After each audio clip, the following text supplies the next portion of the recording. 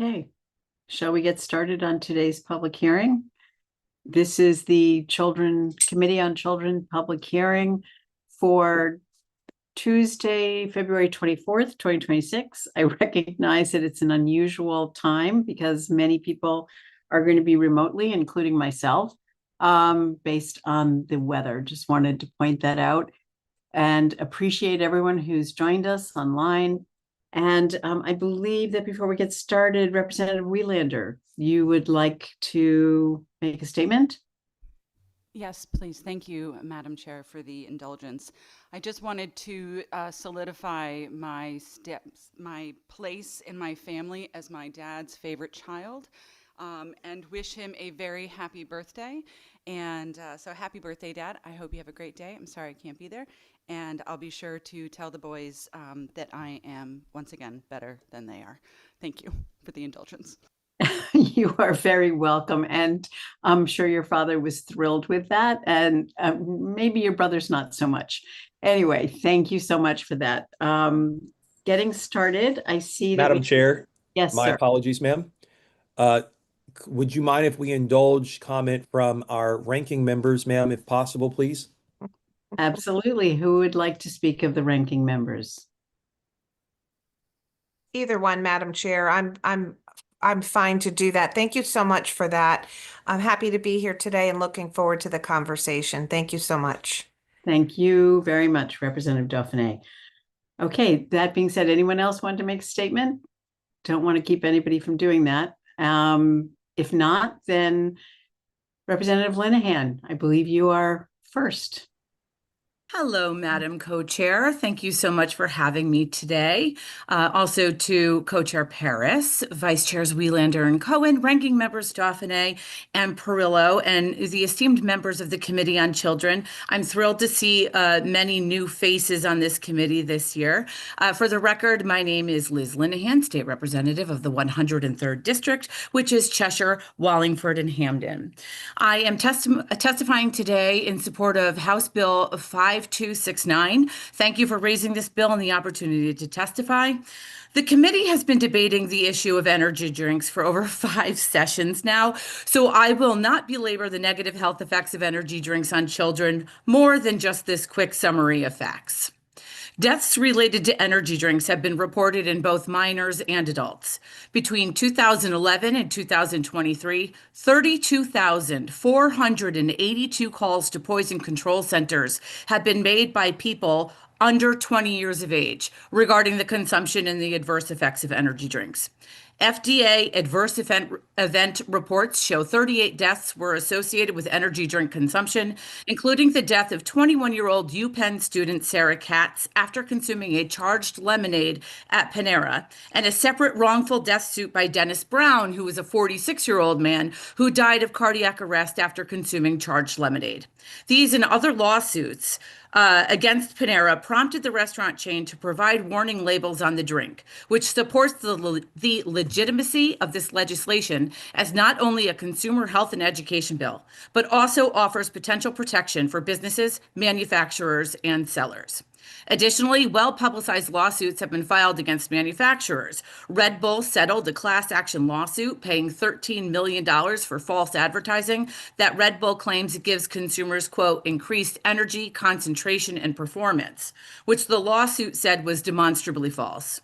Instead, what multiple scientific studies have shown is that the combination of caffeine and other unlabeled stimulants in these drinks give consumers increased heart rate, arrhythmia, increased blood pressure, panic attacks, and in some cases have been known to trigger cardiac events.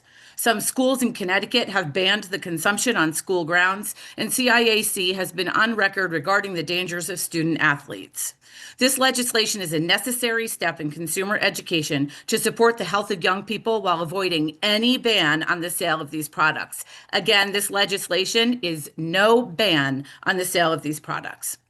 The language in front of you is the compromise language, approved in a bipartisan and bicameral fashion last year, with appointments for the chairs and rankings of the Public Health Committee. It has also come to my attention now that lobbyists for Red Bull have asked that their client have a seat on this working group. In the interest of moving this toward final passage, I actually offer my support for this change. The task of this working group is to find factual language for signage alerting parents to the dangers of energy drinks on children and teens. I believe that their request for involvement is an acknowledgement to the need for further education surrounding responsible use, and I'm glad to have this public opportunity to thank the industry for moving closer to safe consumption. The bottom line is that these drinks deliver drug-level, multi-stimulant doses with hard-to-read ingredient labels and have been linked to hospitalizations and death, disproportionately endanger young people and those with hidden heart conditions, and are marketed in ways that downplay risk and exaggerate benefits. The legislation before you will work to minimize that risk while still allowing these products to be sold openly on shelves and not require manufacturers to change their labeling during the bottling and manufacturing process. It is a win for all. Thank you for the commitment to this issue, and I look forward to working with the committee to support the aforementioned change in language, and I'm happy to answer any questions that you have today. Thank you so much, Madam Co-Chair. Thank you, Representative Linehan. Are there any questions for the representative? Representative Paris. Thank you, Madam Chair. More so a comment to our esteemed former chair of this committee, who was a wonderful leader in steering many issues on the safety of children and welfare of children, in addition to many of the harmful things that can harm many of our young people across the state. I just want to thank her for coming to once again present this idea and to take up this cause. And I look forward to hearing more support for the task force moving forward. Thank you, Madam Chair. Thank you, Representative. Thank you very much, Mr. Co-Chair, and I just want to say I really miss you all. It's sad being here, to be honest. This is such a great committee. It is a great committee. Thank you for your nice words. Representative McGee. Thank you, Madam Chair, and thank you, Representative, for your passion and work on this legislation for quite some time. I just have a question, just for enlightening purposes. What is the implication, the negative implication on a minor or an athlete or a student or a child that might consume an energy drink, a caffeinated energy drink, versus the sugar consumption that most of them consume on a daily basis that attributes to like childhood obesity? Like, what are the stark differences? And why is it, not that I'm comparing, but why is this legislation important? Obviously, we know why, but I would love to hear more. Thank you very much for that question. I think that two things can be true at once. So the sugar in these drinks is absolutely harmful in that it causes weight gain. There is an increased risk of diabetes. Obviously, we have some extreme issues in our society today regarding processed foods and the health of our children. So that is one particular issue. But the thing that makes energy drinks stand out, most people think that the energy drinks, that the main culprit is caffeine. And this committee for years has shown that it's actually caffeine plus other stimulants. And that's what defines an energy drink. So there's caffeine, and then there's things like guarana and B vitamins, a proprietary blend. All of these things that are not required to be outright labeled as stimulants. And so what can happen, the worst thing possible that could happen is a cardiac event that results in death. But there are multiple things that can happen during the consumption of these beverages that range from things that may make you jittery. It could affect your sleep. If it affects a child's sleep, it certainly makes it harder for them to concentrate in school the next day.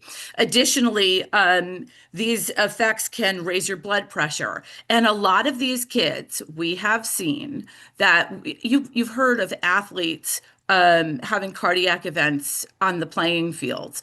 What happens is there are so many children who are out there who are unaware that they have cardiac issues at this point. And so consuming these beverages will actually trigger some of those events.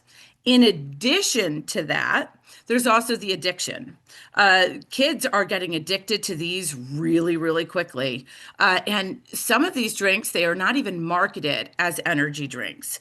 I have people saying to me, oh, my kid doesn't drink energy drinks, but I do let them have a Celsius. Well, that's an energy drink, right? So, and then when I explain that to parents, they'd say, oh, I didn't really realize that. I wish I knew better. And that's the crux of this legislation. It's really just alerting people that these are the drinks that may have a negative effect on your child, and these are the negative effects that you may see. And so maybe think twice about allowing a minor, an adolescent, or a child to consume them. Thank you, Madam Chair. If I may, just a follow-up question. Yes, thank you. Thank you for your response. And in a perfect world, right, if this were specifically, like if in a perfect world, if this were banned for minors consumption, would it be with parental consent or the presenting of an ID that a minor would be able to purchase an energy drink, or with parental consent, or just like, you know, Yeah, we don't encourage Representative, it at all? I appreciate that question, but it actually doesn't, the legislation does not speak to that. There is no ban, no ID, no age limit, nothing that would inhibit anyone from selling to a minor. Nothing whatsoever. Okay, thank you, Representative. I asked because I think it's important that these things be stated for the record so that people are aware of what's in the legislation and what it is we're actually supporting or not. So thank you. I very much appreciate that. Thank you very much, Representative. Are there any other questions? Seeing none, thank you, Representative Linehan. Appreciate so you being much. here. Okay, before we go forward, I want to thank Representative McGee for mentioning a follow-up question. We will be holding testimony to 3 minutes, as is the norm, with the 2 questions per person rule. So I appreciated Representative McGee reminding me of that. And next we have Representative Gresco. Thank you. Good afternoon, Children's Committee members. Joe Gresco, Deputy House Speaker, District 121, here in support of House Bill 5273. Thank you for raising the bill. Back in August of last year, Stratford experienced a tragedy when a 6-year-old boy fell off of Birdseye Dock and drowned in the Housatonic River. Despite a UI worker diving in after him, to try to save Josem Martinez, the current was too strong. Now, when tragedies like this happen, the aftermath often includes how a similar tragedy can be avoided. One way, in this issue specific, in my mind, is requiring children 12 and under to wear personal flotation devices when on a dock or pier. Other states, like Maine, have similar requirements, but nothing statewide. And there might be an individual municipality in Connecticut or like a lake association that practice the habit, and have a local ordinance, but nothing statewide. Now, being a former committee chair, the practical sets in. Where will these life preservers come from? Well, in Maine, there's a bin at the edge of the dock and pier containing the flotation devices, likely donated from boaters. The child arrives at the dock, puts on the life preserver, and when his or her time on the dock is complete, the preserver is returned to the bin, rinse and repeat.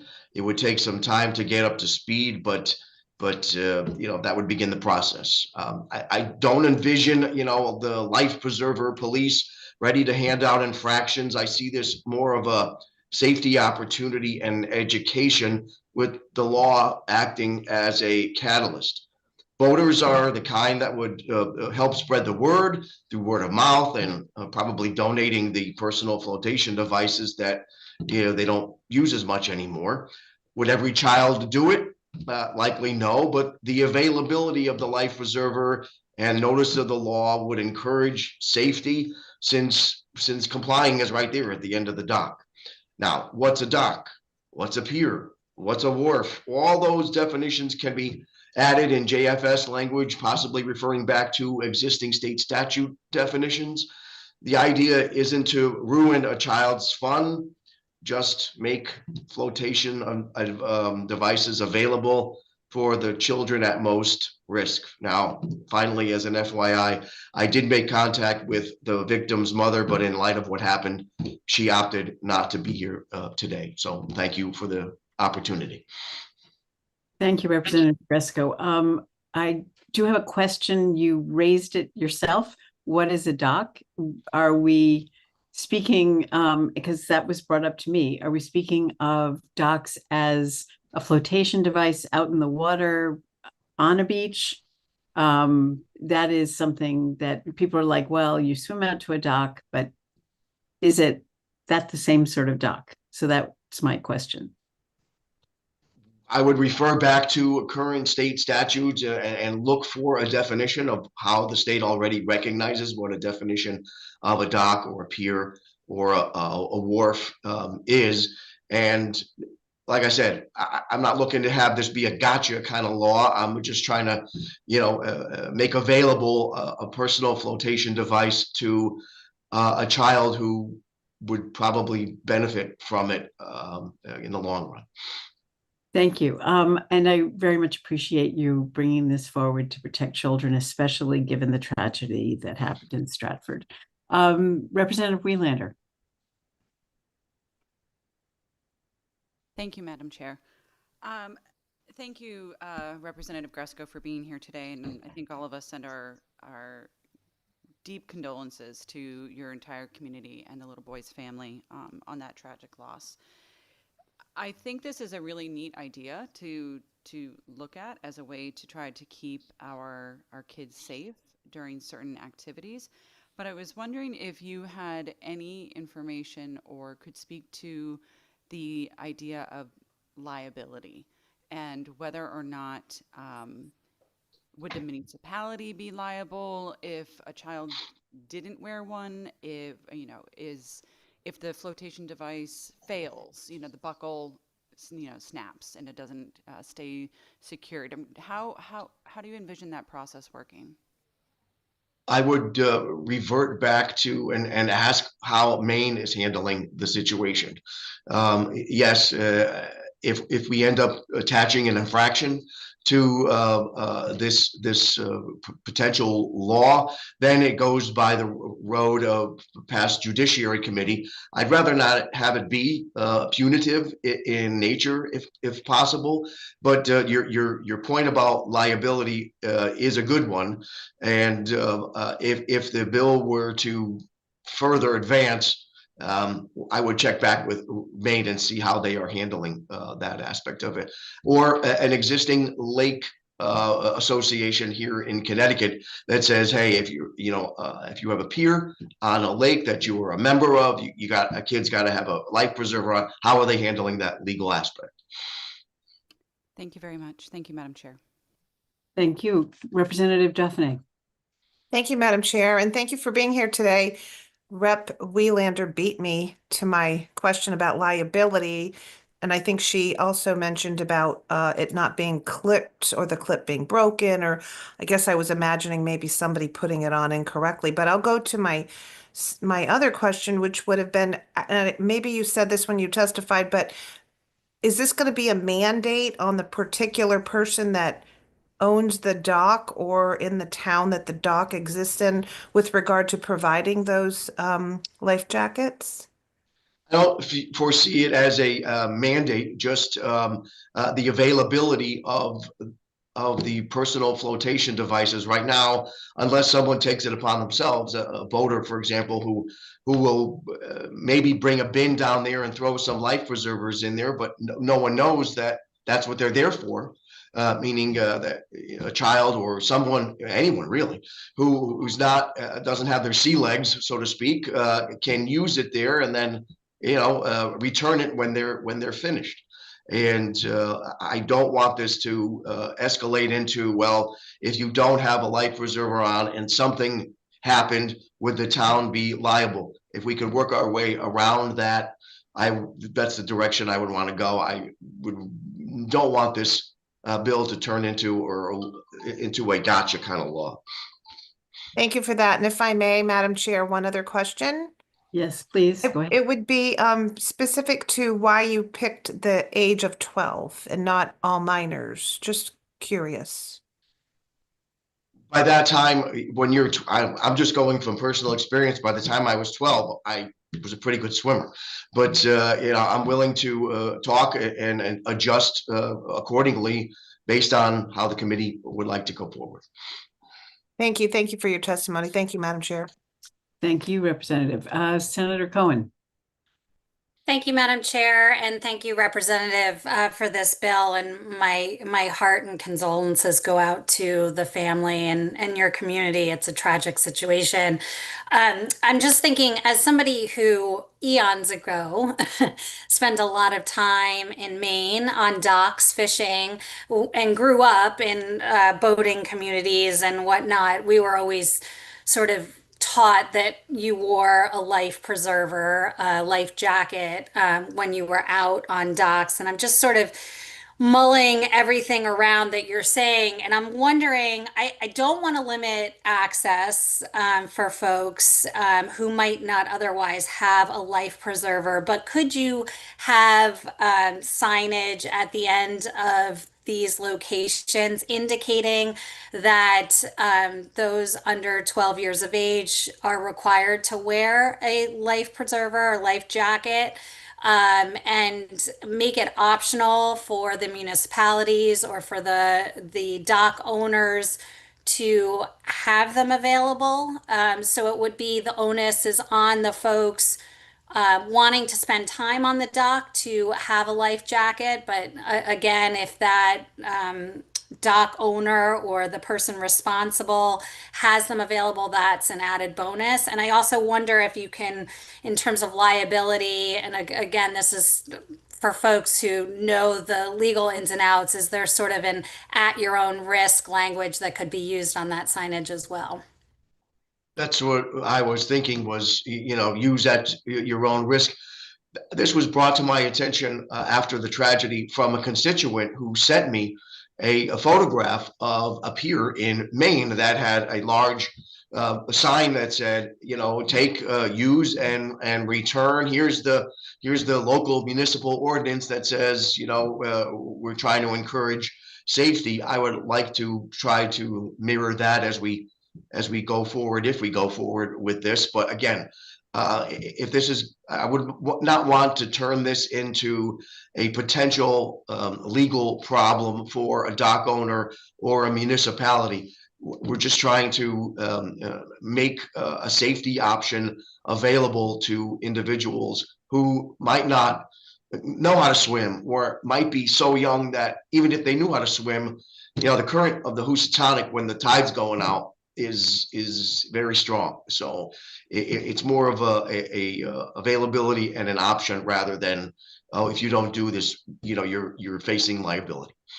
Yeah, and I'm again no attorney, but I would think that there's liability involved if there was a loss of life, regardless. So this may be helping to prevent that from occurring as well, and obviously saving some lives in the process. So anyway, you should be commended for bringing this forward. Thank you, Representative.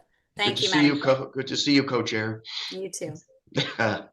Thank you, Representative Gresko. If there are no other hands, we appreciate this and very much appreciate you bringing the concept forward for discussion later. Thanks for the consideration. Take care.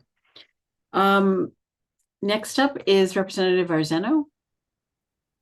Thank you very much. Good afternoon, members of the Children Committee and the co-chairs, Parrish, Meyer, Cohen, and the rest of the honorable members. I am Representative Hector Arzeno, and today I am speaking in strong support of SB 263, an act concerning water and swim instruction. This legislation is a crucial long-term investment in our children's safety, ability, and public health across the state. Drowning remains as one of the leading causes of accidental death for children here in the country. Access to proper swim instruction is a surefire way to reduce the risk and improve overall water safety. For many families, the cost of swimming lessons proves to be a significant financial barrier. This bill helps to directly address that inequity and overall access by ensuring that children, no matter the background, have access to free, high-quality swimming and water safety education in the state of Connecticut. Beyond just safety, swim instruction and lessons help to provide additional advantages among children, including physical health, outdoor exposure, and other lifelong skills. This bill will create healthier futures for the children of this state. By targeting eligible participants who reside in qualified census tracts or qualify for a SNAP or WIC benefits, this bill ensures that resources are directed toward children who are most likely to lack access to swim instruction. Establishing a statewide annual program administered by the DEEP, Department of Energy and Environmental Protection, creates a sustainable, structured approach to provide these essential services. SB 263 is a common sense and beneficial measure that will save lives, improve health, and promote equity across the state. I strongly urge my fellow representatives and members of the Children Committee to support these bills and move it forward. Thank you very much for your time, and happy to answer any questions that you may have. Thank you very much, Representative Arzano. Representative Dauphiné, your hand is up. Is that currently? I apologize, Madam Chair. That was up from last time. I'll take Okay. it. Just wanted to make sure your questions were heard. I don't see any questions for you on this. We did hear this bill last year. I'm very big supporter of the bill because I know the importance of swimming, learning how to swim, and the safety for children. So thank you for bringing it forward, for your testimony today. Thank you very much, Senator, and thank you for the support to this bill. Bye-bye. Bye. Next, we will hear from Gretchen Shugart, followed by, we're just going to hear from Gretchen and then we will figure out the followed by. Sorry. Is Gretchen with us? Yes. Hi, good afternoon. My name is Mona Abbas, but I am here with Gretchen Shugart, and we are both at the Commission on Racial Equity in Public Health. Good afternoon, chairs, ranking and esteemed members of the Children's Committee. Excuse me? I'm so sorry. Please move the mic closer, or your chair, because it's very difficult to hear and I want to be able to hear you. Thank you. Absolutely. So good afternoon, chairs, ranking and esteemed members of the Children's Committee. My name is Mona Abbas, and I'm an Associate Commission Analyst at the Commission alongside Gretchen Shugart. We are a non-partisan legislative office charged with making policy recommendations to reduce the impact of racial inequities in public health. I appreciate the opportunity to testify today in support of SB 265, an act concerning additional funding for the Care for Kids program and certain childcare providers, and SB 266, an act limiting the access of private equity to funds from the Early Childhood Education Endowment. These bills both aim to increase access to affordable— Excuse me, Madam Chair. Yes. Representative Dauphiné? Speaker? I'm just asking if she could go closer to the speaker, the microphone. Excuse me, because we can barely hear. Thank you. Thank you. I would also note that I couldn't hear Rep. Wielander either, and I don't know if it's a very loudly, but maybe it was just me. No, I think there may be a CTN issue. So if CTN is in the room, perhaps they can check into it. So I'm not hearing either. Well. Yeah, absolutely.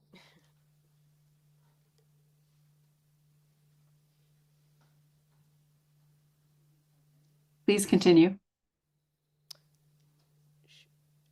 Can you hear me? Yes, well, it's better for me. No, still. Hey. Okay, I will keep going. Okay. So we're here to support SB 265 and SB 266. These bills both aim to increase access to affordable childcare and ensure that funding is allocated to families and providers who need it most. In statute, our commission was tasked with creating a strategic plan to eliminate racial inequities across sectors. And our plan outlined key recommendations for the legislature to consider, including, number 1, expanding care for kids, and number 2, providing funding and guidance for the expansion and creation of small business and nonprofit childcare centers. The bills we're supporting today align with our recommendations' objectives, and as such, the Commission is supportive of both. SB 265 seeks to increase funding for care for kids in order to address the waitlist and shortage of childcare provider options for low-income families.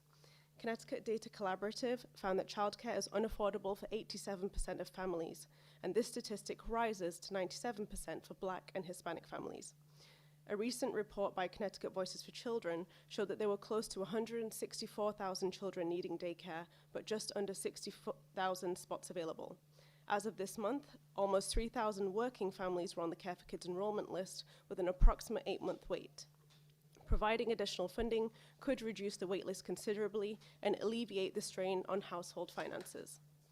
SB 266 will limit funding from the Early Childhood Education Endowment Fund from being used towards private equity-owned daycare centers until it has been expended to other programs.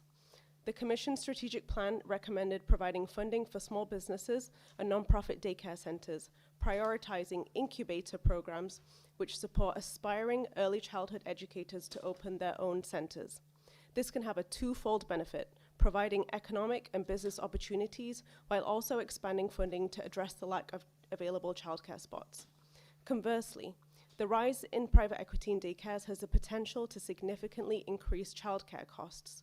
Proponents of private equity-backed daycares may emphasize increased efficiencies, but with profitability being key to their success and business model, these benefits often come at the expense of increased tuition.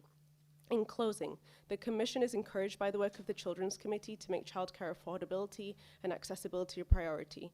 Efforts to provide more funding for care for kids, while ensuring that funding is directed towards non-private equity-owned centers, can provide much-needed relief for families in Connecticut.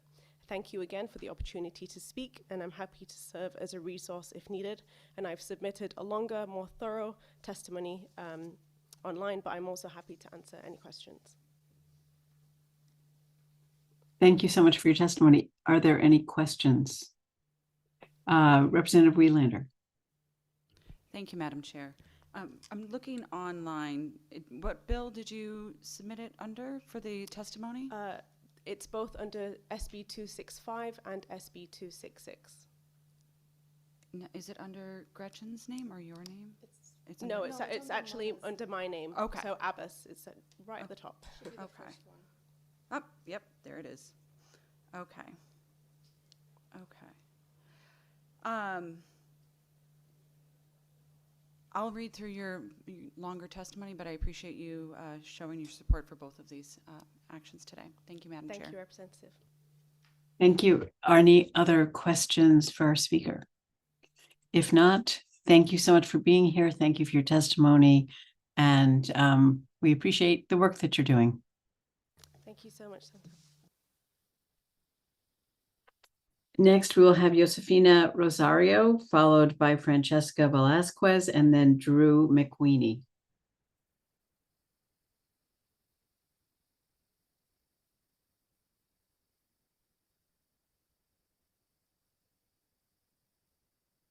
Is Josefina in the room?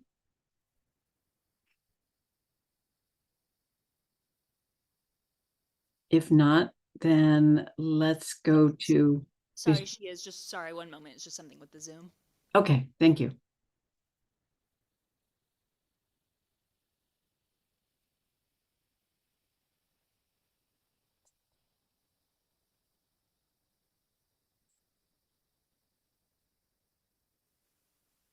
I appreciate everyone's patience as we are working through an unusual day.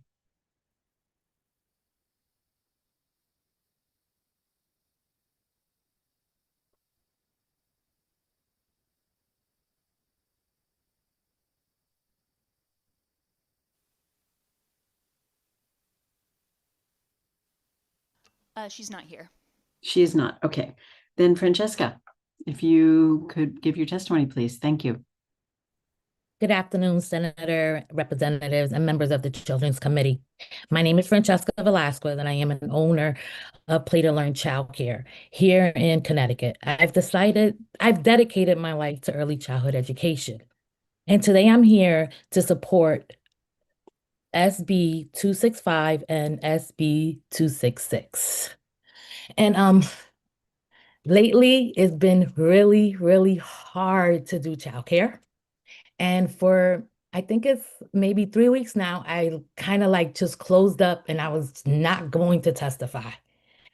And then I got the call from Ava, and she texted me, and I was like, you know what? If I don't say what I have to say, then you guys won't know, because I'm on the ground doing this, right?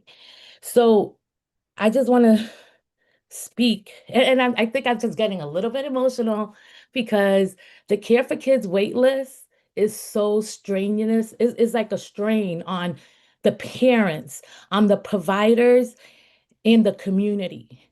I have parents that have been on a wait list for over a year, and they get pulled off the wait list.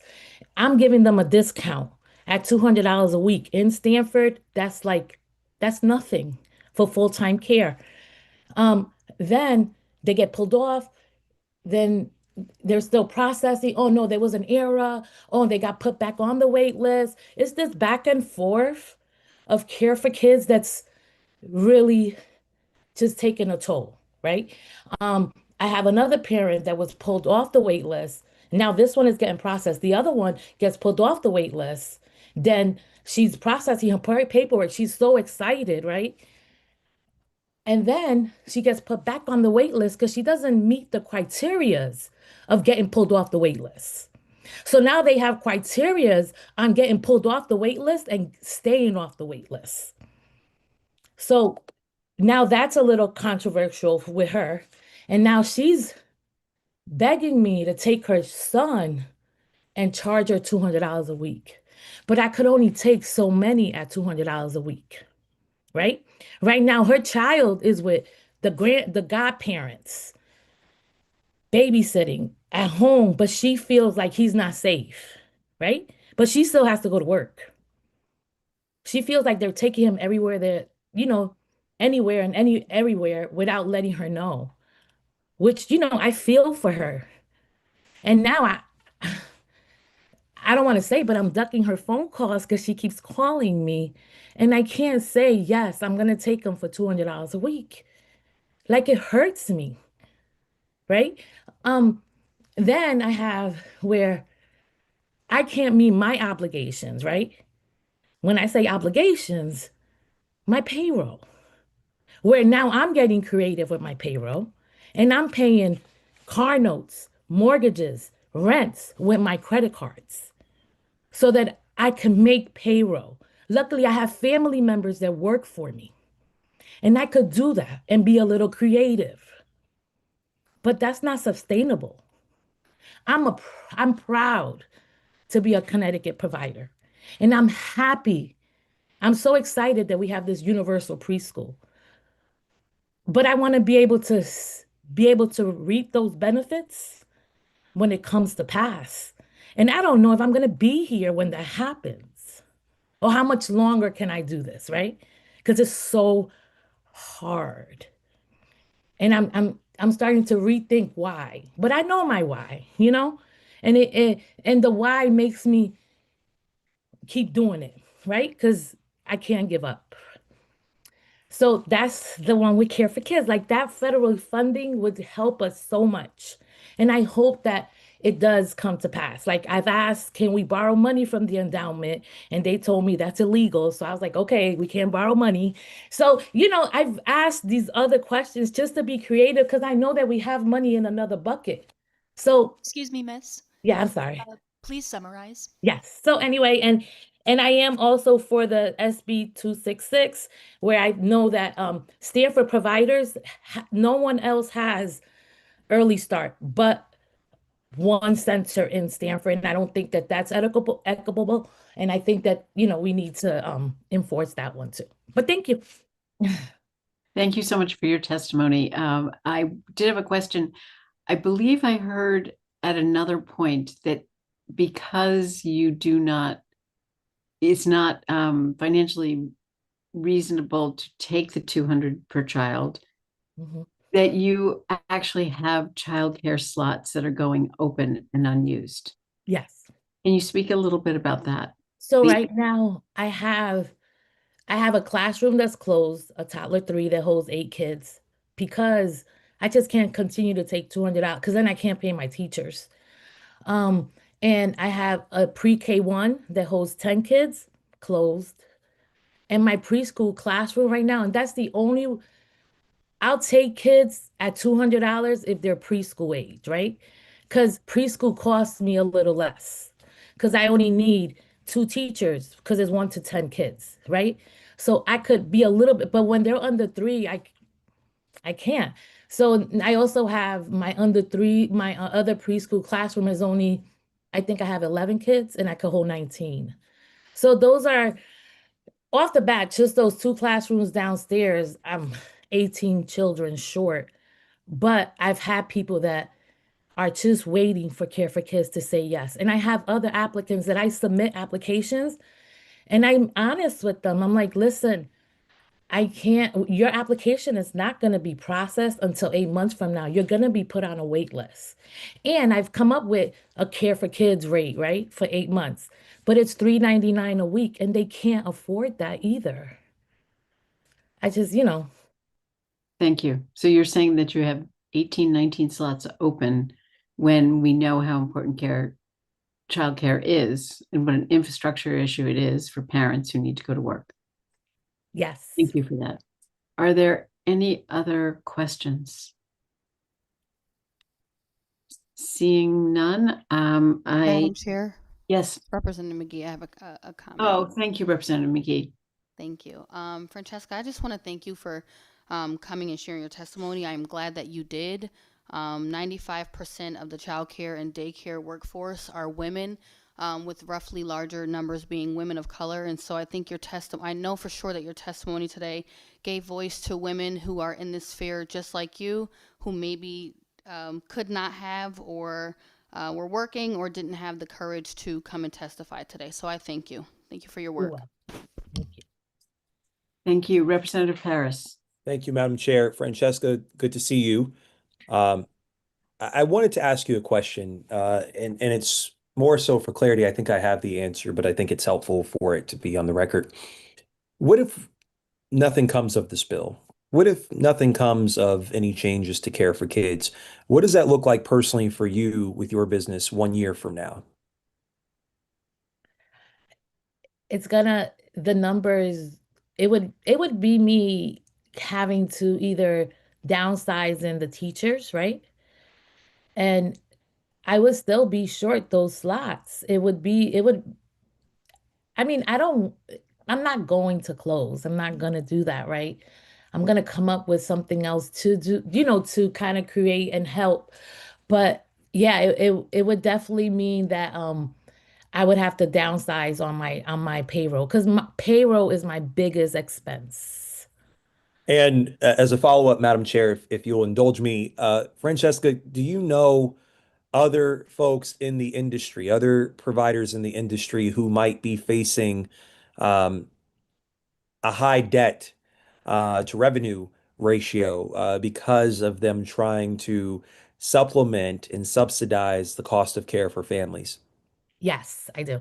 I know, I know a lot, and a lot are taking, like myself, I've taken them in the past, merchant loans just to cover payroll with a high interest rate that we're paying back daily.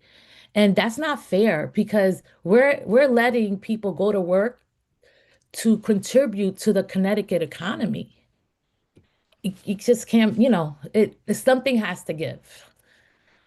I appreciate that. As I think it's wonderful that you're here representing, of course, the great city of Stanford, and I appreciate the work that you've done for countless of children for a very long time. I just think that it is important for all of us to know from the general public standpoint, and obviously from the elected and policymaker standpoint, that it is critical for us to stand up these small businesses and small programs where we can, because without them, we're creating larger deserts. Thank you, Madam Chair.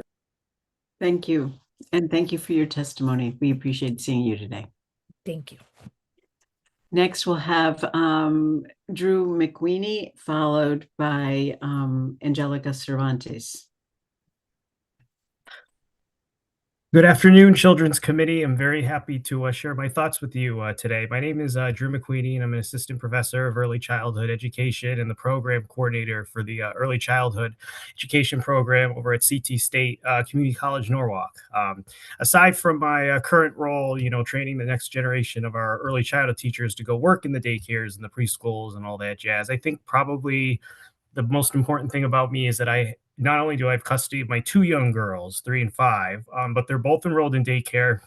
And surprisingly, I'm also a parent who was on the wait list for almost a year before receiving Care for Kids. And, I need daycare for my children because I'm raising my 2 girls on my own with only my income, and I have to work to provide for them. And listen to this, not only am I a state employee, full-time tenure track faculty member, and I still qualify for Care for Kids. So I'm like, I should not have to qualify. And I could only imagine other single parents out there that probably have it even worse for me.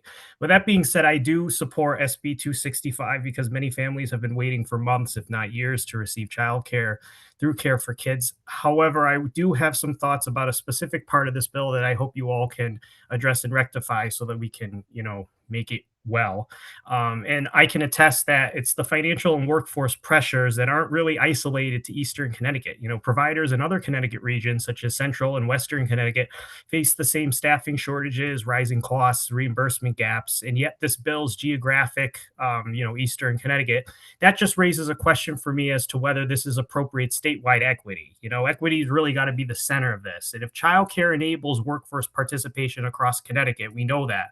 Not only in one reason, then I believe stabilization funding should be distributed across according to needs statewide. Further, the equity principles suggest that public funding mechanisms should apply consistent criteria statewide unless there's clear data that justifies any differential allocation.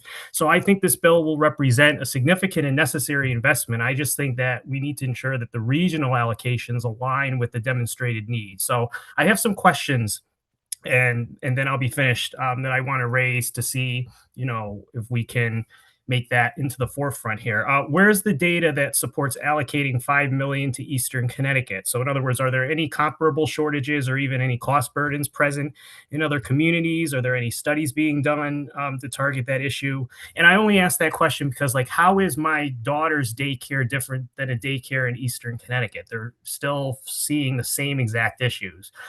Also, has the state conducted any comprehensive regional supply and demand analysis to determine whether there's other areas that require the funding? Is the allocation of the 5 million and the 70 mil, the other 65 million, is it an ongoing or a one-time issuance? If it's one time, how is the state going to prevent the wait list from reemerging? Would the reimbursement increases align with the true cost of care delivery, or will it continue to rely on any market rates that reflect any suppressed pricing? Are there guardrails ensuring that increased funding would translate into higher educator wages and improve retention? And then I just want to know what any measurable outcomes that can be tracked, such as, wait list elimination, classroom reopening, educator retention. So I'm not an expert in finance and economics by any means. I'm a early childhood guy. And so I just hope that you all will be able to consult the right people to address these questions. And I really, really appreciate you letting me share my thoughts on the bill. I'm happy to answer any questions you may have for the best I can. And hi, Gail, my neighbor. Thanks for your work.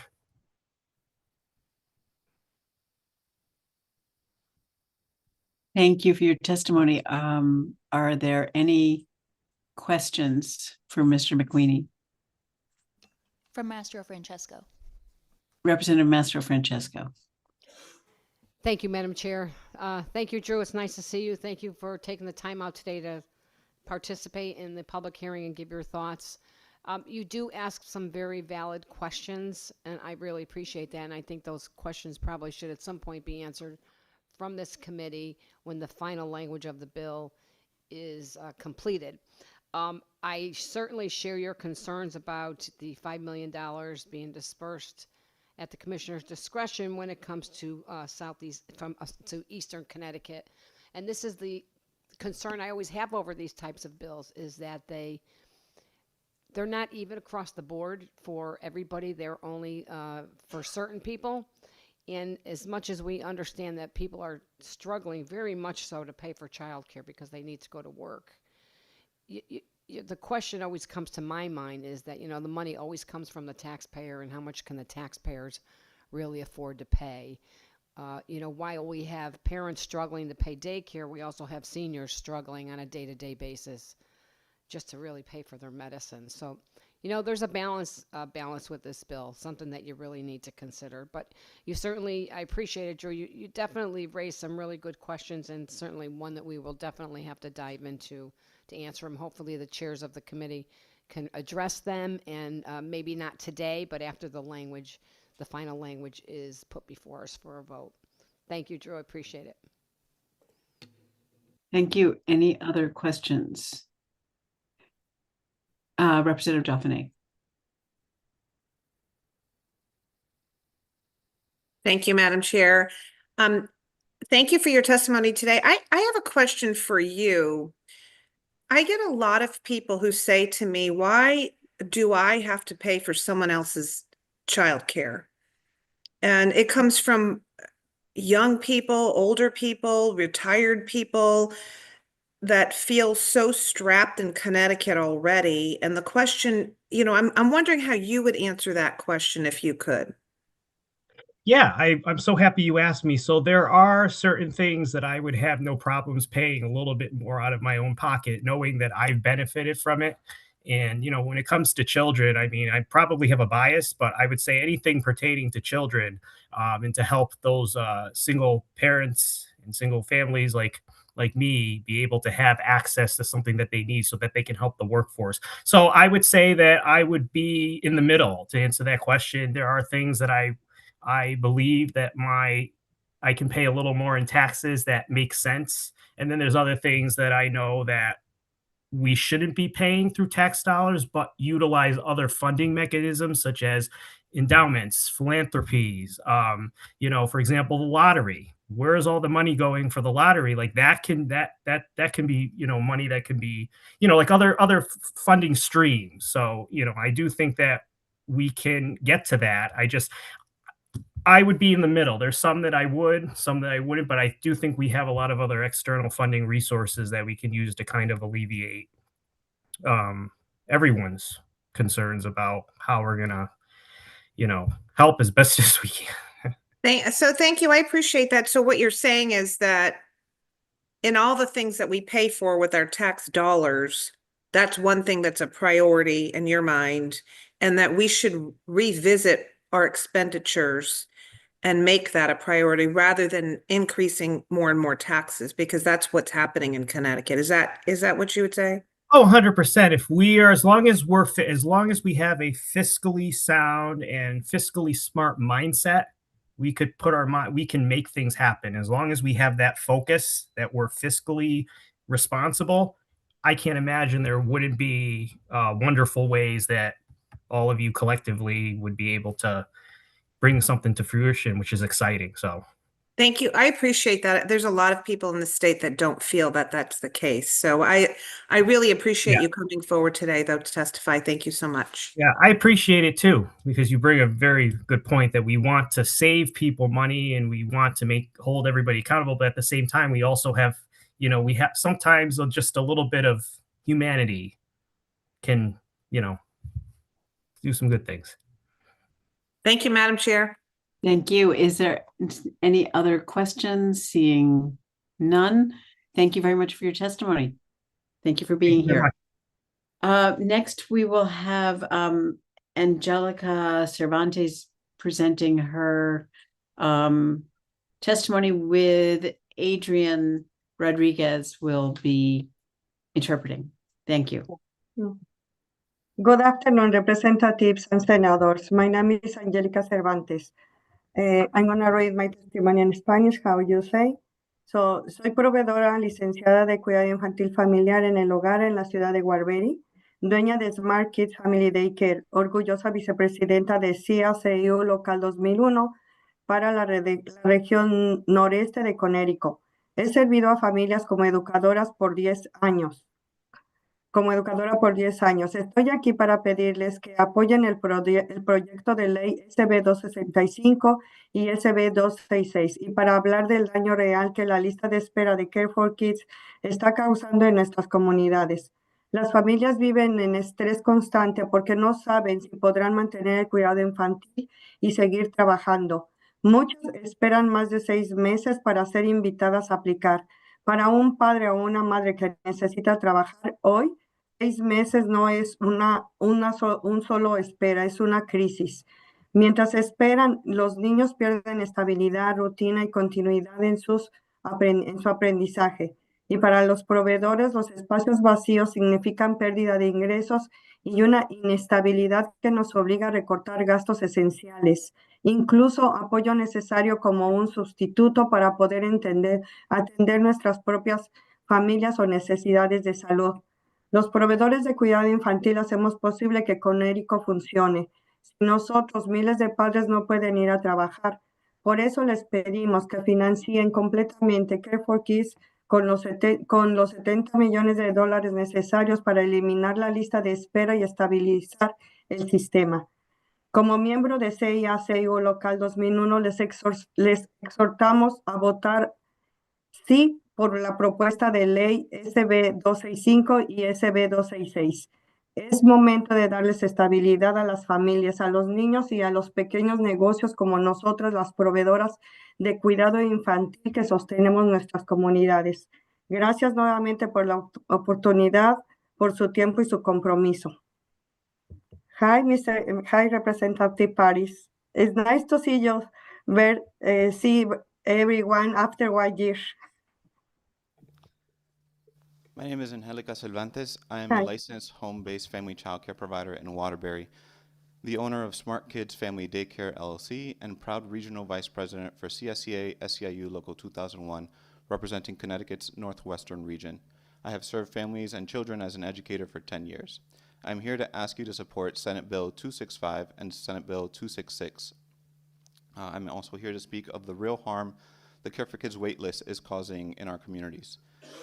Families are living in constant stress because they do not know if they'll be able to find and keep care and continue working. Many are waiting more than 6 months just to be invited to apply and receive their certificates. For a parent who needs to work today, 6 months is not just a delay, it is a crisis. While families wait, children lose stability, routine, and continuity in their learning. And for providers, empty slots means lost income and instability that forces us to cut essential supports, including hiring our substitutes so we can care for our own families and attend our health. Childcare providers make it possible for Connecticut to function. Without us, thousands of parents cannot go to work. That is why we are asking for you to fully fund Care for Kids with the additional $70 million needed to eliminate the wait list and stabilize the system. As members of CSEA SEIU Local 2001, we urge you to vote yes on SB 265 and SB 266. It is time to provide families with stability, stability for children, and for small businesses that hold our communities together. Thank you for your time and your commitment. Hello, Representative Paris. It's nice to see you after a year. Are there any questions? Seeing none, thank you so much for your time, Angelica, and Adrian for interpreting. Thank you very much. Bye. I am going to turn the chair over to Representative Wielander for the time being. Thank you, Madam Chair. Let's see. All right, Adrian, we have you up next as yourself. Thank you. Good afternoon, representatives and senators of the Committee on Children's. My name is Adrian Rodriguez. Aside from being today's interpreter for our child care members, I am also the Director of Organizing and Early Education for CSEA SEIU Local 2001, a labor union representing more than 25,000 workers in the state, and that includes state employees, municipal employees, Board of Ed, and of course our family child care providers who are both licensed and unlicensed. I'm here to ask you on behalf of the union's membership to support SB 265 and SB 266. I'd like to take a moment to share some specific data as to why there is support for the specific Eastern region. If we look at the current Care for Kids rates, which are publicly available online, you'll notice that the rates are split up by region, by hours of care, and by the age of the child. If we take, for example, a family member who requires care for 35 to 50 hours, and they bring their child to someone who is unlicensed in the Eastern region, that provider would receive a payment of $260, and that is for that single week. Providers are paid one time per month from the Care for Kids subsidy program. Now, if that unlicensed provider wanted to get their license and increase the level of care and the level of education that they're providing to children, under this current structure and under these current rates, without the support that is being proposed under SB 265, it would actually mean a wage decrease for someone to obtain their license, for someone to be subject to an inspector coming into their home, background checks, fingerprinting, educational hours that are mandated, not just by the state, but also by federal requirements and their participation of the Care for Kids program. If they're caring for a school-age child, that rate would drop from $260 to $203 for that same person. All right, approximately $60 less per week. Now, if that parent wanted to take their child to a center, their certificate would be cut from $260 to $178. Compare that to the Southwest region as we get closer to New York, cities like Bridgeport, Stamford. That same age child of a school-age child, that certificate, instead of costing $178 in the Southwest region, costs $235. And as you start to increase and look around at the numbers, which I encourage you all to take a moment to do, as to why this additional $5 billion is going to specific providers in the Eastern region, we want to take also a point to note, out of the more than 3,600 providers who participated in February, received a payment in February for their work in the month of January, only 256. Can you please summarize your testimony? Only 256 were actually providers in the Eastern region. That leaves thousands of folks who are actually receiving payment from outside. That contribution, or that low number, could be contributed to the lack of rates. So to summarize, we ask for the support of SB 265 and 266 as well. You'll be hearing from more of our members from their stories as well. Thank you. Thank you for that, and thank you for highlighting the difference between the areas across the state and the cost and the payment that is really, really disparate depending on where you are. And unfortunately, while some areas do have somewhat of a higher cost of living, for the most part, we're all paying the same amount for our gas and our electricity and our cereal and our bread. So I appreciate you sharing that change. And I do not see any questions online, so thank you so much for being here. All right, next up we have Lisa Fay online, followed by John Catalan and Brittany McClure. If you are online, I believe you have to accept as a panelist in order to speak. Is Lisa there? Lisa, if you would like to testify, please accept the panelist invitation.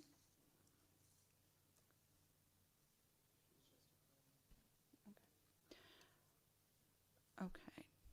John, are you in the building? John Catalan? You're online. Okay, great.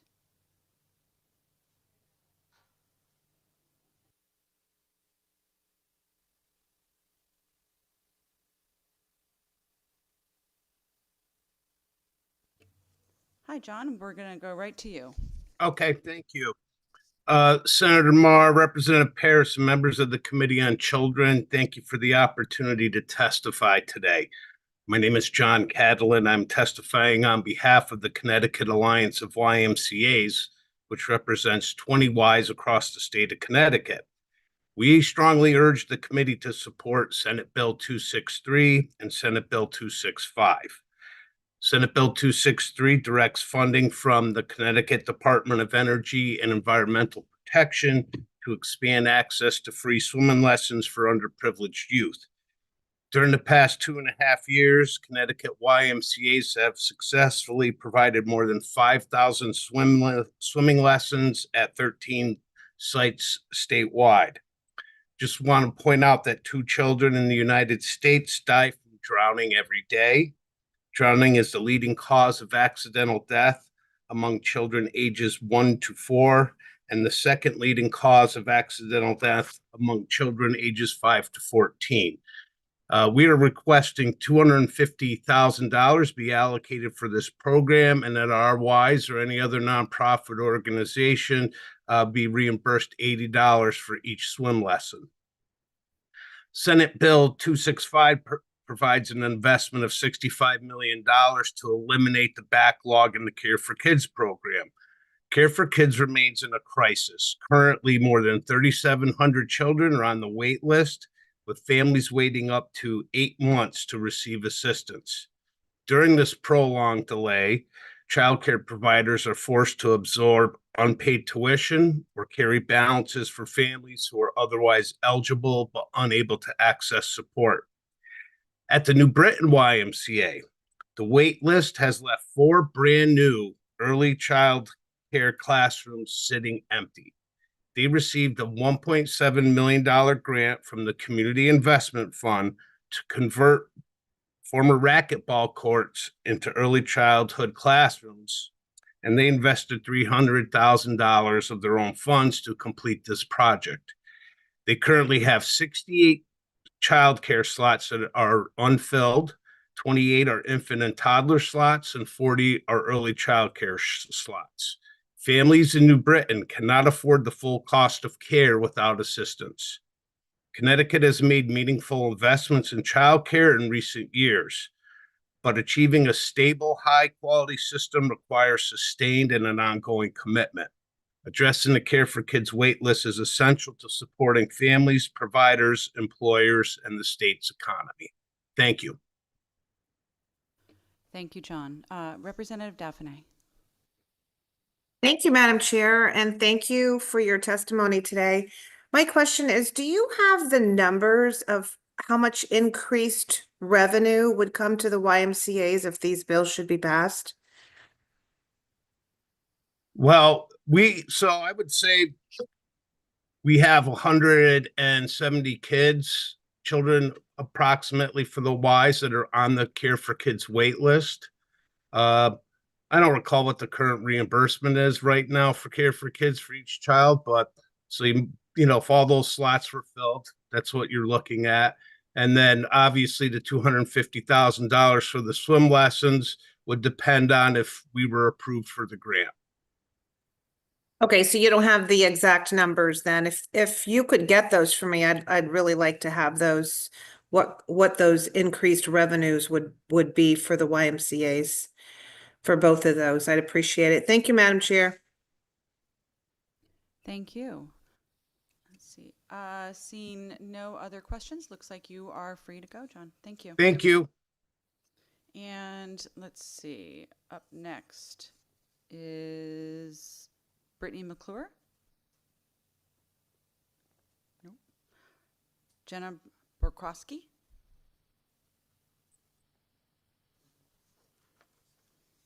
Good afternoon, Senator Marr, Representative Paris, and members of the Committee on Children. My name is Jenna Borkowski, and I serve as Government Relations Manager for Learning Care.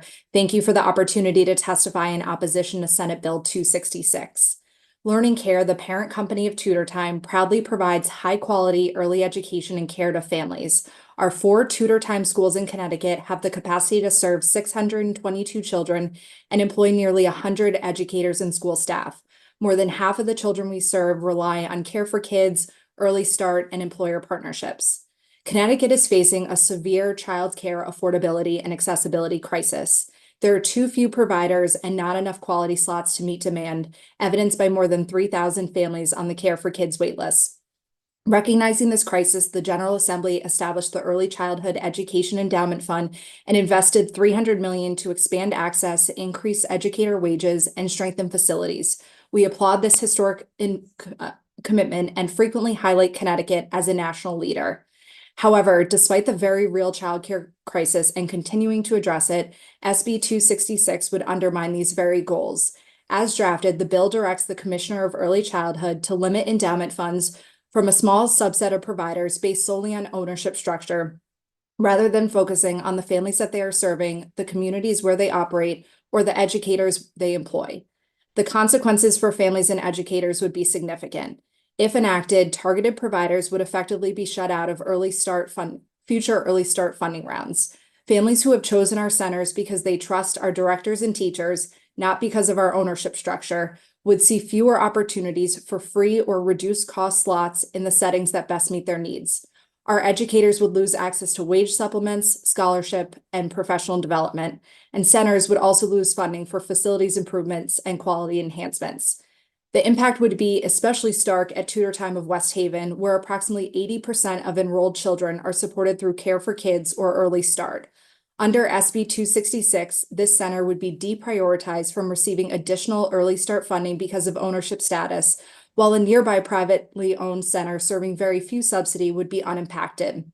While speaking about the need for greater access and affordability and improved staff wages, Connecticut policy might be limiting funding to the very centers serving families with the greatest needs. Such restrictions will also hinder childcare expansion in a state where an estimated 44% of families live in a childcare desert. As providers are already operating on razor-thin margins, denying access to stabilization and growth funding could stall expansion plans or contribute to program closures, further reducing available slots for working families. Learning Care is committed to partnering with the General Assembly and Lamont administration to lower childcare costs and expand access. Absolutely. Unfortunately, SB 266 would make these problems worse and not better, and therefore I respectfully urge you to vote no. Thank you for your consideration, and I'm happy to answer any questions.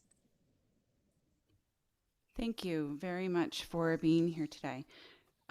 Jenna, I had just a couple of quick questions. So Tutor Time is part of the Learning Care group, you said?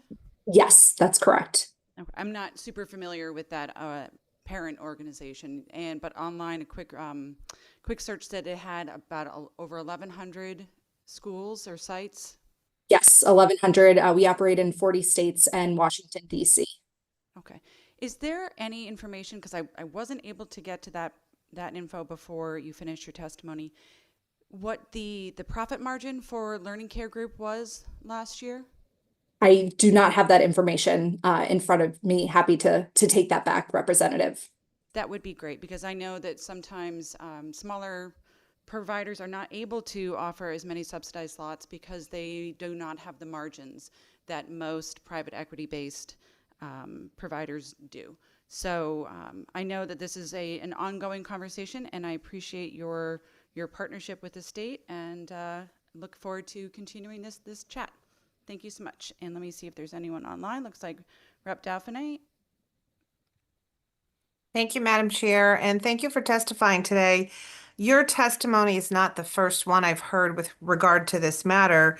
It seems like this would, as you nicely outlined, probably do, I'm thinking, some unintentional damage by eliminating not just your centers, but perhaps others. Do you have any idea of how many across the state might end up being eliminated if this were to pass? I don't have an exact number, Representative, but I do know we work closely with fellow providers in the Early Care and Education Consortium. I know they submitted written testimony as well, and other providers, would be similarly impacted should this legislation be enacted. Is it your concern that this might be intentional, that we eliminate many of these private organizations and end up just being one sole kind of entity? Yeah, I think with childcare, obviously there's not enough of it. That is for certain, and we need all providers, whether it's the larger providers, whether it is the independently for-profit mom and pops, whether it's the nonprofits, whether it's the family childcare providers. We all need to collectively come together and create as much capacity that is as affordable for families as possible in Connecticut. So any, legislation that would target a small subset of that would deter from the goal of holding all providers up and all of us collectively working together towards a common goal. Thank you so much. It's one of my concerns as well. So I appreciate you coming out to testify today. Thank you. Thank you, Representative. Senator Marr? Thank you, Representative Wielander. Thank you, Jenna, for your testimony. I have two questions, or rather a question and a comment. You had referenced the fact that there are childcare deserts in Connecticut, and I was wondering what learning time tutor, I'm sorry, I just moved away from the name, what their plans are for expanding into these childcare deserts. Yeah, I can say right now we operate 4 centers. We're in West Haven, Milford, Norwalk, and Shelton. So very much along that 95 corridor. We certainly enjoy operating in Connecticut, and would certainly be interested in bringing more capacity to the state. Obviously, if this bill were to be enacted, that would certainly make us reconsider and be hesitant to expand here.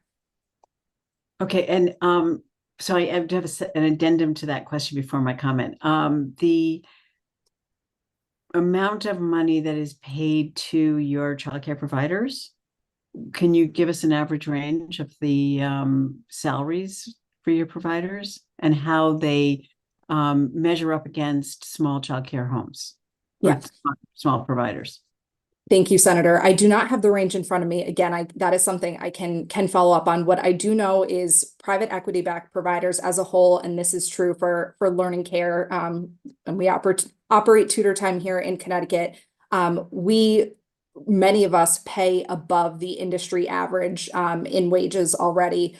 Additionally, something that we're very proud to offer is a very robust benefit package to our employees. Of course, there's, health, vision, dental, all of that. Additionally, we are very proud to offer a 401k to our workforce. We reimburse our workforce for any courses that they take to better their education and bring that experience into the classroom. We also offer very significant discounts for our workforce to enroll their children in our centers and be cared for. So we are very proud of that. We are also very committed to providing all sorts of professional development to our workforce, and something that we're thrilled to be able to do. But again, we'll follow up with a specific range, Senator. That would be great. Thank you. And I just wanted to reference in the bill itself as a comment that it does not say that private equity cannot be funded. It says that the commissioner may not expend such funds to any early care and education program that is owned or controlled by a private equity company until such funds have been expended to all other such early care and education programs and preschool. So it does not say that they cannot. It says the others have preference first. So I just wanted to make that point. Thank you. I appreciate, Senator, and if I could just make a comment on that. In the December 2025 grant round for Early Start CT, there were 545 applications, and OEC was only able to award 56 contracts. That's about a 10% approval rate. So assuming demand keeps up with that pace, or even at a reduced pace, I can certainly see a world in which private equity backed providers would be shut out, just given that overwhelming demand. I do believe that there were some private equity within that application process. So we can look into that further. Thank you. Yeah, thank you, Senator. Let's see. Seeing no other questions, you are free to go. Thank you, Jenna. Thank you all. All right. Next up, we have number 14, Maria Weingarten online, followed by Monique Gardone.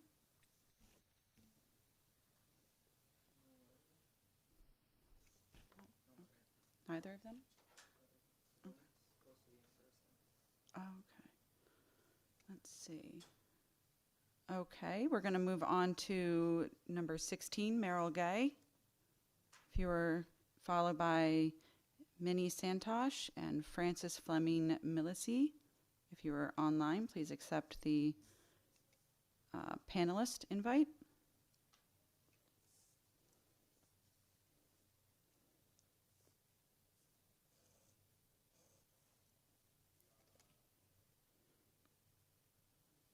Is Merrill on? He's declining too. Okay. Something is going on. Okay. Should we just go to number 17?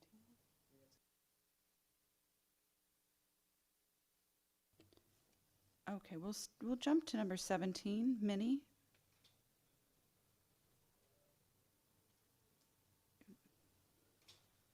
Okay, just trying to unmute.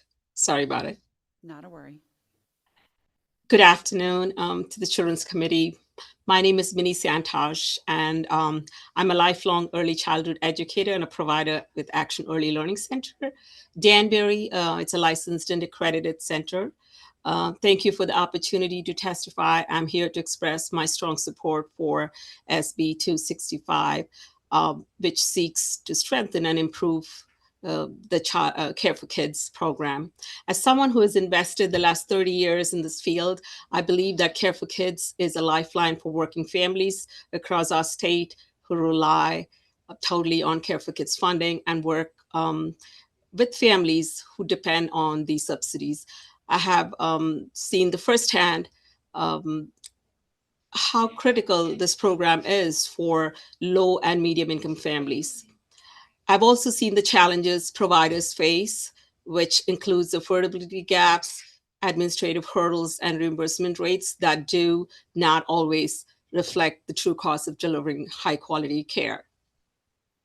We're also aware that for many parents, access to affordable childcare is the difference between maintaining a stable employment or being forced to reduce hours or even leave the workforce entirely.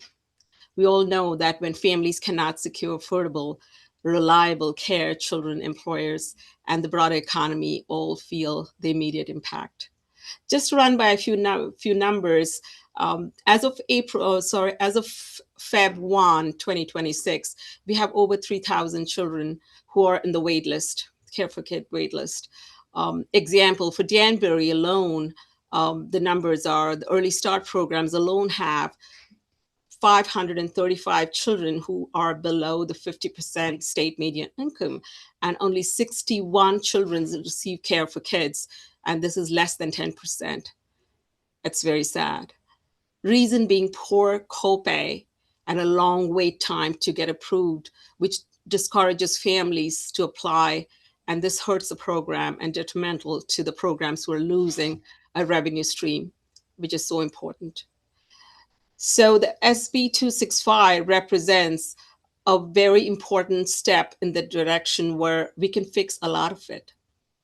Improving access to affordable childcare to low and moderate income families, strengthening reimbursement rates so providers like us can recruit and retain qualified staff, which is always a struggle, promoting stability for children during this most critical years of development. And the most important thing, supporting Connecticut's workforce economy. So when we invest for Care for Kids with numbers that do match well when it comes to funding, we're helping the parents' ability to work or pursue education. We're helping the children in a healthy development and school readiness. We're also helping small businesses and childcare center providers in our communities. And again, we're helping Connecticut's long-term economic strength. As a provider and a early childhood educator, I know that high quality education, early childhood education, is not merely a support service. It's a foundational investment in our state's future. Research consistently shows that children who have access to stable, nurturing early care environments demonstrate strong academic, social, and long-term economic outcomes. I respectfully urge you to support SB 265 and ensure that Care for Kids is funded and structured in a way that truly meets the needs of families and providers across the state. Thank you for your time and your leadership and your commitment to Connecticut's children and families. Thank you. Thank you. Out of curiosity, if we were able to clear the list, would you see an immediate change with the families in your area? Yes. So I'm very optimistic. Okay, so yeah, I know I'm an optimist by nature, but so you would see families that would be able to jump right in as soon as they were able to get their certificate. Yes, right now the wait time is over 8 months, and that's not good. No, we're losing families.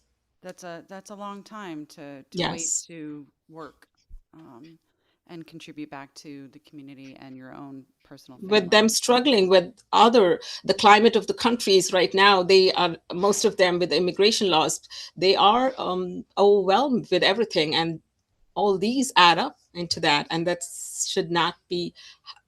It's very sad. It's very sad. Thank you. Mr. Chair, Representative Paris. Thank you, Madam Vice Chair. Just a quick question for you, Minnie, and thank you so much for your testimony. We talk a lot about the economic impact that this will have on the state if we don't act or do something to support not only providers but working families. But what is the implications that we might have or that this might have on children as a whole? Could you just tell us what that would look like in terms of putting them on their pathway to joining the public school system? Would they be up to speed in terms of their development and acclimation and in the real world? Well, when we look at students who are with us, we very proudly tell we have the youngest students in Connecticut, right? They start early. So we call them the youngest students. Before they get to the district, we get them. So we get them ready for the schools. And when a child goes into a funded center or licensed center, with staff who have the credentials that's needed to get them ready for the public school, you see them ready. I tell my kids they're ready for college. That's how ready they get when they get to the district. So it's important that these children get a chance to be at centers. The parents they do have this funding stream to put them through that, because it's a struggle every single day. And in the long run, like I always say, we childcare centers keep Connecticut working. We believe in that. So it's important that children go through that, the preschool experiences, and the only way to get through that process is funding, subsidies like Care for Kids, where the families can, send their kids out to licensed centers.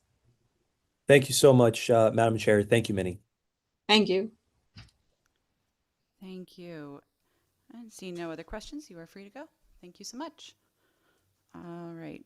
Next up, Merrill, I see you.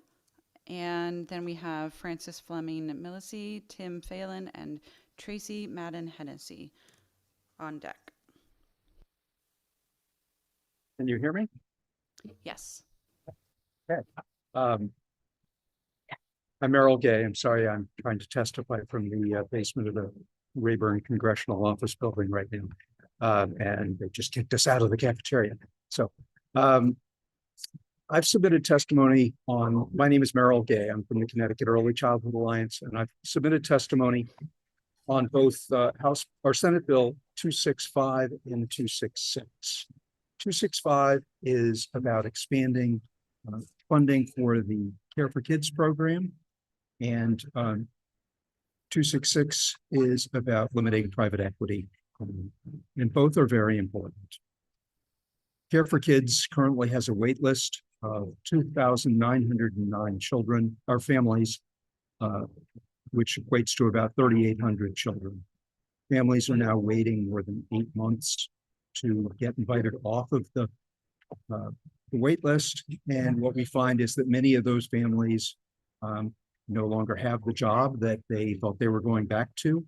And this is clearly very disruptive for families. It's limiting the workforce for companies who are relying on parents to work.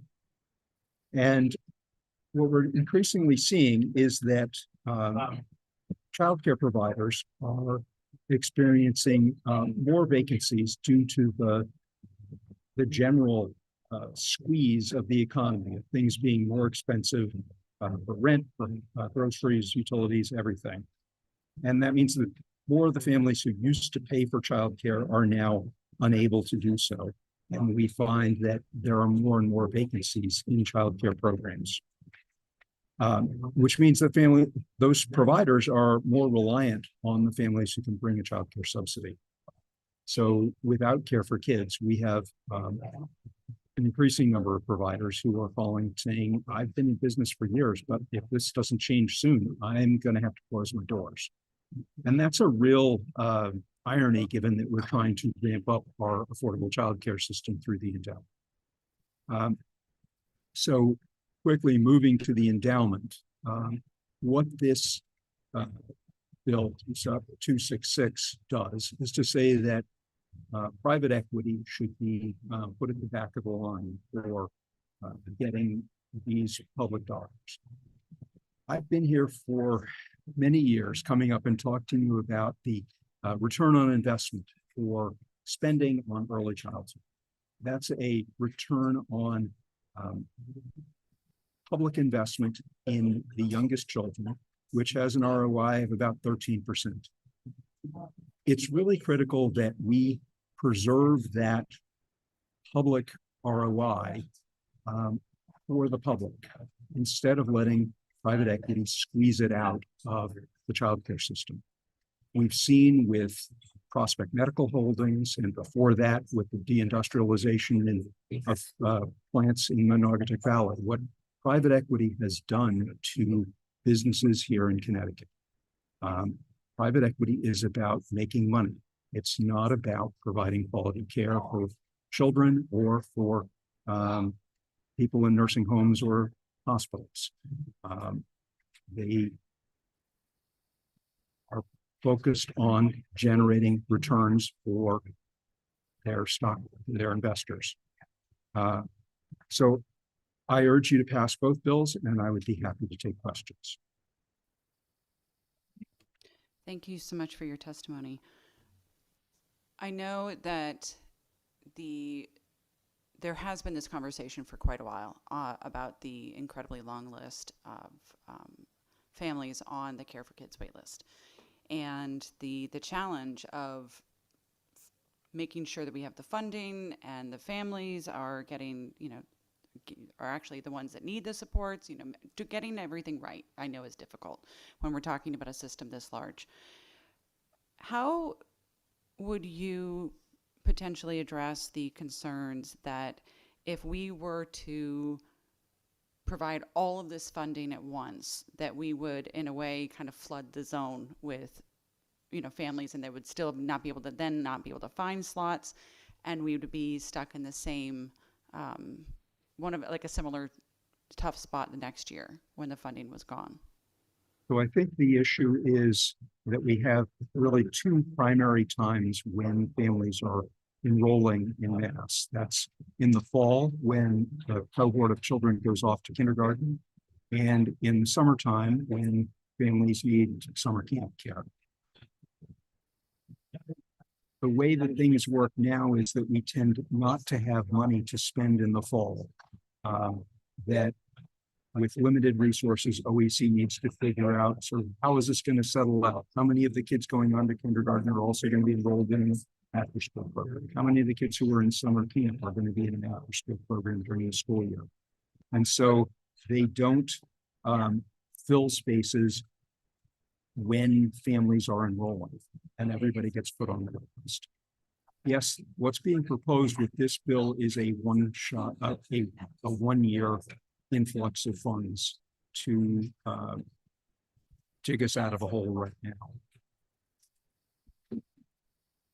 We hope that come fiscal year 2028 that there's enough money in the endowment to help take some of the burden off of Care for Kids by having enough resources in the early start programs that they don't need to also rely on Care for Kids to to make ends meet. Right now, the Early Start program reimburses at a rate below the Care for Kids program. And that means that programs need to rely on what we call the three-legged stool of funding: parent fees, the Early Start grant, and Care for Kids.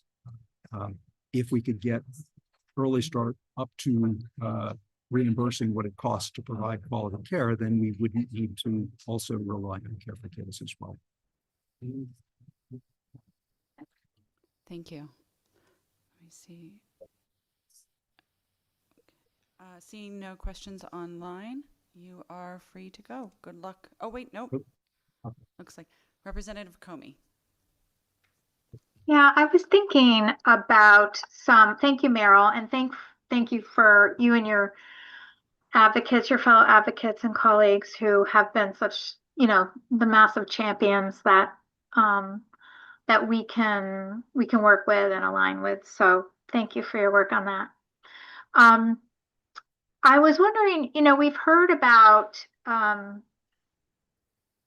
the potential for other states have been having problems with their federally funded, state funded programs and the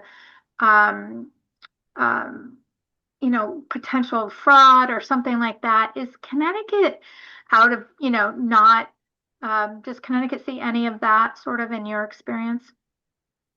Connecticut has pretty strong anti-fraud provisions.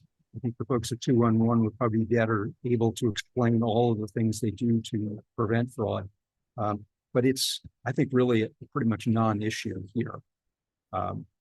The big problem is that we don't have enough resources going into the system to serve anywhere close to all of the families who need it. Our income limits are substantially below the United Way ALICE survival budget that it would take to be able to afford housing and groceries and everything else and be able to pay for market rate care. So even well below that threshold, we still don't have enough money to serve the lower income families who are eligible. So that, to me, that's a much bigger problem. Okay, thank you. Thank you. And I would just add that for the Eastern Connecticut providers, this is the reimbursement rates have been so low that we have providers in Eastern Connecticut. If you take care of an infant or toddler in Eastern Connecticut, you're getting paid $104 less per week than in Hartford, which is sort of seen as the middle range of fees, with Fairfield County getting paid substantially more than the greater Hartford area. But at $5,000 less per child in Eastern Connecticut, it's not a surprise that there are not a lot of providers providing infant toddler care out there. You just don't have the market. You don't have parents who can afford to pay it, and you don't have a subsidy system that will make up the difference. Thank you for touching on that based on one of our prior commenters. Thank you. Thank you. And this time I'm for sure there are no other questions. Good luck with the rest of your trip. Thank you. All right. Next we have Frances Fleming Milici. Am I pronouncing your last name correctly? That sounds fine. Milici is, the true Italian way, but I didn't start out with that. I started out with just plain old Fleming. Thank you for having me here today. Co-Chair Paris, Co-Chair Maher, Vice Chair Wieslander, Vice Chair Cohen, Ranking Member Dauphiné, Ranking Member Perillo, and members of the Committee on Children. For the record, my name is Dr. Fran Fleming Milici. I am a faculty member at the University of Connecticut and the Director of Marketing Initiatives at UConn's Rudd Center for Food Policy and Health. Since 2011, I have worked with colleagues at the Rudd Center to publish multiple academic papers and reports on the marketing of sugary drinks, including energy drinks. The Rudd Center supports establishing a working group to study energy drink consumption by children and requiring point of sale signage on the potential risks of energy drink consumption as outlined in HB 5269. While this does not prevent children's consumption of these drinks, it is a step in the right direction. Thank you to Representative Linehan for introducing this bill, and thank you to the committee for raising this bill and the opportunity to testify today. Energy drink regulations to protect youth are needed for three main reasons that have been documented over the course of this bill being proposed. I think Representative Linehan said it was for 5 sessions it's been proposed over. First, they're dangerous. Secondly, they're easily accessible and widely consumed by young people. And third, energy drink companies aggressively market their products to youth. I have submitted written comments with more detail, but I would like to highlight 5 points right now. First, the danger these drinks pose is increasing.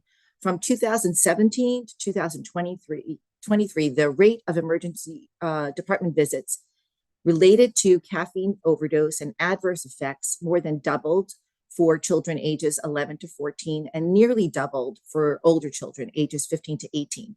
Interestingly, over that same time period, the market size of energy drinks in the US grew 13.5%. and continued growth is expected for that.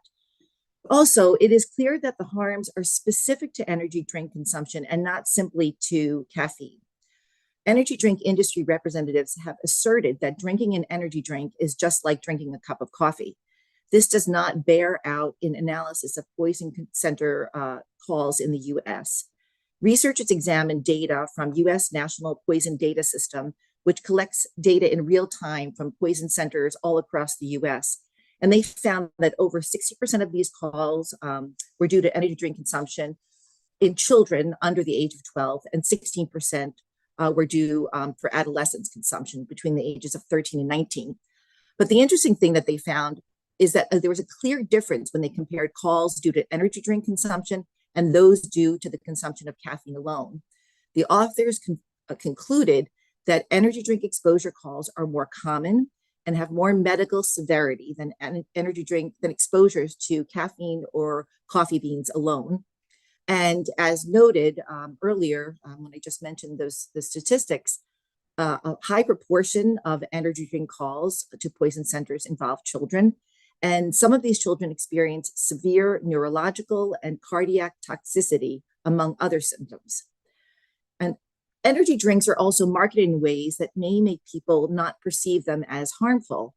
Many brands have paired up with popular children's food and candy brands. So the iconic Kool-Aid Man and candy brands such as Swedish Fish or Skittles appear on the front of package and in the marketing and the store displays. These drinks look like products that are appropriate for children's consumption, but when you look on the back in very fine print, it says otherwise. In addition, pre-workout products have flooded the market with promises to boost athletic performance or burn body fat. And these products have pictures of fruit on the packaging and marketing messages about added vitamins. Celsius is probably the most My popular. apologies, ma'am. Can you please summarize? Yes. These may make people think that the products aren't harmful. And finally, energy drink brands state on the product label that the drink is intended for healthy adults 18 years of age or older, or some variation of that warning. Point of sale signage on the potential risks of energy drink consumption for children or any other policy to reduce children's consumption would support energy drink makers' efforts to ensure that these products aren't consumed by children. Thank you for the committee for raising this bill. Thank you. Thank you for your testimony. I have a question with your the research that you've done on this.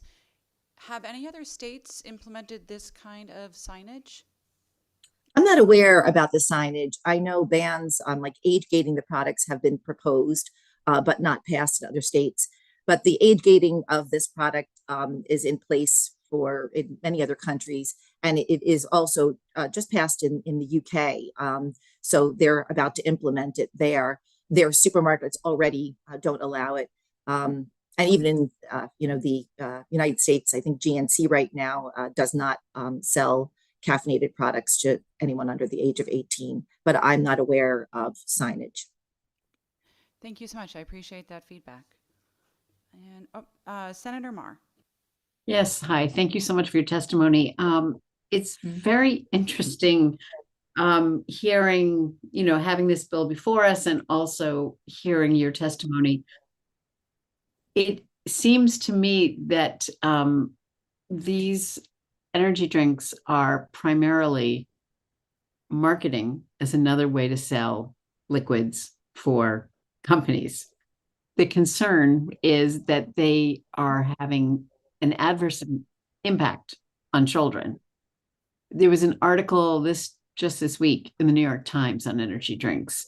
It was not particularly conclusive, but what it did say is that the amount of vitamins that are in these drinks are actually probably no more than you would get in a balanced diet. And that, in fact, most of these drinks do not boost your energy level at all. So this just leads me to a question of, if it is having adverse effects on children, then why would we allow for them to be taking something that is not helpful in any way for them? You mean allow them as adults, or No, is that as the children. policy? So adults allowing children to consume them. Correct. Yeah, well, I think that the idea that adults have a lot of control over what teenagers purchase and do is something that you know, we would like to believe as parents we can do such things, but teenagers make independent purchases for products. They have their own money, and they're really prime targets for marketers of all sorts of foods and beverages, not just energy drinks. But the energy drink space is pretty interesting because the marketing gets to young people in so many different ways. It's shocking. For example, gaming, when kids like to go to, be on games, and the marketing can appear not only from the gamer who's playing the game, so and promoting the product. Also, it can premiere in typical ads that would appear on the screen. It could be in a cooler, in the background of a gamer playing the game. It can even be in the chat feature. So it looks like it's an advice from the gamer on saying, you'll get an edge, you'll be better focused if you use this product. This is what I consume.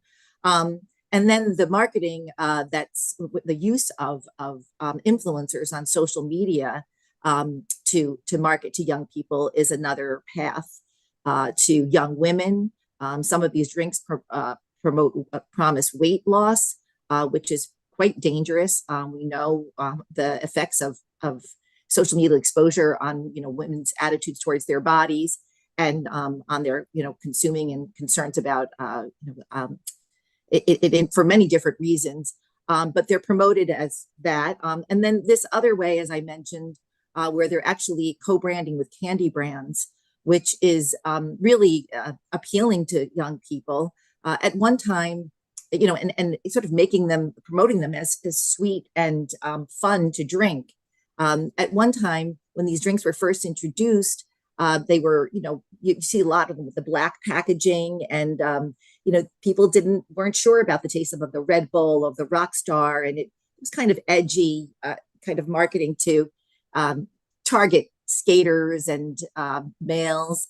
And now energy drinks have expanded to really include everybody. So they're not only including that group, now they're going after younger children. Oh, it's a sweet taste. I think you'll like it here. And oh, if you're health conscious, well, there's one for you too. And this is going to give you an edge if you exercise. I mean, the really frightening part about that is people who are healthy people, had no other issues before, actually have died consuming energy drinks before, during, or after exertion. Because mixing energy drinks and exertion is really dangerous, and it's recommended against for someone any age, never mind kids. So these drinks are marketed to so many different consumers right now. And this is what marketing is all about. It creates a need. If you need more focus, this is for you. If you want an edge while you're playing the video games, this is for you. You want a better workout, this is for you. So I think that the diversification and targeting more groups, the number of brands that are out there, it's just a completely different landscape than it was when these drinks first came out. And a study that was recently done just showed that adults can't even find the amount of caffeine on these packages very quickly. It took adults twice as long to find the caffeine amount on these drinks than it did to find the calorie count. So even when people are taking a look at the products, it's not easy to find information. to know that they're harmful. And if you look at the front of package of many of these drinks, they look like they promote health, or they look like they're for children. And that is not the case. Thank you so much. I appreciate it. Thank you, Madam Chair. Thank you. And seeing no further questions, you are free to go. Thank you so much, Frances. Thank you. Up next, we have Tim Whalen, then Tracy Madden Hennessy, followed by Tashiana O'Connor. The floor is yours. Okay. Tim. Hello, good afternoon. Representative Welander, Senator Marr, Representative Paris, and other members of the Children's Committee.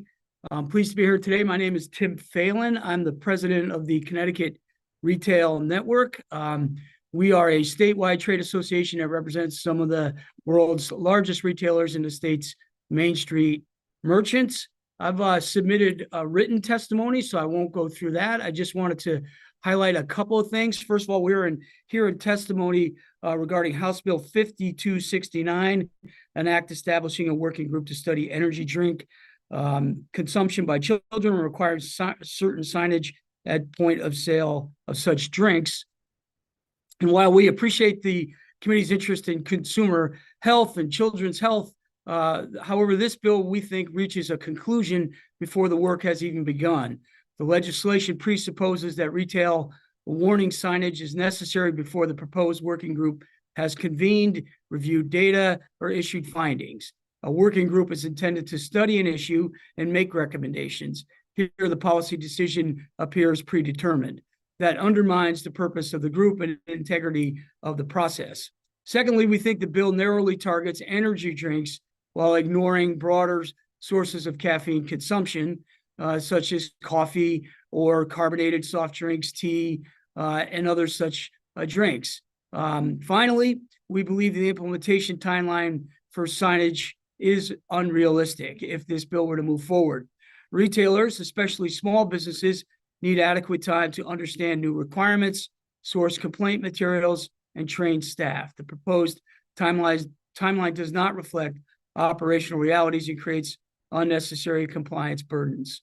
For those reasons, we would respectfully ask the committee to reject this bill, or at a very minimum, allow true data-driven process to begin before imposing a sign mandate.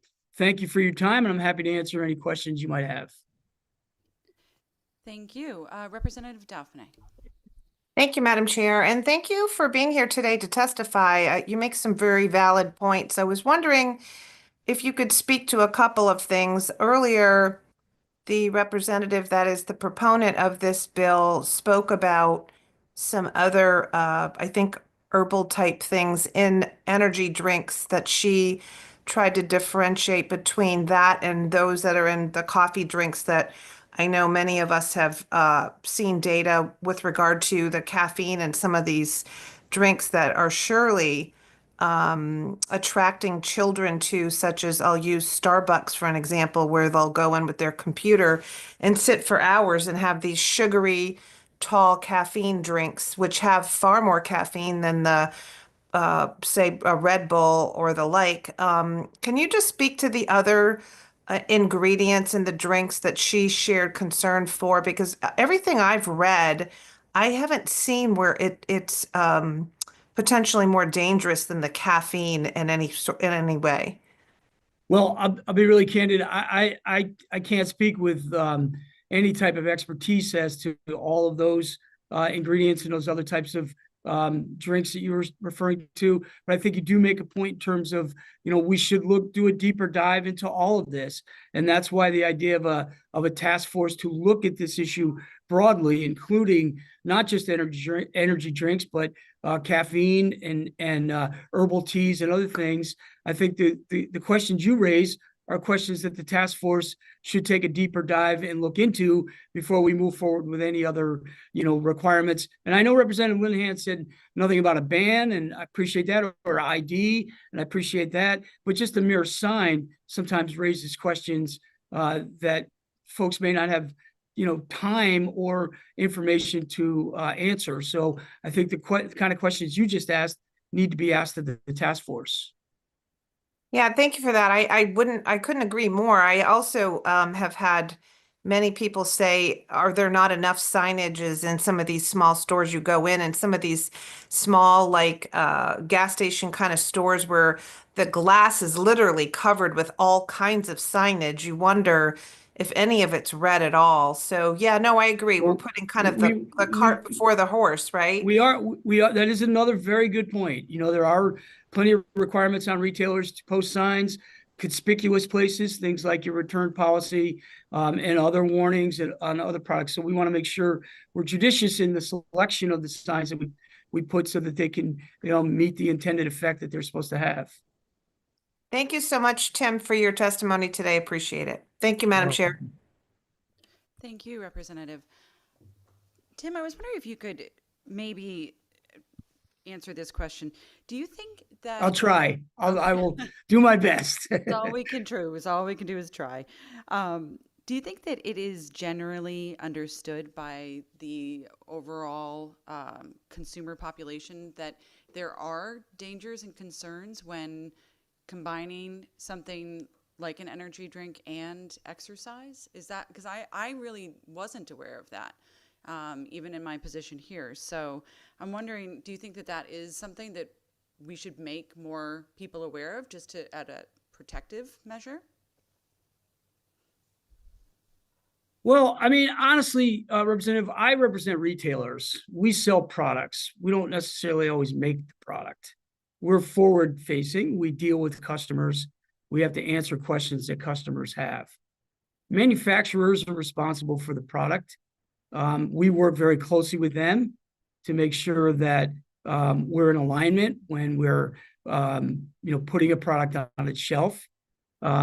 So I think that's a question that is best answered by a combination of the retailer that sells it and the manufacturer that makes it.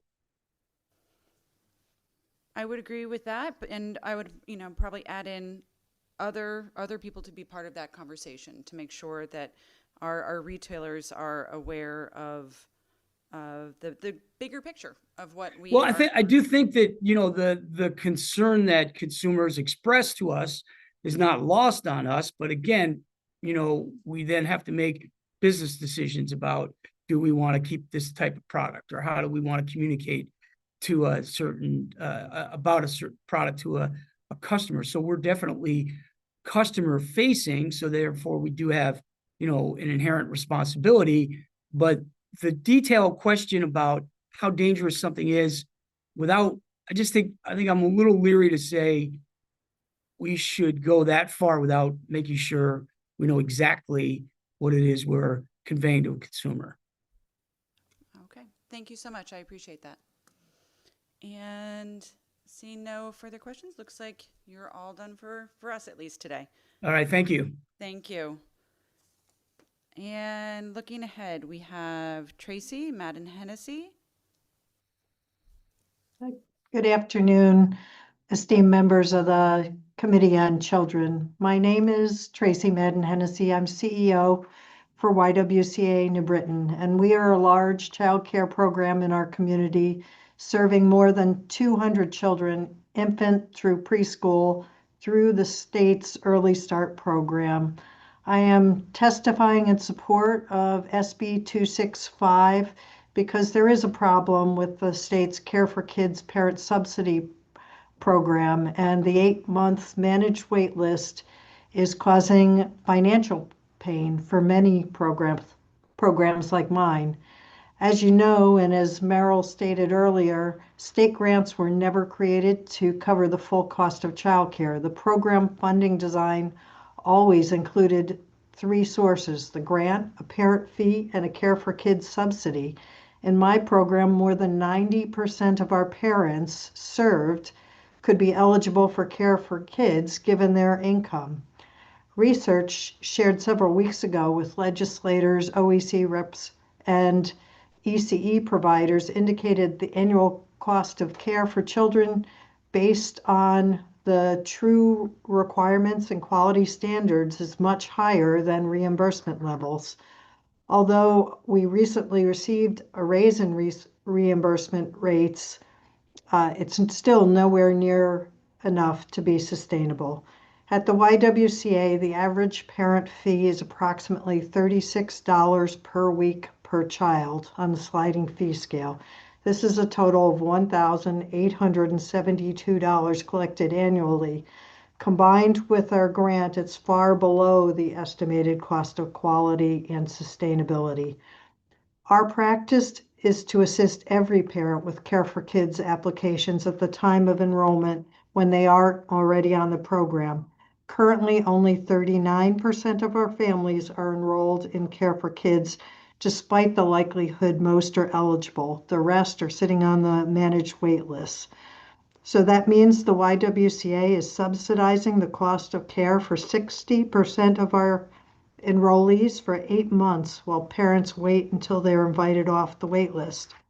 When we compare our collected Care for Kids fees in prior years when the wait list wasn't an issue, our increased revenue would likely be more than $500,000 more than we are getting in this current year. This is just not a sustainable rate for us or a sustainable situation. So we really need to have parents off in a matter of weeks, not a matter of months. So I'm asking that state funds subsidize Care for Kids funding to take families off of the wait list. The absence of Care for Kids is creating a hardship both for our program and for the parents. Thank you.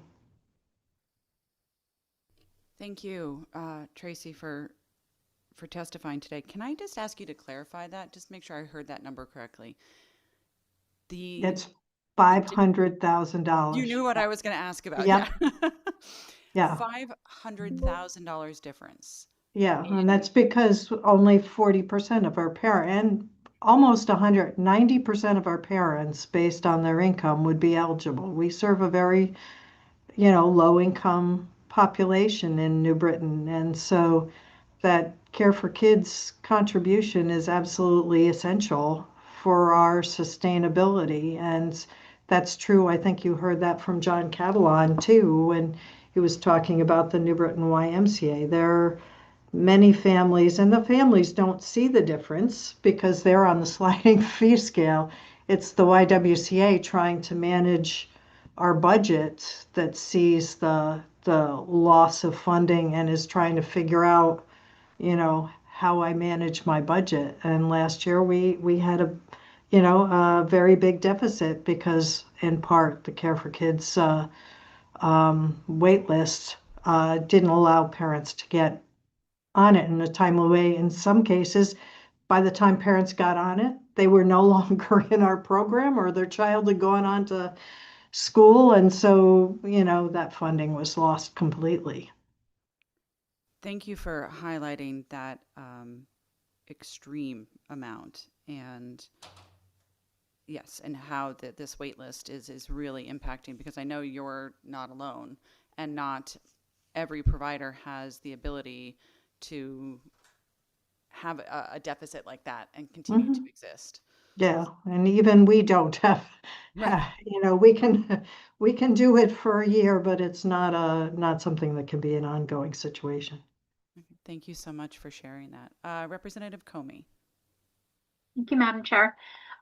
Tracy, thank you for coming out in front of us today. Do you have classrooms that are not open?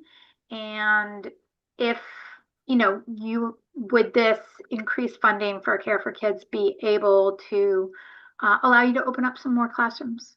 The answer is yes. Currently, we have 4 classrooms that aren't open directly as a result of staffing. And so obviously, if I collected $500,000 more, I could pay my staff more in addition to paying my expenses. And that would allow me to be in a better situation to open those rooms. Thank you. And do you have any feeling on the other bill that has been the Bill 266?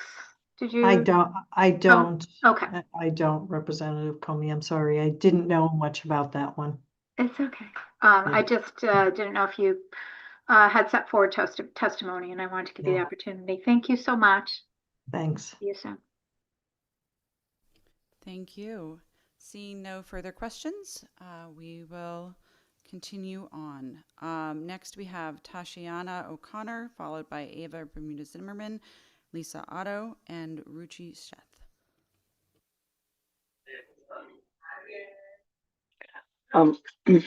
Good afternoon, everyone. I know it's been a long day, and especially the snow day. Thank you, everyone, for giving me the opportunity to speak. My name is Tashiana O'Connor, owner of TikTok Around the Clock 24-hour daycare. I'm here to speak on Bill SB 265. As a provider, I currently have opening, right, for 18 more children. I have a father that just got out of jail that have custody of his kids, and he has 5 children. I'm charging him $100 a week per each child. That's $500 a week I'm getting. They're on the waiting list for Care for Kids for over 9 months now. He can't get Care for Kids. The children are here with me 14 hours per day. 14 hours a day because he has to work night and day shift just to make sure that he's able to pay.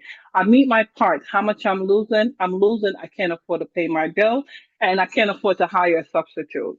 I have another dad. Give me a second, Princess. I have another dad that's have a 1-year-old. He's a single father. I'm charging him $150 a week.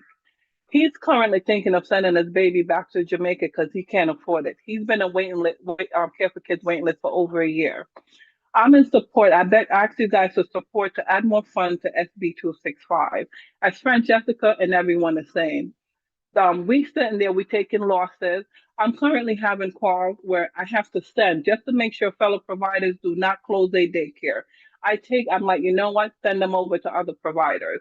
I give other providers parents so they could stay open. Providers are currently not staying afloat. They go into food pantry just to stay afloat, just to buy food. They can't pay their bill. They get a second and third job just to send. They want to do the job that they love. And I'm asking you guys to support that bill. Thank you for letting me speak. Thank you for that testimony and for sharing those very specific challenges with all of us. Seeing no further questions, thank you for your time. Up next is Ava Bermudez-Zimmerman. Are you on, Ava? Oh. I wasn't expecting someone in person. It's nice to see you. I wasn't expecting it either. I plowed myself out and I got here. My God. Well, welcome. Thank you. Thank you, Representative Welander and Representative Master Francesco, as well as the honorable members of the Children's Committee. Thank you for this opportunity to speak. My name is Ava Bermudez-Zimmerman. I'm here representing Child Care for CT. We are a statewide organization that represents over 26,000 individual members, as well as 70 different organizations and nonprofits throughout the state, all with the mindset of fixing and overhauling the early care system, making sure that it has enough funding for quality care and making sure that parents and providers have a future, right? Providers getting paid what they're worth and that parents don't have to pay an arm and a leg in order to have quality care. I want to start off with recognizing this committee. Honestly, the last 2 decades in the struggle and the fight for early care education, quality and affordable care has been such a slog with this issue. Trying to make sure that legislators and everyday people understand the necessity of having quality care has just been so difficult. But this committee, you guys really came through. You guys have been heroes. You've seen this community, we feel seen, and last year really representing with the endowment and massive changes and massive funding additions has been just welcomed and received. With this particular bill that we're in discussion today with 265, I know that many others have testified in support of it and making sure that it happens. Child Care for CT is passionate to say that we do need to make sure that the Care for Kids system, in addition to the endowment, both have to survive and thrive.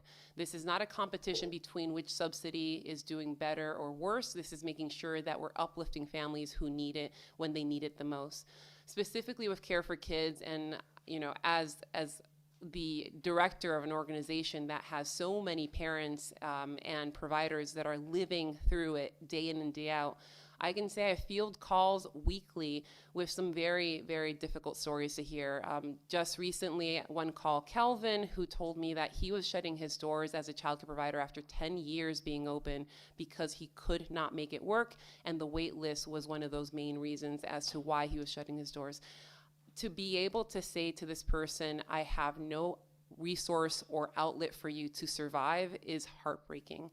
As an advocate, as an organizer, I always want to make sure that we're providing services and opportunities, but this is the reality that we're in. We're in the reality of the Tashis and the Kelvins of the world saying, hey, we are desperate for more help. We are trying to support those families that are most in need, but then because of delays and with budget cuts, we are also in that same desperate situation.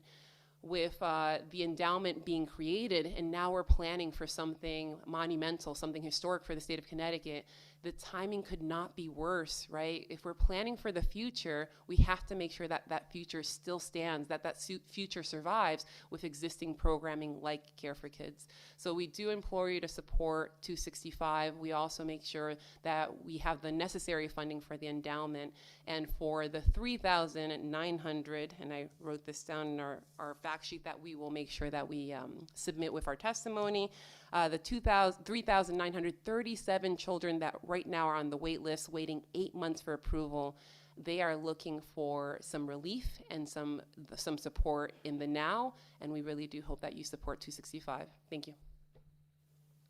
Thank you. Thank you for highlighting, I think, all three of the legs of the stool of what we need to reinforce to really provide quality childcare for everyone who needs it and wants it across the state. I do have a question though, because I have had some people ask and have some concerns about whether or not even transferring those funds from the emergency fund would be allowable under how it was established. Would you be able to address that at all? I could. So with the endowment, legally, technically, the way it was drafted, you cannot transfer any funds and commingle it with existing subsidies, specifically like Care for Kids. With the 265 bill, it would not be a transference of the endowment into Care for Kids. That is separate. It's looking for a different avenue in order to fill that gap in the Care for Kids subsidy program.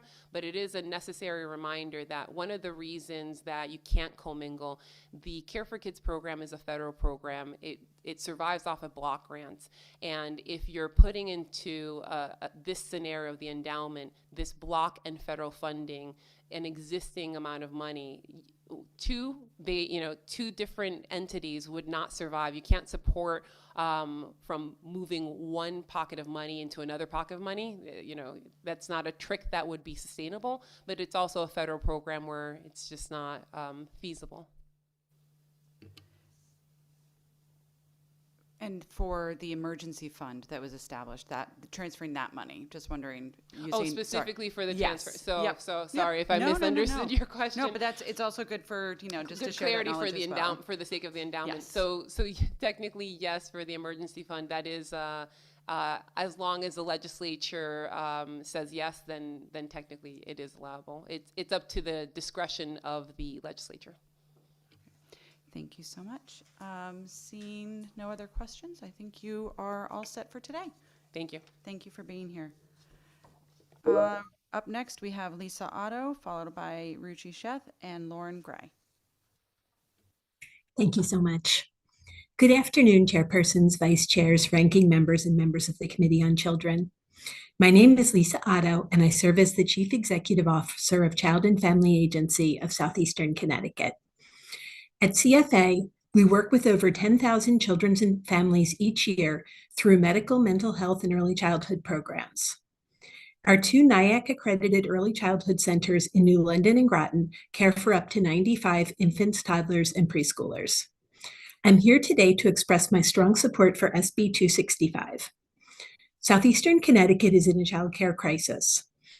Our region is officially designated a child care desert, and the reality on the ground reflects that.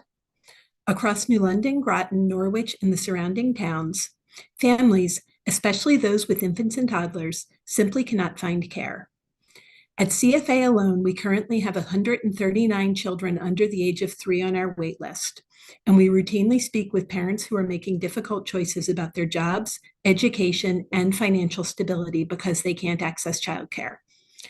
This isn't just inconvenient for families. It affects workforce participation, economic mobility, and the overall strength of our regional economy. And with major employers in our area, like Electric Boat, Foxwoods, and Mohegan Sun, continuing to expand, the demand for reliable childcare will only increase. But even when families can find care, providers like us face another barrier. We don't have enough staff to keep classrooms open. Requirements for early childhood educators have gone up substantially in recent years, but wages haven't kept pace. At CFA, teachers with advanced degrees often earn just a fraction of what similarly credentialed educators earn in the public school system. This makes it extraordinarily difficult to recruit and retain staff, and it prevents us from operating at full capacity, even when we have classroom space and long wait lists. That is why Raised Bill 265 is so important for our region. The funding it provides will directly support both families and providers. It will help reduce wait lists, stabilize programs, and strengthen the workforce we depend on to deliver high-quality early education. And critically, it directs targeted support to Eastern Connecticut, where the need is among the greatest in the state. For families, for employers, and for the economic future of Southeastern Connecticut, we cannot afford to wait. This bill represents the kind of meaningful, targeted investment that will make a real difference for thousands of children and families. On behalf of Child and Family Agency, I respectfully urge you to support Raised Bill 265. Thank you for your time and your commitment to Connecticut's children. Thank you. And I just want to, for clarity's sake, just want to make sure for any of our members or constituents that are listening that the additional funds are suggested to go for providers in all of Eastern Connecticut. So it wouldn't be just limited to that one specific region. So that the Quiet Corner would also be supported in that sense. Thank you for sharing the information about how things are going in your area. But I do not see any other questions. Thank you so much. Thank you. Up next is Ruchi Sheth.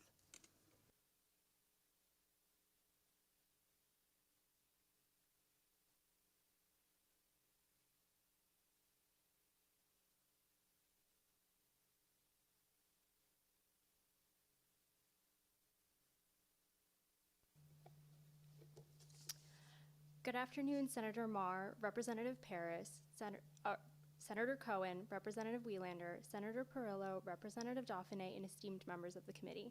My name is Ruchi Sheth, and I'm a Research and Policy Associate at Connecticut Voices for Children, a research and advocacy organization working to ensure that one day Connecticut is a thriving and equitable state where all children reach their full potential. Today, we submit verbal and more extensive written testimony in support of SB 265 and SB 266. I will primarily be speaking on SB 265 today, an act concerning additional funding for the Care for Kids program and certain child care providers. The state has made great strides in prioritizing the early childhood system as essential infrastructure. With the roadmap provided by the Blue Ribbon Panel on Childcare, funding of the Early Childhood Education Endowment, and the launch of the Early Start program, there is much to be applauded. The combination of these developments and more makes Connecticut's early childhood system arguably the most comprehensive in the country, and if everything happens as the blueprint and subsequent laws have laid out, has the potential to be transformational. However, reaching this goal requires continued and intentional investment in the system until the endowment reaches its full promise. This is why continued support for Care for Kids remains crucial to keeping the system going until the vision for the early childhood system is achieved, especially in the transitional years. At this point in time, Care for Kids remains the largest child care subsidy program in the state, assisting low and middle income families to afford childcare. However, it has been and continues to be under significant strain. Currently, Care for Kids is at capacity and the wait list is at record demand, with families experiencing wait times of approximately 8 months. This is pushing providers to the brink, limiting their ability to accept new families or receive only a fraction of the full tuition. For families, this results in parents, most often mothers, leaving the workforce. This bill allocates an additional $65 million to address the wait list and $5 million for additional support for providers in Eastern Connecticut from the Federal Cuts Response Fund. It is important to note that our preference is for the administration to transfer monies from the Federal Cuts Response Fund independent from this bill being enacted. Alternatively, the General Assembly could appropriate additional money for Care for Kids during this budget adjustment. That said, in lieu of either of these choices being made, we are supporting this bill given the importance of this issue and the need for Care for Kids funding. In closing, we thank the Committee on Children again for your leadership and service. Your collective commitment to providers, educators, families, and children across our state is what has and will continue to make a difference. And with that, I'm happy to take any questions. Thank you, and thank you for being here. I appreciate you mentioning the concerns about the funding mechanism. I want to make sure that when we're trying to create a system that's sustainable, and how do we do that in the best way possible. And so I think, like I said, I appreciate you bringing that up. And I also just support anything we can do moving forward for Care for Kids, because we know that too many parents and small businesses are depending on it. So, did you have a question? Okay. Seeing no questions online, you are all set for today with us. Thank you. Thank you. Okie dokie. Up next, we have Lauren Gray, Alex Schiavone, Gloria Gaskins online. Those are on deck. Lauren, nice to see you. Hi, so good to see you. Hi, everybody. Thanks for having me today. So good afternoon to the members of the Children's Committee. My name is Lauren Gray from Orange, Connecticut. I'm a parent of 3 children, and I'm here to strongly support SB 265, the Emergency Child Care Funding Proposal. For families like mine and those around the state, childcare is not optional for us as full-time working parents, and it's essential for us every single day. At one point, all 3 of our kids were in daycare and pre-K, and we were paying an astronomical amount every single week in childcare. And unfortunately, 2 of my friends did have to leave work or were laid off, and they were on the Care for Kids wait list for over 6 months, and they could not go back to work or find another job until they were able to get into a facility that was accepting Care for Kids and get off the wait list. And that's 6 months where they weren't able to work and bring in income because they didn't have childcare. I know for myself, even when you can afford care, finding a spot is another battle, and it's something families around the state face every day. They struggle with long wait lists and limited availability. And when looking at one of the resources, I saw that where I live in Orange alone, there's 6 kids that are currently on the Care for Kids wait list. And when families are placed on that wait list, they are in limbo. Parents do have to delay returning to work, reducing their hours, and none of this is sustainable for families or our economy. This bill makes a critical and immediate investment, and clearing that list is not just necessary, this is a common sense economic policy. I also strongly support the provision prioritizing funding from the Early Child Care Education Endowment to locally operated and community-based providers, because for me, public dollars should first strengthen the smaller local programs that families rely on every single day, because those really do reinvest in our communities. Last year, the General Assembly took the incredible historic step by passing the Early Child Care Education Endowment, but families can't and shouldn't have to wait for these longer-term solutions to take effect. This emergency funding ensures that the childcare system can stabilize now so that the endowment can succeed and help more families. As we've already talked about today, childcare is infrastructure because it's the foundation that holds all of our communities together. It supports working parents like me, small businesses, and it supports our entire economy. And when families can't access childcare, our workplaces, our schools, our local businesses all feel the impact. And for my family, childcare has meant the difference between being able to work and not. And it's meant making hard financial choices just to stay afloat, and that's not sustainable for anybody. So I urge you to support SB 265, clear the Care for Kids waitlist, and continue building a equitable childcare system that really works for all Connecticut families. Thank Thank you. you so much. Seeing no questions, that was a very comprehensive and thorough testimony. We appreciate it. Up next, we have Alex Schiavone. Alex, please tell me if I pronounced it right. Hello. Yeah, Schiavone. It's close. It's okay. Thank you. Hello, decision makers. As we just heard, my name is Alex Schiavone, and I sit on the Office of Early Childhood Stakeholders Advisory Group and on the newly formed Early Childhood Endowment Advisory Board. I'm also the chair of Child Care for Connecticut and CEO of Friends Center for Children. We operate 4 locations in New Haven, and we have a wait list of over 225 children. I am here to strongly support SB 265. Every day I see what childcare funding decisions mean in real life.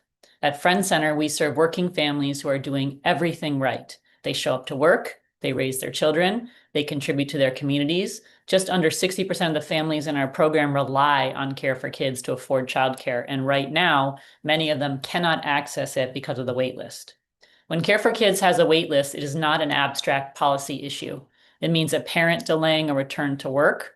It means a mother piecing together unstable care arrangements. It means a child missing out on consistent, high-quality early learning during the most important years of brain development.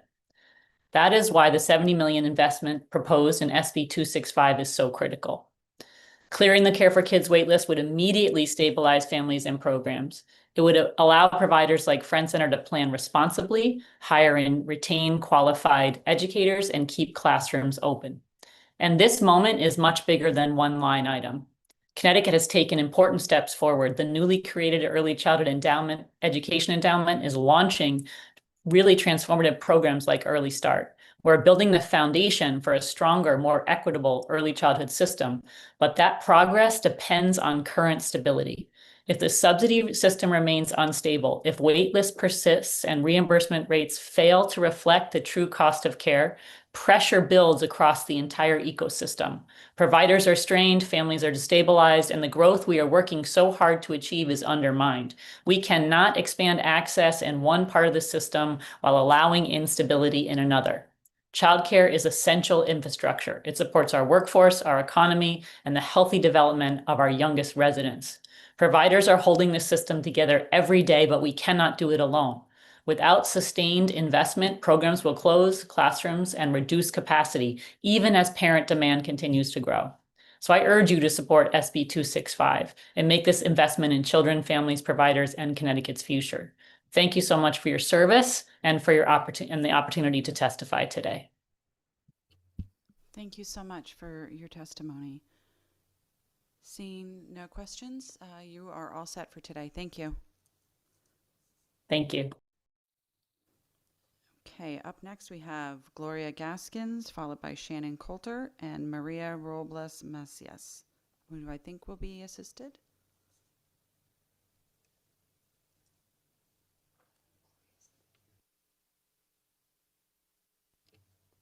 Let's see, Shannon Coulter, looks like you are going to be up next. The floor is yours, ma'am. Good afternoon to the co-chairs, ranking members, and other distinguished members of the Committee on Children. My name is Shannon Coulter, and I'm an advanced year MSW candidate in policy practice at the UConn School of Social Work. Through my practicum at UConn's Innovations Institute, I also contribute to work that helps states strengthen child-serving systems. Thank you very much for the opportunity to testify today and to submit more extensive written testimony as well. I'm here today in support of SB 264, an act concerning children's well-being, and appreciate the committee's attention to this issue. SB 264 directs the Committee of Children and Families to study whether policy and procedural changes within the Department of Children and Families in Connecticut could improve the well-being of children in our state. DCF already receives extensive federal and state performance data, identifying areas for improvement. So primarily, this bill creates an opportunity to translate a lot of what is already known into timely action. First, it's recommended that the study be required to include perspectives from those with lived experience in Connecticut's child welfare system. Grounding these reforms in the needs of children and families rather than the needs of institutions is essential for meaningful change. It's encouraging that DCF already demonstrates some strength in this area, having achieved the federal status of substantial conformity and agency responsiveness to the community through its ongoing consultation with youth and parents. Formally embedding this practice into the SB 264 study will ensure a person-centered approach remains a cornerstone of Connecticut's reform efforts. Second, it's recommended that the study be required to draw on evidence-based approaches that have already helped several U.S. states measurably improve key federal child and family services review indicators, including recurrence of child maltreatment and timeliness to permanency. Requiring this can help ensure that our efforts lead to improvements that are significant and sustained. The committee may wish to require that the study be performed in conjunction with experienced independent partners as well and evaluators to support objective analysis and overall rigor. Ultimately, the success of this effort will be measured not by the study it produces, of course, but by the experiences of the children it's meant to serve. Thank you very much for your time today. I urge you to pass SB 264, grounded in both evidence and lived experience, and to consider these recommendations as you do so. I'm happy to consider any questions the committee members may have today. Thank you so much for your testimony. I was wondering if you could actually speak to some of the specifics. Would you, any specific issues or points that you would recommend looking at in the process of this bill? I'm not an expert in this area by any stretch of the imagination, not yet anyway, but I have seen some interesting state level success stories that may be worth mentioning. Primarily what comes to mind here are the Safe Baby Courts teams, that approach that was implemented in Tennessee. This is an approach that currently has a research rating of promising, and it helped Tennessee drastically reduce the recurrence of child maltreatment for children under 3, which is the group where recurrence of child maltreatment tends to happen at the highest rate, 0 to 3. And their rate of recurrence of maltreatment is now exceptionally low compared to national averages and compared to Connecticut's average. So that was within 12 months of a substantiated case. This particular model is designed to move very quickly, and it appears to have worked very well. Although I should caveat that by saying there's only a national scoping review of the research and the results so far. So it's not as detailed as we'd like to see normally, but it's as I said, rated as a promising approach. Thank you for that. I'm not familiar with that, so I will look into it. And thank you for your testimony today. Thank you. Oh, right. It looks like Gloria was able to pop on.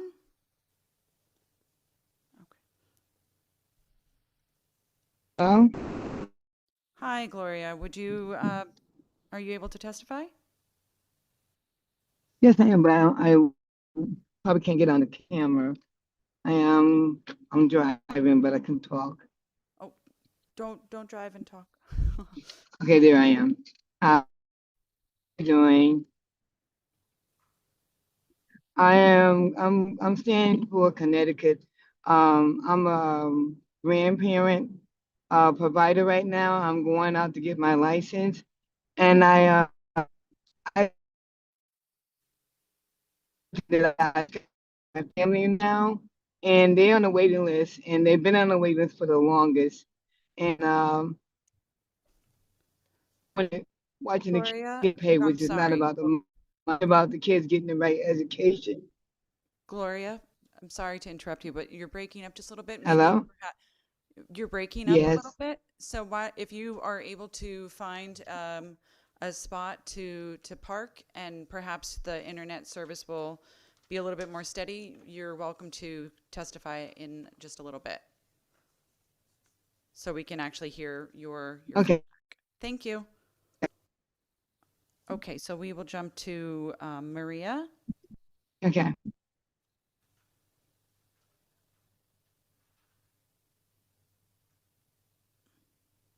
Is Maria still here? Oh, she stepped away.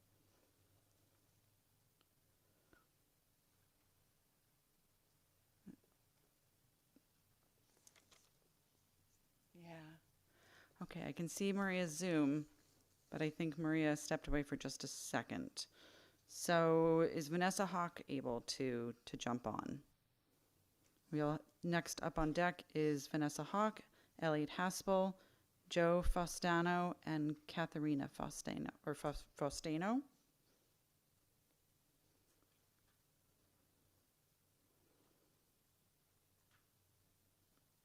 Looks like everybody's playing in the snow today. Oh, Maria's here. Yay. Okay. Maria, we'll go with you. Hi. Vanessa Hawk, go ahead. Thank you. Ya lo siento, como saben, nosotros trabajamos con niños y tenemos que estar siempre atentos. Hola por recibirme, senadores, congresistas.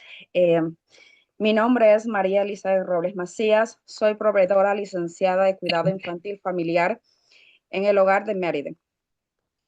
Dueña de Yoyo's Home Daycare y orgullosa vicepresidenta regional de CIU Local 2001 para la región centro-sur del Connecticut. He servido a niños y familias como educadora por 3 años. Estoy aquí para pedirles que apoyen el proyecto de ley SB 265 y SB 266. Es urgente añadir fondos al programa de Care for Kids para eliminar la lista de espera y también apoyar a los proveedores que hacen el mismo trabajo, pero que se encuentran ganando mucho menos de los educadores en otras regiones. Cuando una familia no sabe si o cuándo recibirán una ayuda para pagar cuidado infantil, viven con miedo y estrés. No pueden planificar, no saben si podrán trabajar de manera constante o pagar el cuidado infantil mes tras mes. Sin cuidado infantil de seguro y confiable, los padres no pueden ir a trabajar, y cuando los padres no pueden ir a trabajar, afecta la economía de todo el estado. Esta misma incertidumbre también golpea a los proveedores. Cuando los niños no pueden inscribirse porque las familias están esperando asistencia, perdemos ingresos y un negocio de cuidado infantil sin matrícula estable no puede sobrevivir. Muchos proveedores se ven obligados a reducir personal o incluso cerrar. Cabe recalcar que la lista de espera de Care for Kids en el momento es de 8 meses. Como miembro de CSEIU Local 2001, le pedimos que financien completamente Care for Kids, proporcione los $70 millones, eliminen inestabilidad del sistema. Por favor, actúen ahora para proteger a las familias, a los proveedores y a los niños de Connecticut. Voten sí para SB 265 y SB 266. Gracias por la oportunidad de compartir mi testimonio. Muchas gracias. Hello, everyone. Apologies that I had to step away. As you may know, as family child care providers, we have to always be ready to be attentive to the children in our program. My name is Maria Elizabeth Robles Macias. I'm a licensed home-based family child care provider in Meriden, Connecticut, and the owner of Yo-Yo's Home Daycare, and the proud regional vice president of CSCA SEIU Local 2001 for Connecticut's South Central region. I have served as an educator for children and families for 3 years now, and I'm here to ask you to support bills SB 265 and SB 266. It is urgent to add funding to the Care for Kids program to eliminate the wait list and also to support providers who do the same work but are earning far less than educators in other regions. When families do not know if or when they will receive help for paying for childcare, they live in fear and in stress. They cannot plan, they cannot know whether they are able to work consistently or even afford childcare month after month. Without safe and reliable childcare, parents will not go to work. And when parents cannot work, the entire state's economy is affected. The same uncertainty also hits providers when children cannot enroll because families are waiting for assistance for a program that they could not afford without a subsidy. We lose income.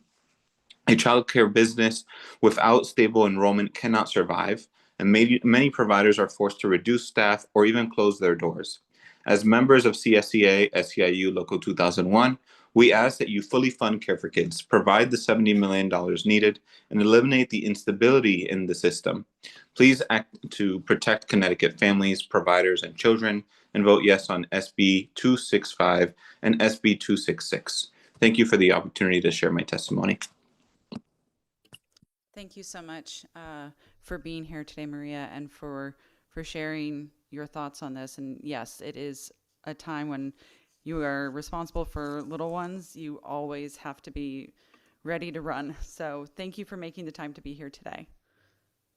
And I see no other questions or comments. Okay, up next is Vanessa Hawk, followed by Elliot Haspel and Joe Faustino and Katharina Faustino. Hi, everyone. Thank you. Yours. Can you hear me? Senator Marv, Representative Paris, Senator Cohen, Representative Wielander, and esteemed members of the Children's Committee. My name is Vanessa Hawk, and I'm the Deputy Director of the Connecticut Early Childhood Alliance, a statewide organization whose members are committed to improving outcomes for young children and their caregivers. I'm also a mom. Today, I'm going to be giving you a rundown of our experiences in 2 different childcare settings. The first is Village Green Nursery School. It's a locally run program that is operating out of our local congregational church. I don't have enough time to tell you all the amazing things about this program, but you can read it in my full testimony online. What you need to know is that both my kids attended the program. The teachers and the staff had decades of experience and went above and beyond to help both of my kids succeed. The curriculum was thoughtfully planned and grounded in developmental research.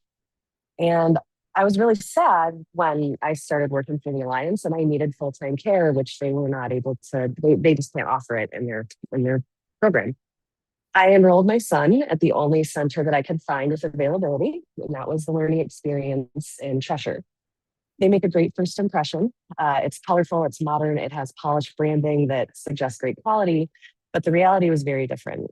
Their proprietary curriculum includes iPads in the classroom, which feature a proprietary app that parents can pay to subscribe to on their own devices, and activity boxes that parents are encouraged to purchase for use at home. And it began to feel less like a school and more like a marketing campaign. In the 3 months that my son was enrolled there, we went through 2 directors and 2 head classroom teachers.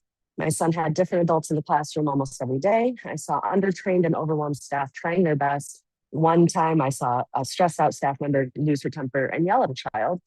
But the thing that made me finally withdraw him was the day that I picked him up from care and he was sitting on the floor with the rest of his class, 3 feet away from a big screen television that was mounted on the floor or on the wall at eye level for a preschooler. They were watching what looked to be a YouTube video of a camera pointed down at a book, and you could hear a disembodied voice reading from the book. Instead of just having an adult engage with them directly, asking questions, building vocabulary, and fostering that connection that we know is so important in those early years. You will likely hear testimony opposing SB 266 on the grounds that private equity-backed centers are still staffed and managed by people who live in the local community. While that may be true at the individual level, it misses the broader structural issue. When a childcare company is owned by investors whose primary obligation is to generate high returns, decisions about staffing, pricing, and operations are inevitably shaped by financial targets rather than community needs. Even well-intentioned local staff have to operate within the policies designed to maximize profits and scale, not to reinvest locally or to prioritize stability for families.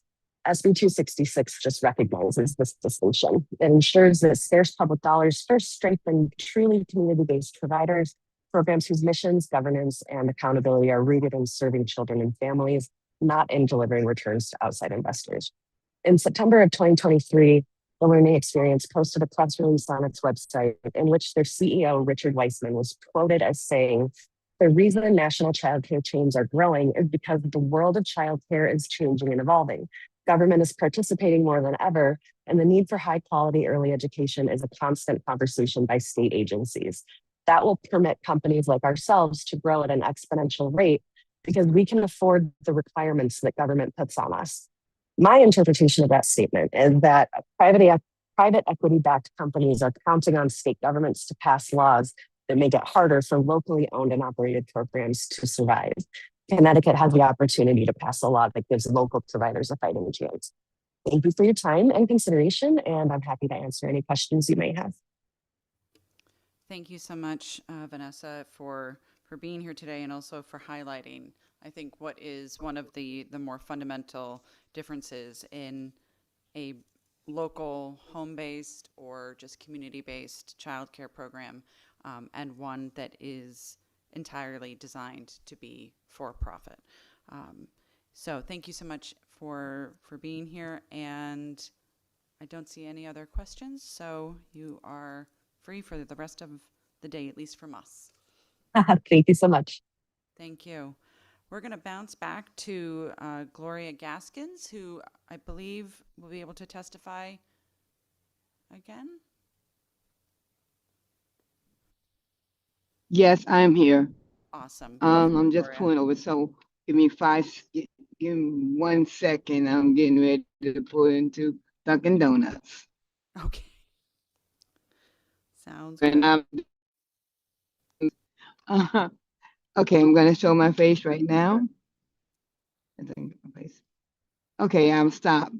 Okay, as I was saying early, I've been in 12 and Kentucky College to get my degree. I haven't finished yet, but I'm gonna do home day for other people.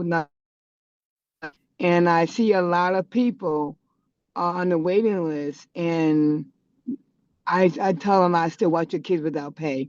So I'm watching 6 kids now without getting paid. I'm only getting paid for 2, but they're on the waiting list. And one just got their papers, and I don't want them to stop working or lose their job. So I said I'll just do what I can do for them. And it's muchly appreciated. They grant the money for these mothers that are out here working. Single mothers are really, they need a lot of help. And I'm here to do it free. I'm not about the money, but I'm here to do it free to get the kids ready to go into the early childhood development. My granddaughter, she's 2, she's getting ready to go into school, and she talked very well. I've been working with her since she was 6 months. She walks, she talks, she expressed, and they need to be able to go into these schools. These parents need help to get these kids into school so they can continue their education. And I'm here to help out without pay, just to make sure these mothers get the right pay, get the kids into school.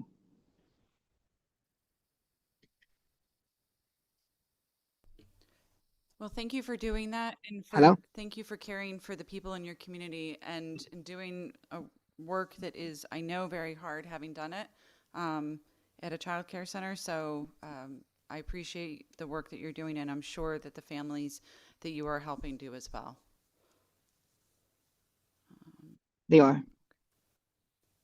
Thank you, ma'am. Seeing no And other if you have any questions. questions, I'm willing to answer. We're all good. Thank you. Grandma. We're going to move on to number 31, which is Elliot Haspel, and then I will be passing the leadership baton back to Senator Marr. Thank you. Go ahead, Elliot. Thank you, representatives, senators, committee members. My name is Elliot Haspel. I'm a national childcare policy expert who's published research into the influence of private equity in childcare. I'm here to express my support for SB 266 and also to suggest some modifications for your consideration. Private equity-backed childcare chains are meaningfully different from other kinds of childcare programs. While the frontline staff at chain sites work just as hard as those in other programs, and programs can be high quality, these companies have a unique profit maximization motive. They're ultimately beholden not to the best interests of staff, students, and families, but to returning profit to their investors.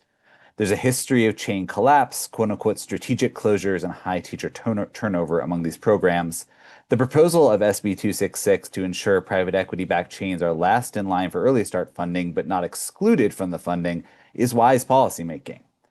For instance, in 2024, the Yale New Haven Hospital System turned over operations of its childcare center to Bright Horizons, a previously private-owned, equity-owned company now traded on the stock market. The Yale Daily News reported the company quickly moved to reduce employee benefits, increase classroom group sizes, and shift the facility's receptionists and supervisors to take educator roles to meet the state's staff-to-student ratios. Other private equity-backed chains have taken actions like removing daily cleaning services or limiting the amount of new toys that could be purchased.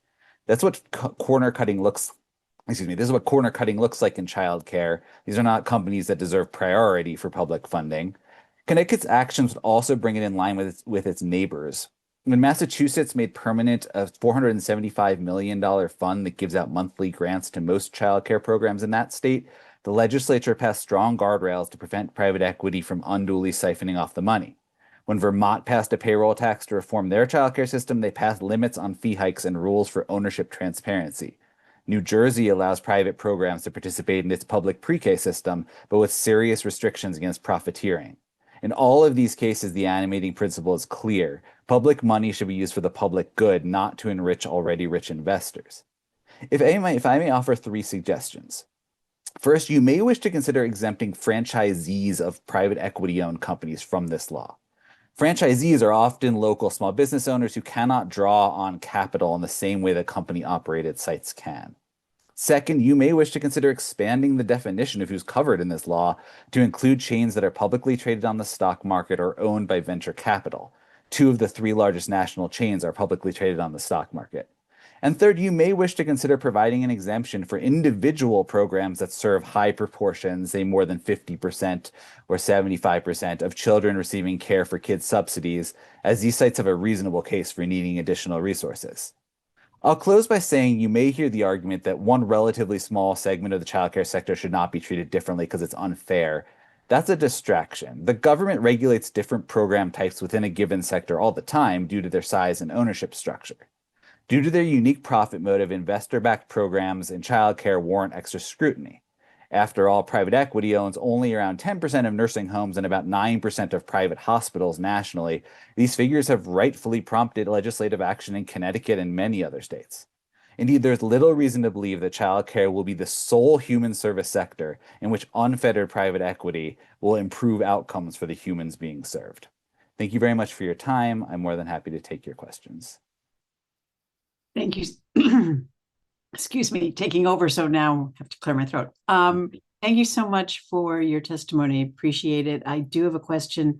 You are quoted in an article where you are quoting Bright Horizons from their 2023 SEC filing. Yep. And in that you state, national, state, or local childcare benefit programs comprised primarily of subsidies in the form of tax credits or other direct government financial aid to parents provide us opportunities for expansion into additional markets. So basically, they're using government-funded money that goes to parents in order to do their own expansions, which are then going to potentially leave the parents that are providing those services. Well, I shouldn't talk to it. Could you talk to it? Yeah, you're right. So the previous speaker, so I think mentioned this as well. Without any guardrails, private equity-backed companies really like sources of government funding. That's across lots of different industries. And so the question is, how do you ensure that they're taking the public money and actually using it to, again, advance the goals that you all have for a Connecticut childcare system, which isn't to say, and I want to reiterate, private equity-backed programs can be really good and they can serve high proportions of lower income families. It's what guardrails do you put around that profit motive to make sure that they're not siphoning off the money. And in this case, I think, saying if you're not serving significant portions of low and moderate income families, you go to the back of the line for money, it makes plenty of sense. But so yes, you're right. That is definitely something that many chains are looking for as sources of public money to power their expansion. Thank you. And I appreciate the 3 suggestions you made, and we certainly will note them, and that'll be part of future conversations. Representative Comey. Hi, thank you, Madam Chair. Hello, Elliot. Thank you for your testimony today and for your work in this field. I don't know other folks that are doing breaking it down like you are. So I'm going to break it down to the kids, right? And when we put the kids in the center of this, and as you mentioned, the centers may or may not be investing in appropriate health and safety concerns, things like that. we know who suffers, right? It's the kids who suffer. It's the parents who are being taken advantage of. It's the education that may or may not, be up to par. And it's the teachers that may not be treated fairly, as in a workplace or in a, with appropriate training and things like that. So I'm wondering how we balance that, right? I mean, if these places are going to exist, and this is, there's a big train coming through this country, and childcare is certainly no different than many of the other fields that are seeing private equity, come in and overtake. So I'm wondering, how do we do that? Right? It's a great question, Representative. I think in a lot of ways, SB 266 is a great first step. It wouldn't be it if I was advising you all the last step to take. So if you look at what other states have done, Massachusetts and New Jersey are two good examples. There are other conditions that they have put around public funding. So for example, in Massachusetts, you have to not only choose to participate in the state's their version of Care for Kids up there, you have to actually enroll children. And so you had sites up there that were chain owned that had never before, they'd also just served affluent families, and they were having to figure out, how do we serve, lower income families that these kids may have additional needs. In New Jersey, they apply restrictions on things like sale leasebacks, which is the idea of you basically take the real estate that a child care program is sitting on, sell it off.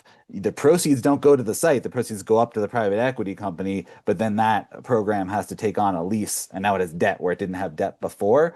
So New Jersey put in restrictions that if you want to be part of our public pre-K system, you cannot do a sale leaseback that will leave the site with more debt than it had before. So there are a series of steps that the legislature can take to continue putting common sense guardrails around. And again, none of this is saying you can't be here. You cannot operate in Connecticut if you happen to be owned by private equity. It's saying if you want public money, if you want the taxpayer dollars from the citizens of Connecticut, then you need to abide by common sense guardrails. And if you choose not to do that, that's fine. But now you have to compete in a market against community-based programs that do have resources that they can, be offering a high quality product as well. So that's, I think, how I would answer it. This is a great first step. I don't think this should be your all's last step. Thank you very much. That's very thoughtful. In states like you said, Massachusetts and New Jersey, before they did this, what was the impact? What was going on? And what is the difference since they've done this? So in Massachusetts, I can speak to, sorry to interrupt. In Massachusetts, part of the reason that their sort of law came about is because they found they were using they call them Commonwealth Care for Children grants, or C3 grants. It was their pandemic stabilization funds that they made permanent. They did an analysis and they found out that like 80+ million of their pot was getting sucked up by these chains. And they're like, well, that is any number of reasons why that's not a great thing. It meant there was less to distribute across the rest of the state. It was getting concentrated in certain areas. And so it was the fact that the chains were taking such an undue amount of the public funding that triggered the legislature there to put in various guardrails, including the ones I mentioned. It also, no single chain can get more than 1% of that fund without like a special waiver from the state. There are various other pieces of that guardrail, but it was triggered by realizing just how much public money was going to chains that were backed by institutional investors and what that meant for the ECE delivery across the state. Thank you. I hope that you'll continue to work with us to make sure that the policy that we put forward, if and when this moves forward, is the best policy and is got all those different elements that you've learned from the other states. So thank you for being a resource for us. My pleasure. I'm at your disposal. Thank you so much. I'm seeing no other hands. You are free to go. We appreciate you. Yeah. Okay, next up we will have Joe Fastano, followed by Katerina Fastano and Kelsey Elizabeth Matthews. It's a pleasure. Representatives, committee, senators, Thank you so much for hearing me today. It's a pleasure. Today, I'm advocating for the Care for Kids program, eliminating the wait list for this program with funding, because I understand I believe there's an economic impact as well as a personal impact on the people involved. If my numbers are correct, if I have my resources correct, Connecticut had well over 70,000 jobs vacancies open within 2025, and the December jobs numbers were positive, if memory serves. And individuals getting access, affordable access to childcare allows the value proposition to rise for them to go out and seek employment, but for them to get more employment if they are, in fact, underemployed. This allows them to grow in that respect and fill some of these job vacancies, either full-time, part-time, or lacking in relevant skill sets. I think you'll see as time goes by, when an individual enters the job market and they weren't there before, with the assistance of affordable childcare, you'll see them not only gain skill sets, gain that job experience to allow them to grow in their work, in their career, and so forth. It provides an avenue as time goes by for them to even leave the program, in a sense, to outgrow that program. And when you look at that growth and when you look at that employment, it's not just the employees, if you will, that would benefit from that. I'm here to suggest that also local employers will benefit from this. This program really deals with local individuals, local groups, using these resources. And so you'd see, based off of concentrations of individuals using this, you might see employer growth. You might see more employers coming to an area if all of a sudden there are net benefit in the number of employees available with the various skill sets associated. I simply wanted to say that accessible childcare, as it did for me and my wife, whom you'll hear from shortly, people like us that could have benefited from childcare would have sent us in a little bit of a different direction. It would have allowed us, and myself included, to have more flexibility in the positions I had previously. Would have allowed us to perhaps move. Would have allowed us to seek more advantageous opportunities based off the value proposition of staying where you are, and based off of the childcare needs at the time. I believe there'd be a net benefit to not just individuals, but employers and the local CT economy as well. Thank you so much. If there's any questions, I'd enjoy the opportunity to answer. Thank you for your testimony. Is there not seeing any questions? I think you're free, and we look forward to hearing from Katharina. Thank you so much. Appreciate everyone's time. Thank you. Welcome. Hello, everyone. Thank you so much for giving me the opportunity to be able to come on here and share my own experience. I'm going to stick to a little script that I have here just for the sake of being efficient with everybody's time. So my name is Katharina Fostano, and I am a Connecticut parent of 2 children. They're currently, one is in middle school and the other one is elementary school. And I'm also an educational researcher and a member of the Child Care for CT Parent Advisory Committee. And today I'm here in strong support of the Senate Bill 265 to increase funding for the Care for Kids program. But first and foremost, in my role of researcher, I would be remiss if I did not note the decades of research consistently showing that access to high quality early childhood care is strongly linked to children's long-term success, including school readiness, academic achievement, graduation rates, workforce participation, and healthcare, even health outcomes. Stable care also allows parents to remain employed and financially secured, which further supports children's development. And in my time as working with the sort of working in the role of an advocate in this committee, I've actually heard a lot of different stories from families in different communities. I've heard kind of a similar pattern in their kind of concerns that they have across the board. I've spoken to parents on waiting lists, parents turning down job opportunities, and parents making difficult choices about whether they can afford to work at all. The stress of not having a reliable, affordable care affects every part of family life. And I've heard a lot of families struggling with that. I've also heard from providers who are sort of quietly absorbing the cost for families who urgently need care, but unfortunately do not qualify for assistance and cannot afford full tuition, sometimes due to income thresholds or geographic factors.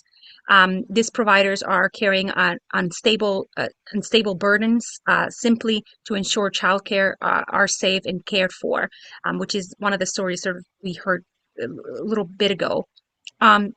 So all of this to say that, as we all know here, childcare is not really a luxury for families. It is what makes it possible to work, support our households, and maintain stability for our children. Yet the cost of the care is so high that many families are constantly stretched, and even when both parents are working, like me, my husband and I, as you see, it's still really hard without having that support. So programs like the Care for Kids can provide real relief for families like mine, and also for providers and other families as well. So expanding funding to eliminate the waiting list would help families secure stable care and allow providers to continue serving their communities. So that's really the gist of it. I am still learning how to advocate, but I know this issue matters deeply to families across Connecticut. So respectfully, I urge you to all support the SB 265 bill. And thank you again for your time and for your commitment to the Connecticut children's and families. Thank you very much. Thank you, and thanks for the work you do for families who very much appreciate you spending the time and helping others.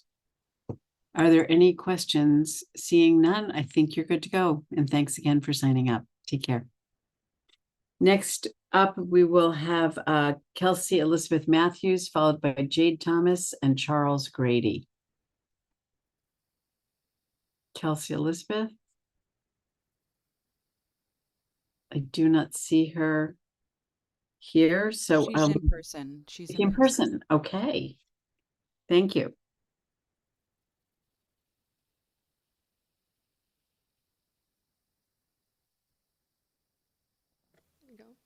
Thank you to Senator Marr, Representative Paris, and the members of the Committee on Children. Thank you for allowing me to testify today in support of Senate Bill 264. My name is Kelsey Elizabeth Matthews, and I'm a Bachelor of Social Work, an MSW Policy Practice student at UConn, and the reigning Miss Shoreline 2026. I am also the founder and CEO of Phoenix Rising Coaching and Consulting, where we work to confront ineffective and abusive leadership, address institutional harm, and build trauma-informed, people-centered systems that restore trust and strengthen communities. I am testifying today as someone who understands the lived experiences of the children who fall through the cracks in the system, because after being born addicted to drugs, I became one of those children. My experiences in the DCF system occurred before the passage of Jennifer's Law and Public Act 2178, at a time when coercive control was not yet recognized legally as a form of domestic violence. Because of this, the chronic psychological abuse that I was enduring went unaddressed. This legal and policy gap directly contributed to my continued exposure to domestic violence. However, even when the state had dozens of open DCF reports and the abuse that I was enduring was documented, there was still no intervention. Despite this, the state left me to be routinely placed in life-threatening situations and forced to carry the burden of keeping my mother alive until I found her dead of an accidental drug overdose 10 years ago this week on February 26th of 2016. Accountability matters now because the consequences of these failures extend beyond one single case. My mother lost her life, and my grandparents lost their daughter while attempting to navigate a situation that they were not equipped to handle and we should have had more support with.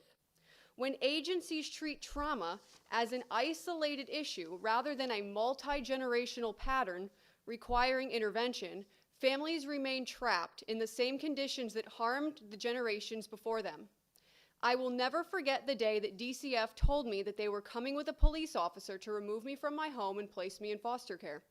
I was an undiagnosed autistic child who took them at their word. So I packed up everything I could fit in a few bags and sat on the porch waiting for them to arrive. I waited for hours and they never showed up. That moment taught me more about the gaps in this system than any report ever could have. I have several recommendations to strengthen this bill. As written, the language is too broad to guarantee actionable findings. Transparency and clear reporting requirements must be built into the bill to prevent implementation from being left solely to DCF's discretion. Additionally, a neutral third party must conduct or oversee the study. Allowing DCF to evaluate its own systemic failures presents a clear conflict of interest and risks prioritizing institutional protection over child safety. To reiterate, I do support this bill.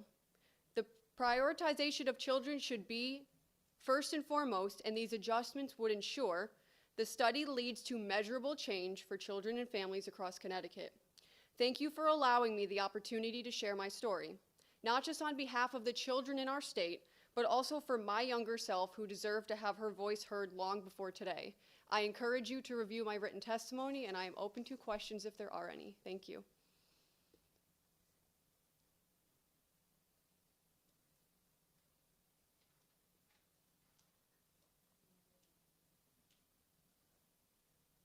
Senator, you're muted. We can't hear you, Senator. Thank you. Appreciate. Representative Wielander. Thank you, Madam Chair. Kelsey, thank you for being here today. Super impressed. Thank you. I'm kind of at a loss for words, which it doesn't happen often. And I appreciate you bringing your perspective, because this is exactly what we need when we're trying to rebuild or realign the structure of something as complicated and as sensitive as this. And I was hoping, I'm going to definitely look at your written testimony again really quickly, or at some point. But did you include your contact information there? And Yes, my email is there. Okay, perfect. So if we wanted to have a follow-up conversation and talk about some of the details, because this is a very broad concept and by design, so it can allow us to incorporate different things in. But I really do appreciate, and if there's anything else, because I know sometimes it's hard to fit things into 3 minutes. Definitely. It goes faster than we think, that you feel would be very helpful, because I 100% agree that when we are looking at trying to assist children and families in really difficult situations, it has to be a wraparound approach, because they don't, that trauma does not live in silos, and it does carry forward generationally, no matter what the outcome is. So I'm very sorry for the loss of your mom. Thank you. And just want to really thank you for everything you're doing, and really just super glad that you're here. Thank you, Madam Chair. And yes, please feel free to reach out. I'm happy to assist. Senator Marr, Yes. just wanted to, Rep. McGee has a question in person as well. Okay, and followed by Representative Martinez. Sorry, I always say it wrong. I apologize, because I have a brother named Martin. That's why I say it wrong. Anyway, thank you, Representative McGee. Thank you, Madam Chairwoman. And I'm going to echo the sentiments of Rep. Wielander. It's awesome when we can see faces to legislation that we create. Obviously, as we're doing this work, when we have someone in front of us giving us insight and information to personal life and experience, that really helps us to do justice by the legislation that we create. I also know you personally. And this session it's been filled with testimonies of people that I know. And so I remember hearing your story and knowing your story when you were 13 and 14 years old. So to see you do the advocacy work that you're doing today is absolutely incredible. And I just want you to expound a bit on how your life circumstances and the trauma that you overcame led you into the career path you're in, and how it's been used as a device to help amplify the voices of children. Yeah, I always knew that I wanted to go into some form of advocacy, social work, and I never thought that my area of expertise, if you will, would end up being leadership development. But what I started to see was a pattern. And so I lived in Las Vegas for 8 years. I attended the University of Nevada, Las Vegas. And when I was out in Vegas, I was noticing these repeated patterns of behavior within institutional environments. And there was just one after another where I was finding myself being mistreated or borderline emotionally abused by people in institutional positions of power. And I finally got to the point where I realized that it was just like the patterns of coercive control that I was experiencing in my childhood. So I went down a rabbit hole, and I, joined the Maxwell Leadership Certified team. I got certified with them. And I finally realized that the pattern that I was seeing was people in leadership positions that either didn't have the skills, right? Because leadership development, it's a skill. We can teach people to lead. It's something that can be taught. So I was noticing that people either didn't have the skills to lead people, because we manage things and we lead people if we do it well. But the other problem that I saw was that people were ending up in these roles without the right intentions. And so that is how I ended up getting into, leadership development, because there were way too many instances where I was seeing people who are public servants, right? We see it all the time, who are harming, either intentionally or not, because we all have trauma. So we are taking our trauma into our workplaces, into our communities, and that is the goal of trauma-informed leadership, to take the approach of switching language from what is wrong with you to what happened to you, and taking that emotionally intelligent, aware approach. And so that was, part of that story of how I got here. But just looking back on my life and realizing that it was just one system after another that failed me over and over and over, failed my mother, failed my grandparents, right? And I realized that this wasn't a micro problem. This is a macro level problem that is impacting a lot of people. And I finally got to the point where I decided I want to do something about it. So that is how I went into leadership development and started studying trauma-informed leadership, getting my MSW, and really wanting to be able to impact the upcoming generation of leaders, especially, specifically, because I think that if we are able to get to youth young, we might be able to redirect the future trajectory that we're on here as far as leadership. Thank you, Kelsey. I'm very proud of you, and you've given us a lot of resources to work with. Thank you, Madam Chair. Thank you. Thank you. Next up, Representative Martinez. Thank you. Thank you. And thank you so much for your courage with your testimony and all that you're doing for children right now. Your service is really appreciated. And I think you had a lot of great insights in your testimony. So I just wanted to ask, beyond traditional measures like safety, substantiation, or removal rates, what indicators of children's well-being do you believe the study should examine better to understand children's long-term outcomes? I think first and foremost, we need to be leaning on Public Act 2178 a lot more than we are. Obviously, we know that there's a gap between the implementation of Jennifer's Law and the education piece of the coercive control aspect. But I definitely think that with DCF supervision, there needs to be more training and more understanding of what does domestic violence look like in homes where it is more psychologically based than physically based, right? Because for a very long time, the definition of domestic violence was so rigid to where we were looking for indicators, right, of physical harm, like malnutrition, right, things like that stood out, environmental abuse, right, with environments, but coercive control was overlooked. So we had instances where children were literally in psychological war zones in their homes, and we didn't see it. And so I think that the physical piece is important, and I mean, for me, I was assaulted by my mother, and they still did not take me out of that house, right? I got in trouble for that. I was punished for that. So it was completely backward to where I was blamed for everything, and somehow my family managed to be able to twist every single narrative in their advantage, and I just got left there every single time. And so I think that we really need to start, in addition to physical safety first and foremost, looking at the emotional safety and the emotional well-being of children, because physical bruises, those will heal, right? We can intervene quicker on that, but the long-term damage of adverse childhood experiences, ACEs, trauma, children carry that into their adult lives, and that is impacting the professionals and the people that we have as adults that are going out into our communities and our workplaces. So I think that supervision needs to be key. There needs to be accountability within the DCF system. And I understand that caseworkers are flooded, they're burdened. I get that. But at the same time, there does need to be a level of institutional accountability, because I look back on my story now, it doesn't even make any logical sense to me. There is no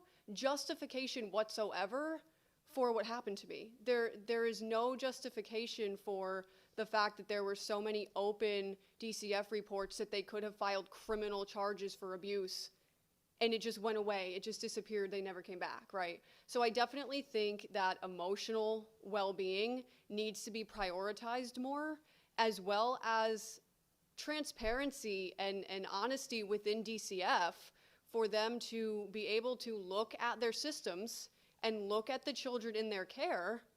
And I mean, that audit that came out in 2025 was very, very concerning, right? And I don't want to place all of the blame on the system, because I understand that there's a lot of factors, but I think that we need to get real and we need to get honest with ourselves and with each other about what is occurring and why.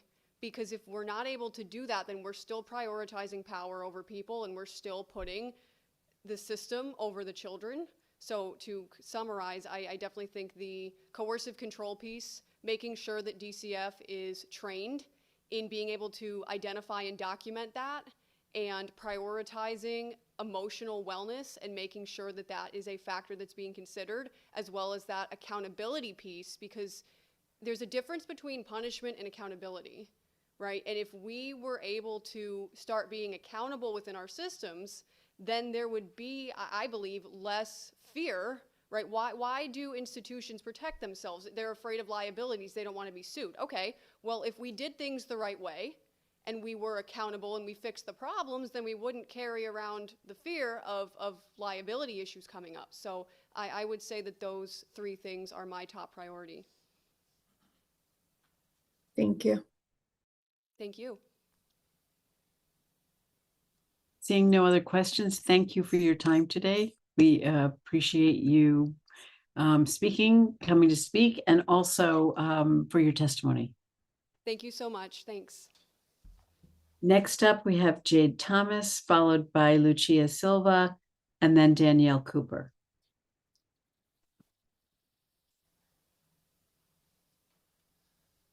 Is Lucia on or in the room? She's in person. Okay, thank you.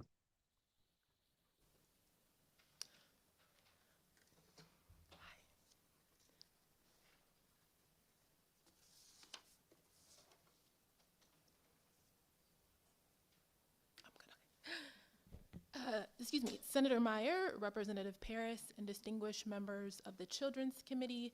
My name is Jade Thomas, and I work as a community engagement and public policy specialist at the YWCA Hartford region. The organization provides critical programs to the surrounding community, including operating early learning centers and before and after care for students in grades K through 5 across Central Connecticut. I am here today offering testimony in support of SB 265 and that concerning additional funding for the Care for Kids program and certain child care providers. Children, regardless of their socioeconomic status, deserve access to high quality and affordable early learning, but costs are prohibitive. Data shows that Connecticut families can pay as much as $20,000 per year on childcare for a single child, a cost which parallels that of in-state tuition at the University of Connecticut. But early care and education is just that, an opportunity to engage our youngest children in learning that will set the foundation for the rest of their lives. How we invest in a child's first years of life are just as critical as the later years. A robust childcare system also supports the state's workforce and economy. Care for Kids is essential. It helps to bridge the gap between what parents can afford and the cost of care. But currently, there are thousands of children on the Care for Kids managed wait list. Too many parents find themselves in an endless cycle, struggling to find work because of inadequate or unaffordable childcare options, and unable to start work due to lack of care. Some families are waiting months, as many as 8, before finally being able to access the state's subsidy system. Centers and family childcare programs that take on the cost burden as families wait to be accepted for Care for Kids, with businesses often accepting what families can afford instead of their full tuition rates, which forces programs already operating on thin margins to the brink. The emergency funding outlined in SB 265 will help to alleviate this strain. Connecticut has set itself apart as a national leader with the creation of an early childhood education endowment. These funds are laying the necessary building blocks to improve the state's early care and education system, but the needs of families are immediate. We must plan for the future and address the now. The YWCA Hartford recognizes the significant steps Connecticut leaders have taken to support families throughout our state. We ask that you continue down the path of addressing affordability and economic stability for families by supporting SB 265. Thank you for your consideration and your continued commitment to Connecticut children and families.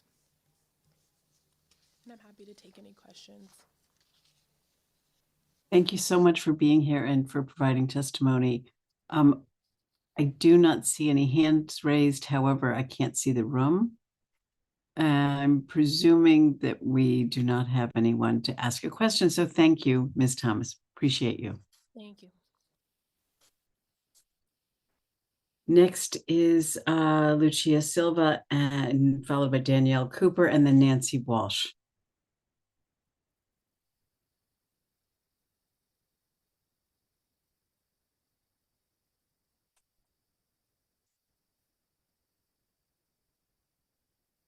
Ms. Silva isn't here.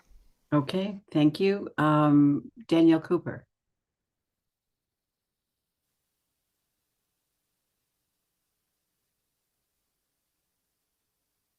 Getting myself together. Dear Senator, Mayor, Representative Paris, and esteemed members of the Committee on Children, I appreciate this opportunity to amplify the recommendations of the Committee on Racial Equity in Public Health. They released their strategic plan, and in it, they articulated several things that I want to support. My name is Dr. Danielle Cooper, and while I am a resident of the city of New Haven, I also work at the University of New Haven in the city of West Haven as an associate professor of criminal justice and criminology, and as the director of research for the Tau Youth Justice Institute. I'm also a certified prevention professional recognized by the Connecticut and Florida certification boards, as well as internationally. Over the past few years, I have served as the chair for the Education and Economic Security Subcommittee of the Commission. I offer my sincere support for the proposal to increase funding for the Care for Kids program by allocating $70 million. This proposal will help the families of thousands of children on the waiting list, frequently for up to 6 months or even a year. This aligns with the Connecticut General Assembly's declaration from Public Act 2134 that racism is a public health crisis, and also from Public Act 2135 that established the Commission on Racial Equity in Public Health. It also aligns with the recent Special Act 26-1, which established the Federal Cuts Response Fund. The Education and Economic Security Subcommittee, which is one of 5 subcommittees created by the Commission, was made up of myself and several additional professionals from throughout Connecticut. Our charge as subcommittees was to add our varying expertise to a community-based participatory planning process, which was vetted by the broader community and then further refined by the Commission. For many months, we debated and reviewed priorities, solutions, and existing resources as a subcommittee. Through this process, the expansion of childcare assistance funding and eligibility was identified as a critical need by community members. Therefore, we concluded with the goal and recommendations supporting the expansion of the childcare subsidy program, Care for Kids, by increasing the funding to reduce the wait list and eligibility thresholds to improve affordability. I encourage you to review the additional recommendations of the Health and Wellbeing Subcommittee, the Housing Subcommittee, the Environment and Criminal Justice Subcommittees. All aspects of the work and the report impact the future of our children. I believe it is also helpful to note that nationally, ALICE stands for Asset Limited Income Constrained Employee.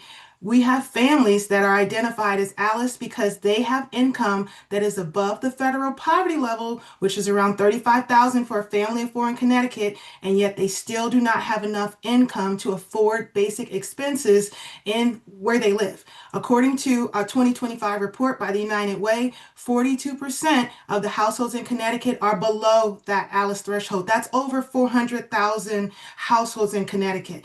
So the issue of childcare affordability is additionally compounded by other economic issues in our state and nation. And when you look at the 2020 Connecticut Inflation Update Report, it acknowledges that we have had an increase of nearly $30,000 in our households since we've experienced 2020, with about $6,000 of that more being spent on shelter.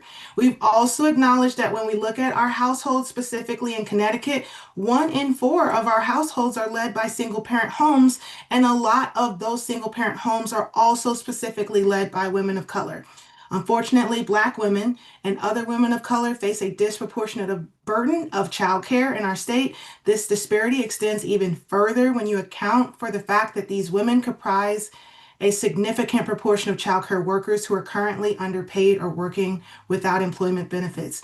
It should be a clear intention by all of us that the solutions created to address the accessibility and affordability of childcare must include policies that address those who are disproportionately impacted or from fragile communities.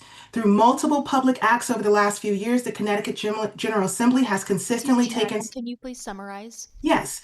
Through multiple acts over the last few years, the Connecticut General Assembly has consistently taken steps forward to eliminate racial health inequities in the state of Connecticut. This policy change will do just that. This is the next call to action. I conclude by thanking each of you on the Committee of Children for consideration of Raise Bill 265, which I strongly support.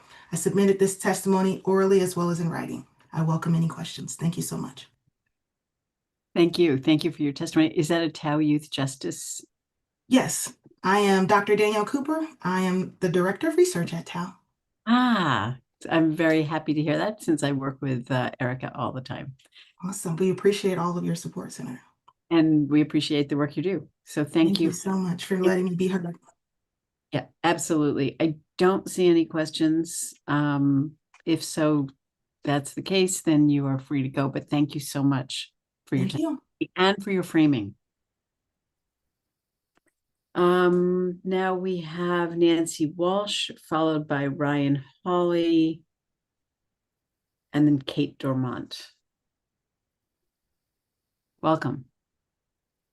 Thank you.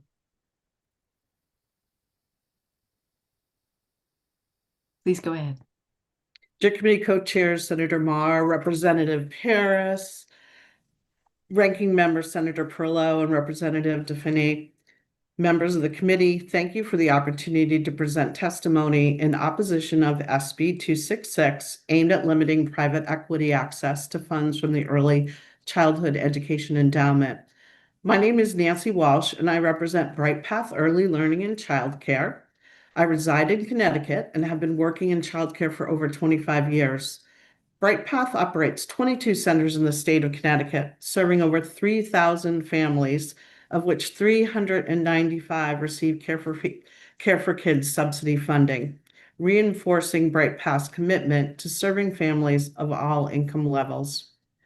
Bright Path employs 920 educators and support staff in the state of Connecticut. All of our centers in Connecticut are NAEYC accredited, and we offer high quality care and education to the children in all of our centers. Our mission is to provide children with the best start in life. Our families need high quality care where they know their children are nurtured and educated so that they can go to work.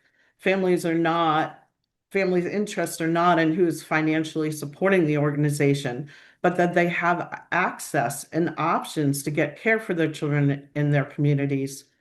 Parents are very supportive of our organization's ability to pay higher wages, provide benefits, and a career path for our amazing educators. During COVID, Bright Path worked with the Office of Early Childhood and remained open to provide care for first responders and essential workers. Bright Path was able to do this and get supplies needed due to the support of the financial backers. While we all hope we are not faced with such challenges in the future, it is important to note that there are providers that have the financial stability and mindset to provide care for children during incredibly challenging times. As a large provider, we can support the centers and educators by having the operational resources readily available to them. At BrightPath, we can support the centers in a day-to-day operations and guide the centers to provide the best quality of care. We're also able to provide the supplies needed in a readily steady fashion. Minimizing access to funding simply because they are owned or controlled by private equity companies seems unfair at best. Certainly, it is not considering the voices of 3,000 families and the 920 employees that have worked hard to provide the best quality of care for thousands of children over the past 30 years. Thank you for allowing me to testify today. Thank you for your testimony.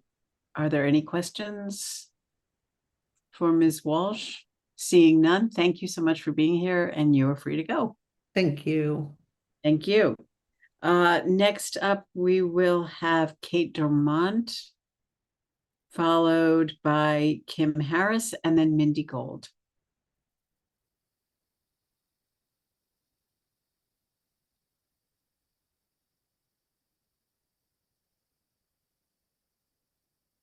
Senator Maher, Representative Paris, Ranking Members Senator Perillo, Representative Dauphiné, and members of the Committee on Children, thank you for the opportunity to testify in support of SB 264. My name is Kate Dormont, and I'm a Fairfield resident currently pursuing my JD and my Master's Social Work. While I am a UConn student and I'm also an intern at the Office of the Child Advocate, I'm testifying today in my capacity as a resident and as a former foster parent invested in the improvement of Connecticut's Department of Children and Families. And the law student in me would like to make it clear that all of the opinions shared with you are my own and do not represent UConn or the Office of the Child Advocate in any way. As someone who's dedicated her life and career to helping and protecting vulnerable children, I was pleased to see SB 264 focused on improving the well-being of children in the care and custody of DCF. It's critical to bring a continuous improvement mindset to agency work, especially when charged with protecting youth. As a former executive director of data and operations, I'm particularly supportive of taking time to dig into what's working and what could run better before making change, which is why I support this piece of legislation. My experiences with work and as a foster parent give me a unique perspective on how policies and procedures can have concrete impacts on people's lives. I appreciate the inclusion of language within the bill that requires the reporting of findings back to the legislature. This is an important first step that requires the report towards accountability, that respects the autonomy of the agency. I believe, however, that there are additional mechanisms that can be put in place to account for DCF's independence while recognizing other stakeholders that are affected by agency decisions.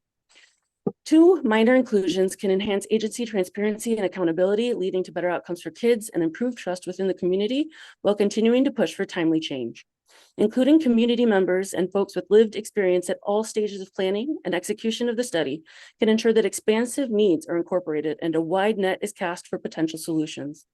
Individuals from community agencies, nonprofits, and people with lived experiences such as those involved with DCF and myself as a foster parent all have different perspectives on how the system is working and what can be done to make children's lives better.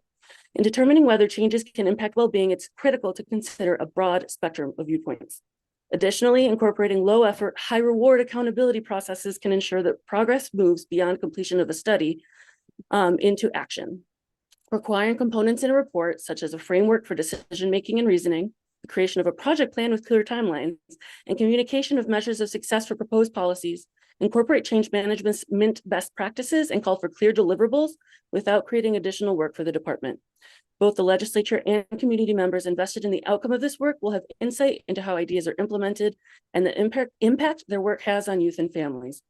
Building a foundation of transparency and accountability now will build trust, allowing for ongoing collaboration amongst groups who all want the same outcomes, improved well-being for youth. Thank you for your time, and I'm open to any questions should you have any. Thank you so much for your testimony. Seeing no questions, I think you're free to go. Thanks, Kate. Thank you. Next, we will have Kim Harris, followed by Mindy Gold, and then Tara Martin. Hey and hello to this committee. I want to give a heartfelt thank you for hosting this well-needed testimonial session today. My name is Kim Harris, and I am testifying today in support of SB 265. First of all, I want to thank the Child Care for Connecticut for working to bring people together, and also Circle. Today, I'm going to be wearing my Circle hat. Every other Saturday, Circle gets together and we talk about how we can better ourselves. I own a center and I have a group. I'm on the borderline of New Haven and Hamden. I'm in Newhallville, and 48% of our children live on the poverty line in Newhallville. So you can imagine having these meetings every other week with Circle. They're vital and they're important, and they keep us updated on things that are happening, how we can better our schools, how we can move forward, how we keep up. So on these meetings, we talk about it's a place and a space where it's safe. We talk about the challenges that are before us and how we have to negotiate prices in order for parents to be able to afford to come in and have high quality childcare and for them to be able to go to work. I know of a few preschools that are really struggling, and they don't even know if they're going to be able to keep their doors open because of the Care for Kids factor that's happening right now. Today, I want to encourage you to move forward with opening up the Care for Kids so that schools who serve the most vulnerable children, the most vulnerable population, can keep their doors open and continue to serve the children that are at most need. The stories are horrific that we're hearing right now. And I know it's Connecticut, right? Connecticut, I'm so grateful to live in Connecticut because as I talk to my friends across the United States of America, it's some rough stuff that's going on out there. So I want to encourage you, I want to challenge you to just keep in mind the most vulnerable children who need these resources to go forward. And I will entertain any questions at this time. Thank you so much, Ms. Harris. We really appreciate your presence and also for bringing us the stories of Circle. It is such a great organization, and I know that it does tremendously good work. And thank you for all you do for the children of Connecticut. Not seeing any questions, I think that you can have the rest of your day back. Thank you so much. Next, we have Mindy Gold, followed by Tara Martin, and then Debbie Pleward. I hope I said that correct.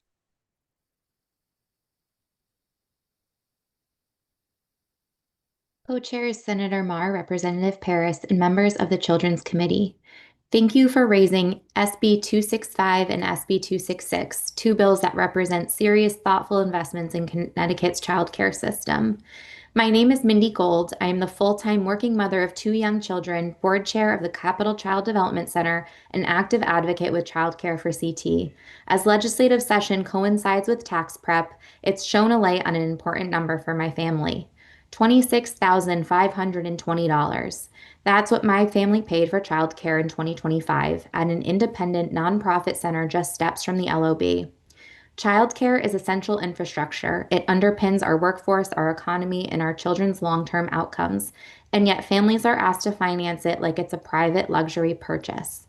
The result is a structurally broken system. The early educators who have loved and nurtured my children for almost 5 years, earning near minimum wages, families paying more than they can reasonably afford, and mission-driven childcare programs operating on the brink because the math does not work. This is a wholly public investment issue. And SB 265 is an urgent, necessary step on the larger journey to universal childcare. When it comes to Care for Kids specifically, right now, many parents find themselves in a chicken and egg dilemma. They cannot work without childcare, but they cannot access or afford childcare unless they are already working. I keep thinking about situations where someone gets a job offer, needs childcare, applies for Care for Kids, excited to get their child structured learning and on a path to early literacy, and is told to wait 8 months for a spot. I mentioned in my testimony last session that I had been laid off and asked to fill out forms at an American Job Center, a place job seekers are encouraged to visit. and signs hung all over around the office were the words "No children allowed." Please tell me how we expect parents to get out of this cycle when they are set up for failure at every point. So fast forward on that once excited parent, 8 months goes by and they get a notice that their number has been called off the wait list. But that job offer has evaporated and no one, not the family, the state, and especially not the child, is better off. SB 266 is also critical, and we must ensure public dollars are not extracted by private equity. The Early Childhood Endowment should strengthen community-based providers and families, not financial investors, and I appreciate this important guardrail. Finally, I want to say, if we are serious about universal childcare, then we must fund the Early Childhood Endowment as projected. As I understand it, all models to get us to the governor's vision were based on a $300 million deposit this year, but the budget proposes less than half of that. With all of the messaging since last June, we have already raised expectations that universal pre-K is coming to Connecticut. Families and providers are listening. Thank you so much, this committee, for your care and attention to the childcare crisis and continued support for comprehensive transformation. Thank you. Thank you for your testimony. Any questions? Representative Wielander. Hi, Mindy. I was wondering if you could just restate the amount that you said that your family spent on childcare in that Yes. 1 year. $26,520. And how many children was that for? That's 2 children. My daughter was in the infant room, and now she's, well, I guess so infant toddler, because that's usually the same rate. And my son in preschool. My daughter also didn't go full time. To save a little money, my mom would help out 1 day a week, and also so that I could see her a little bit while I worked from home. So that's not even full-time care, but that's 2 children. I think it's really important that we note that astronomical amount and also recognize that this is not an unusual amount for families to spend for 2 children. And which is why so many people are staying home instead. Yeah, I would guess that that's not even on the low end. Again, that's at a nonprofit independent center in Hartford. So I would guess that that's maybe middle or lower, comparatively to other families. Which is bananas. I mean, Yeah. I know that's not the professional way to express that. It is. Nuts. So, all right. Thanks so much. Thank you, Rep. appreciate it, Wielander. Madam Thank Chair. you. Thank you, Representative. Okay, thank you so much, committee. Appreciate your testimony. Moving along, we have Tara Martin and then Debbie Pleward and Julian Stakely. You are free to go. I mean, you are free to start. You're on mute.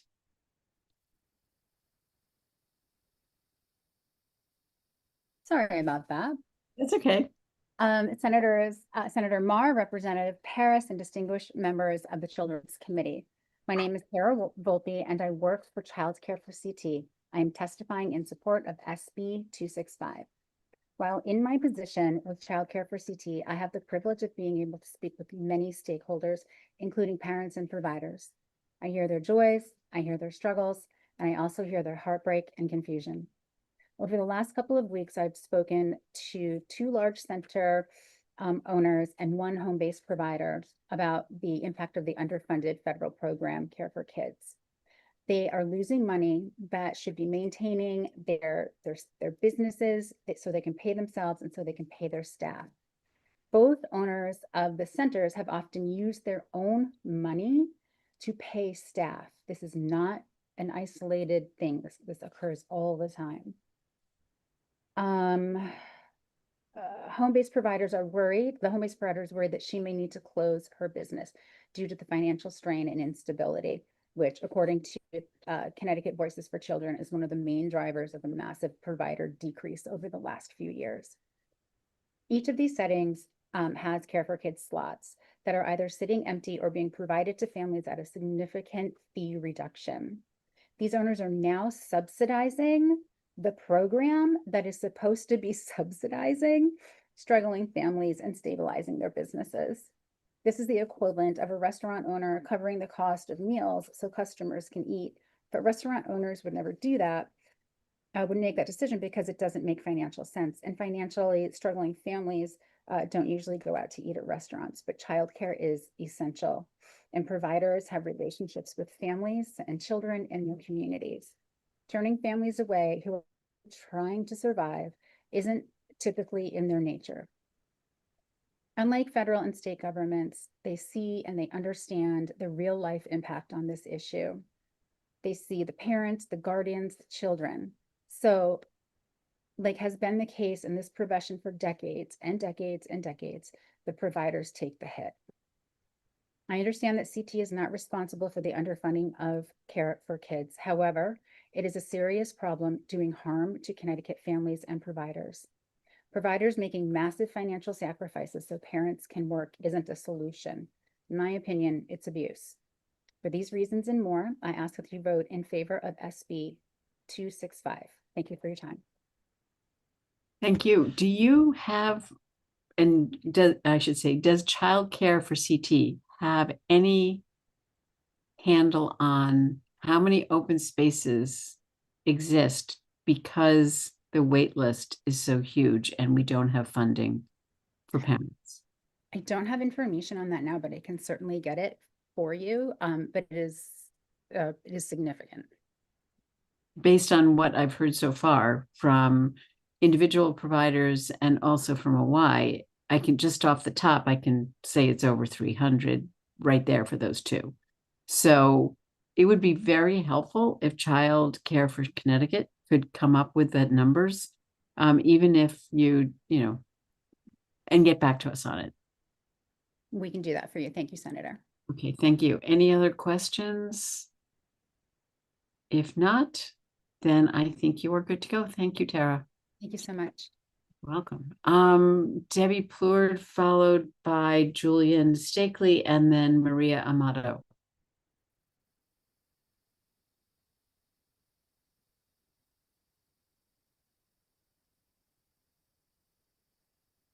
Debbie?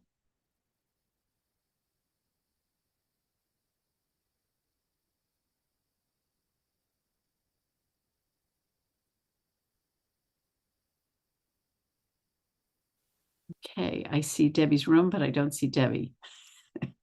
So lovely room, but no Debbie. So why don't we move to Julian Stakely, whom I believe is in the room, and we can come back to Debbie.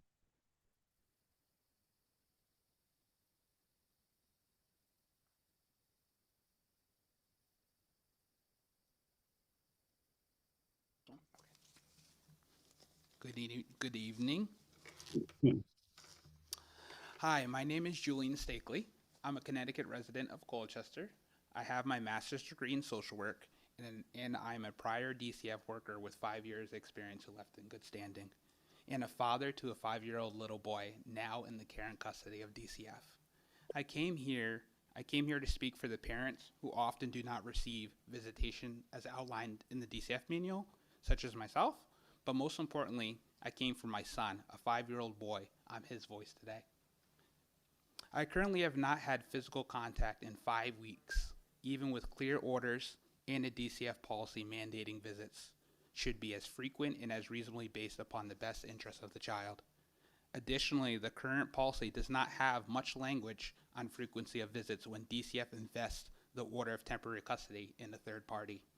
This creates uncertainty where the third party, DCF, and parents need to agree, which often pushes children further away from timely visits with their parents.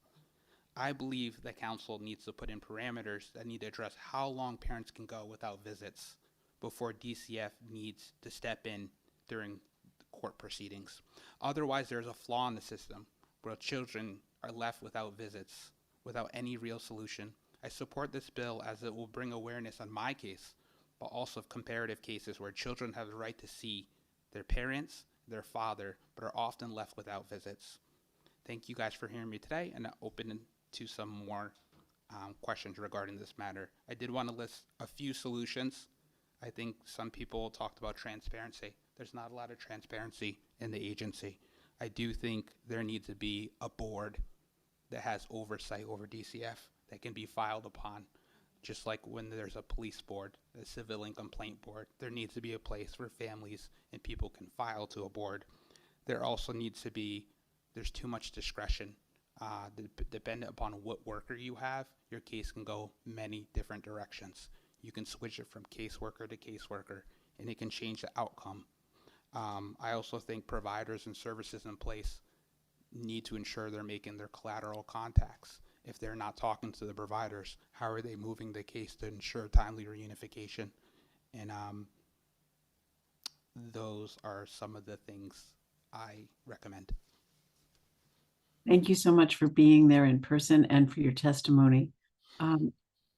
Are there any questions?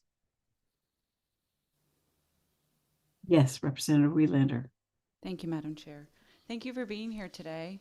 I was wondering if you could, without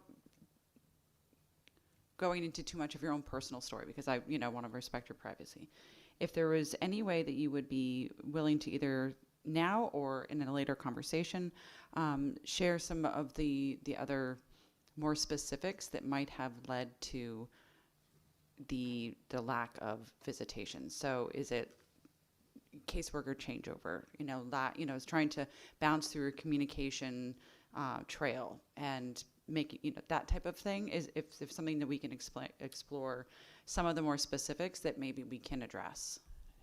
Yeah, I think some of the things that can be addressed was this was more of a custody thing in family court that I called in looking for support of the department to help get us some family counseling to help navigate.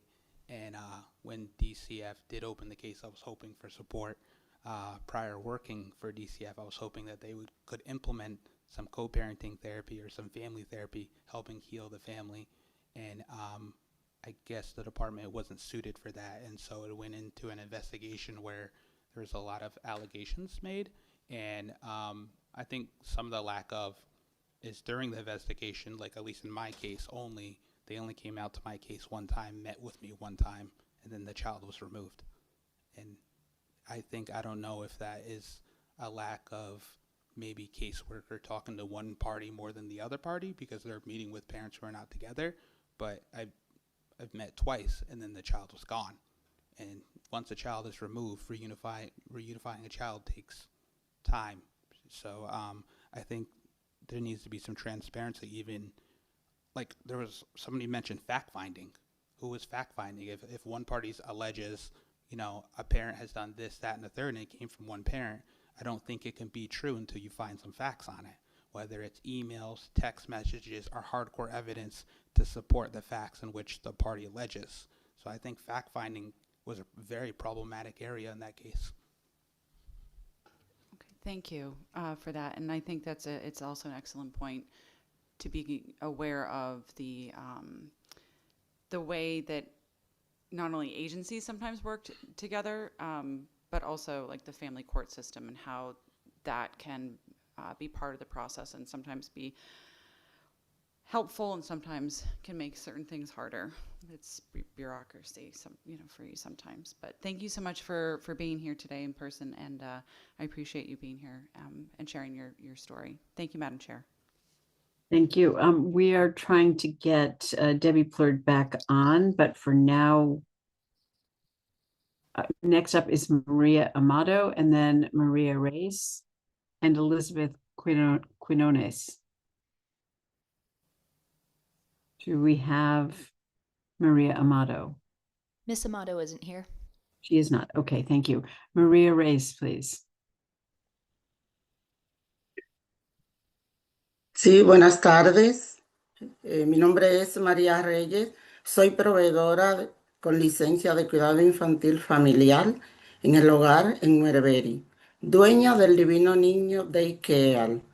Orgullosa miembro de ECIU Local 2001. Y actualmente presidenta del Consejo de Cuidado Infantil Familiar, representando a proveedoras y educadoras de todo Connecticut. Estoy aquí para pedirle que apoyen el SB 265 y que financien los 70 millones de dólares propuestos para eliminar la lista de espera de Care for Kids. Como presidenta de Cuidado Infantil y del Consejo ICIU, no hablo solo por mí, hablo por cada una de las proveedoras en cada región del estado y por las familias que dependen de nosotras. La lista de espera está causando daño real y profundo. Hay espacio ahora mismo disponible en todas partes con proveedora lista. Lo que no hay son fondos para espacio vacío. Significa pérdida de ingreso y pone en riesgo nuestro pequeño negocio y nuestros hogares. También a nuestras propias familias. La infraestructura que apoya a la economía de este maravilloso estado de Connecticut. Pero el impacto va más allá de los negocios de educadora. También está afectada a tíos, abuelos que han tenido que dejar a reducir su trabajo para cuidar a un niño esperando asistencia. Muchos de ellos lo hacen sin recibir ningún pago. El Estado no puede continuar subsidiando trabajos gratuitos sobre la espalda de las familias, mientras algunos pueden trabajar y recibir salario y otros quedan sin apoyo. La presión económica está impulsando a proveedores a considerar cerrar su propio negocio o dejar esta profesión. Otros se ven obligados a servir menos a familias de bajos ingresos, simplemente para poder sobrevivir, y esto no es justo ni sostenible. Le pedimos el financiamiento de Care for Kids con los 70 millones de dólares necesarios para eliminar la lista de espera y traer estabilidad a la familia, a los cuidadores y a los proveedores de cuidado infantil, porque el cuidado infantil es fuerte. Connecticut es fuerte. Les exhorto respetuosamente a votar sí por el SB 265 y también por SB 266. Gracias por su tiempo y compromiso. Buenas tardes.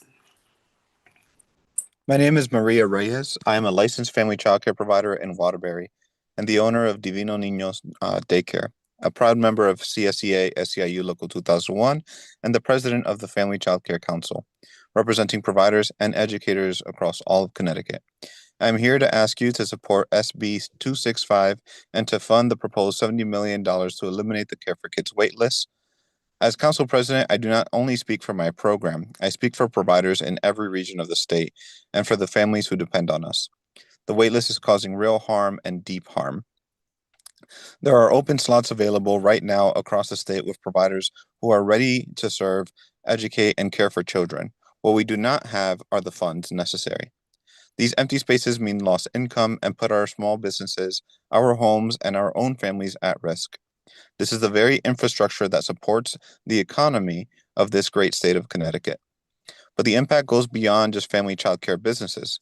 It is also affecting aunts, uncles, and grandparents who have had to leave or reduce their jobs to care for children awaiting an assistance. Many are doing so without receiving any pay. The state cannot continue subsidizing free labor on the backs of families, while some are able to work and earn wages, and others are left without support. The economic pressure is pushing providers to consider closing their programs or leaving this profession altogether. Others are being forced to serve fewer lower income families simply to survive, and that is neither fair nor sustainable. We ask that you fund Care for Kids with the $70 million proposed in SB 265 to eliminate the wait list and bring stability to families, caregivers, and providers. When child care is strong, Connecticut is strong. I respectfully urge you to vote yes. Thank you for your time and commitment. Thank you for your testimony. Are there any questions? Seeing none, thank you. We appreciate you being here and providing testimony. I'm going to pass it over to Representative Corey Paris right now to take over the meeting. Thank you. Thank you, Madam Chair, and also thank you to Representative Wielander for her time of chairing and holding down the fort in person. Maria Amato, who we had skipped over, is present, and so I do want to give her the opportunity to provide her testimony, and then after Maria Amato, we'll move on to Elizabeth Quiones. Maria? Muy buenas tardes con todos. Mi nombre es María Amado, soy una educadora, una proveedora del cuidado infantil familiar en el hogar aquí en la ciudad de Hartford y dueña de Green World Family Child Care.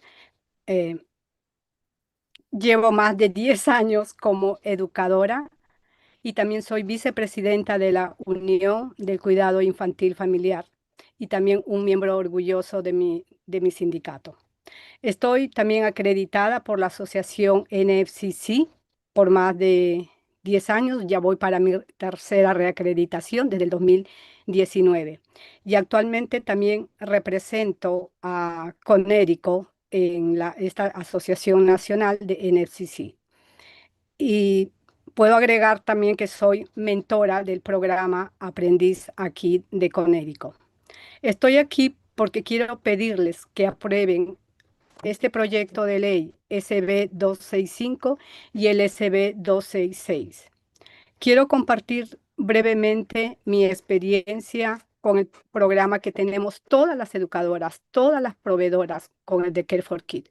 Porque si este programa es cierto, es para ayudar a las familias y a las familias trabajadoras de nuestro estado, esto también afecta a mi negocio, no solamente al mío, de toda la comunidad de educadoras del cuidado infantil familiar aquí en Connecticut. Debido a esta lista de espera, tengo perdone, hay demasiados espacios vacíos que no se pueden llenar. Y estos espacios que los padres en mi comunidad no pueden pagar sin asistencia del cuidado infantil que provee Care for Kids. Esto significa pérdida de ingreso para nosotros que somos las pequeñas empresas y que somos la fuente principal en el estado de Connecticut y también a nivel nacional con el trabajo de las familias. Nosotros necesitamos estos fondos disponibles. El gran impacto de no tener estos fondos está acarreando una situación tanto para las familias, tanto para nosotros como las educadoras. Abrí mi programa para apoyar a padres trabajadores, especialmente a familias de bajos ingresos. Y la lista de espera me está obligando a servir a menos de las familias, que esa fue mi misión cuando yo abrí mi programa. La pérdida de ingresos hace más difícil pagar gastos básicos, como el seguro de mi programa, poder pagar mi reacreditación, poder los servicios de comida, los materiales que necesito para trabajar, materiales de oficina, y esto crea un estrés, una incertidumbre constante para nosotras las proveedoras, como yo que administramos nuestros negocios desde nuestros hogares. Eso significa que no solo vamos a correr el riesgo de pérdida también de nuestro negocio, sino también nuestro hogar se ve de una manera tremendamente afectada. Las educadoras, las proveedoras de cuidado infantil, hacemos lo posible con esta fuerza laboral de Connecticut que pueda trabajar. Por eso le pedimos que financien Care for Kids con los 70 millones de dólares propuestos para eliminar esa lista de espera que está afectando grandemente a nuestro estado y establecer y Señora, proveer una una estabilidad a las familias y a las proveedoras. Resumen, por favor. Invertir en la primera infancia no es un gasto, es una estrategia de prevención y de crecimiento económico para nuestro estado. Nuevamente les pido encarecidamente, por favor, a votar por esta ley del SB 265 y SB 266. Gracias por su tiempo. Hello, my name is Maria Amado. I am a licensed family childcare provider in Hartford, Connecticut, the owner of Green World Family Childcare Home for more than 10 years. I'm also the vice president of the Family Childcare Union and a proud member of CSEA SEIU Local 2001. I'm also accredited by the National Association of Family Childcare since 2019, and I serve as the Connecticut state representative to this same association. I also support and mentor other educators through the Connecticut Apprenticeship Program to achieve their national accreditation. I'm here to ask you for your support for Senate Bill 265 and also Senate Bill 266.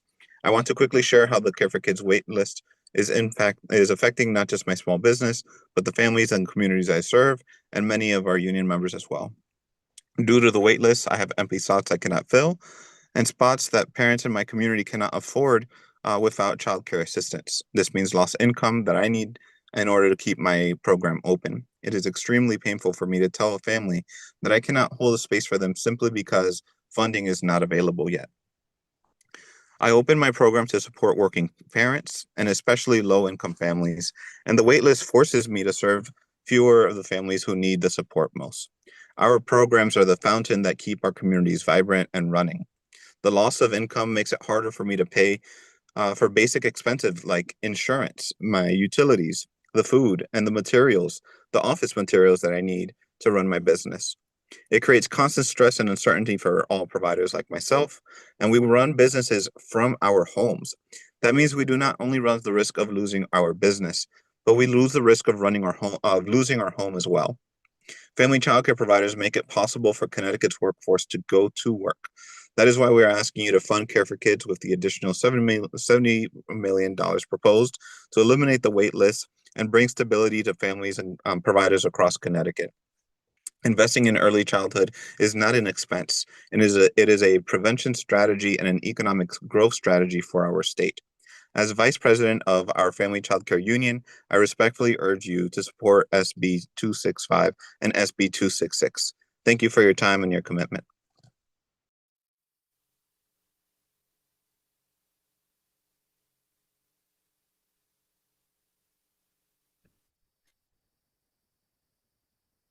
Representative Paris, you're on mute. Thank you, Maria, for your testimony. As we'll try this for the second time. I don't see any questions in the room or online, so we do appreciate your testimony and look forward to continuing working in solidarity with you. Elizabeth, you are up next. And after Elizabeth, we will just go back over to Debbie Plurd, who had some technical difficulties and has now joined us. Elizabeth? Yeah. Good afternoon, members of the Children Committee. My name is Elizabeth Quiñones. I am the Senior Director of Cora's Kids Early Childhood Initiative at United Way of Western Coastal Connecticut. I am submitting testimony in strong support of SB 265, which will provide $70 million for Care for Kids, strengthening access to affordable childcare, stabilizing providers, and addressing regional inequities across Connecticut. At United Way, we stabilize households while driving long-term equitable system change across 27 towns in Fairfield and Southern Litchfield County. In our region, 42% of households over 332,000 households live at or belong ALICE, Assets Limited, Income Constrained, and Employee. Through advocacy, partnership, and target investment, we strengthen economic security, improve health outcomes, and expand opportunity to every person so they can thrive. I work directly with family childcare providers and families in Greater Danbury and New Milford. Funding to clear the Care for Kids waitlist this fiscal year and invest in family childcare infrastructure is urgent. Families face right now rising costs of rent, food, utilities, and childcare, and providers struggle to sustain their programs. Connecticut has more than 1,800 family childcare providers. Just fewer, like 4% of them, meet accreditation requirements to access to early childhood endowment funding, like Early Start. In Greater Danbury, there is no local OEC-supported family childcare network to help providers to navigate accreditation. You know, they can access to CDA or NAFCC support in their own language. Care for Kids remains the only accessible subsidy for many small businesses serving high-needs families. Meanwhile, more than 4,000 children statewide and at least 200 of them in our region remain in wait list, leaving parents unable to fully participate in workforce and providers unable to stabilize their programs. Through our program, Cora's Kids Family Childcare Initiative, we provide hands-on technical assistance, credential support, business coaching, and culturally responsive guidance. In 8 years of working with providers, in this region. We have support over 150 providers, close to 900 children. This year, we are reaching the goal of 1,000 providers in our network. And also, I want to say that we have 90% of retention. That means that providers who start their business stay in the business for at least 3 years. If we don't clear the Care for Kids waitlist and invest in family childcare infrastructure right now, we risk programs foreclosures, increase unlicensed care, which was the main goal of this network in the beginning, just mobilizing providers who were operating without a license, taking care of more than 12, 15 kids in their programs. Also, we are, parent leaving the workforce, particularly in economically and vulnerable communities. I respectfully urge the committee to fully fund Care for Kids this fiscal year and strengthen family childcare infrastructure, including Chorus Kids. I really appreciate your time. I know it's a long day for all of you. I thank you for your leadership and also for the opportunity to testify today. Thank you so much, Elizabeth. We appreciate your testimony and certainly the work that you're doing on behalf of so many others. Believe there is one question in the room from one of the two people in the room, Representative Wielander. Thank you, Mr. Chair. Elizabeth, thank you for being here, and for specifically, I wanted to highlight what you mentioned about the number of providers that would actually even qualify for the endowment according to the requirements in your area, and just how, even though there is this option there, it doesn't actually serve your community, and how we really need to have more than one option. Again, that all of the three-legged stool of, At this point, I think we have to have a balance in the process. As I mentioned, this is a long-term goal for Connecticut. We know we have providers, we know we are supporting them, but now with endowment, we are asking them for new requirements.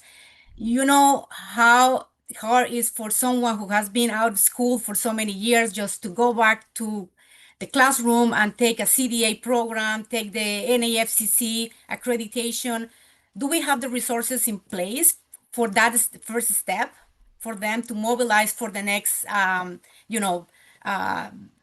goal, which is going to be, I'm going to be accredited so I can participate in the Early Start programs. Right now, out of the 150 providers that we have in this region, just one qualify for Early Start. Wow, that's really important to note, and thank you for bringing that up.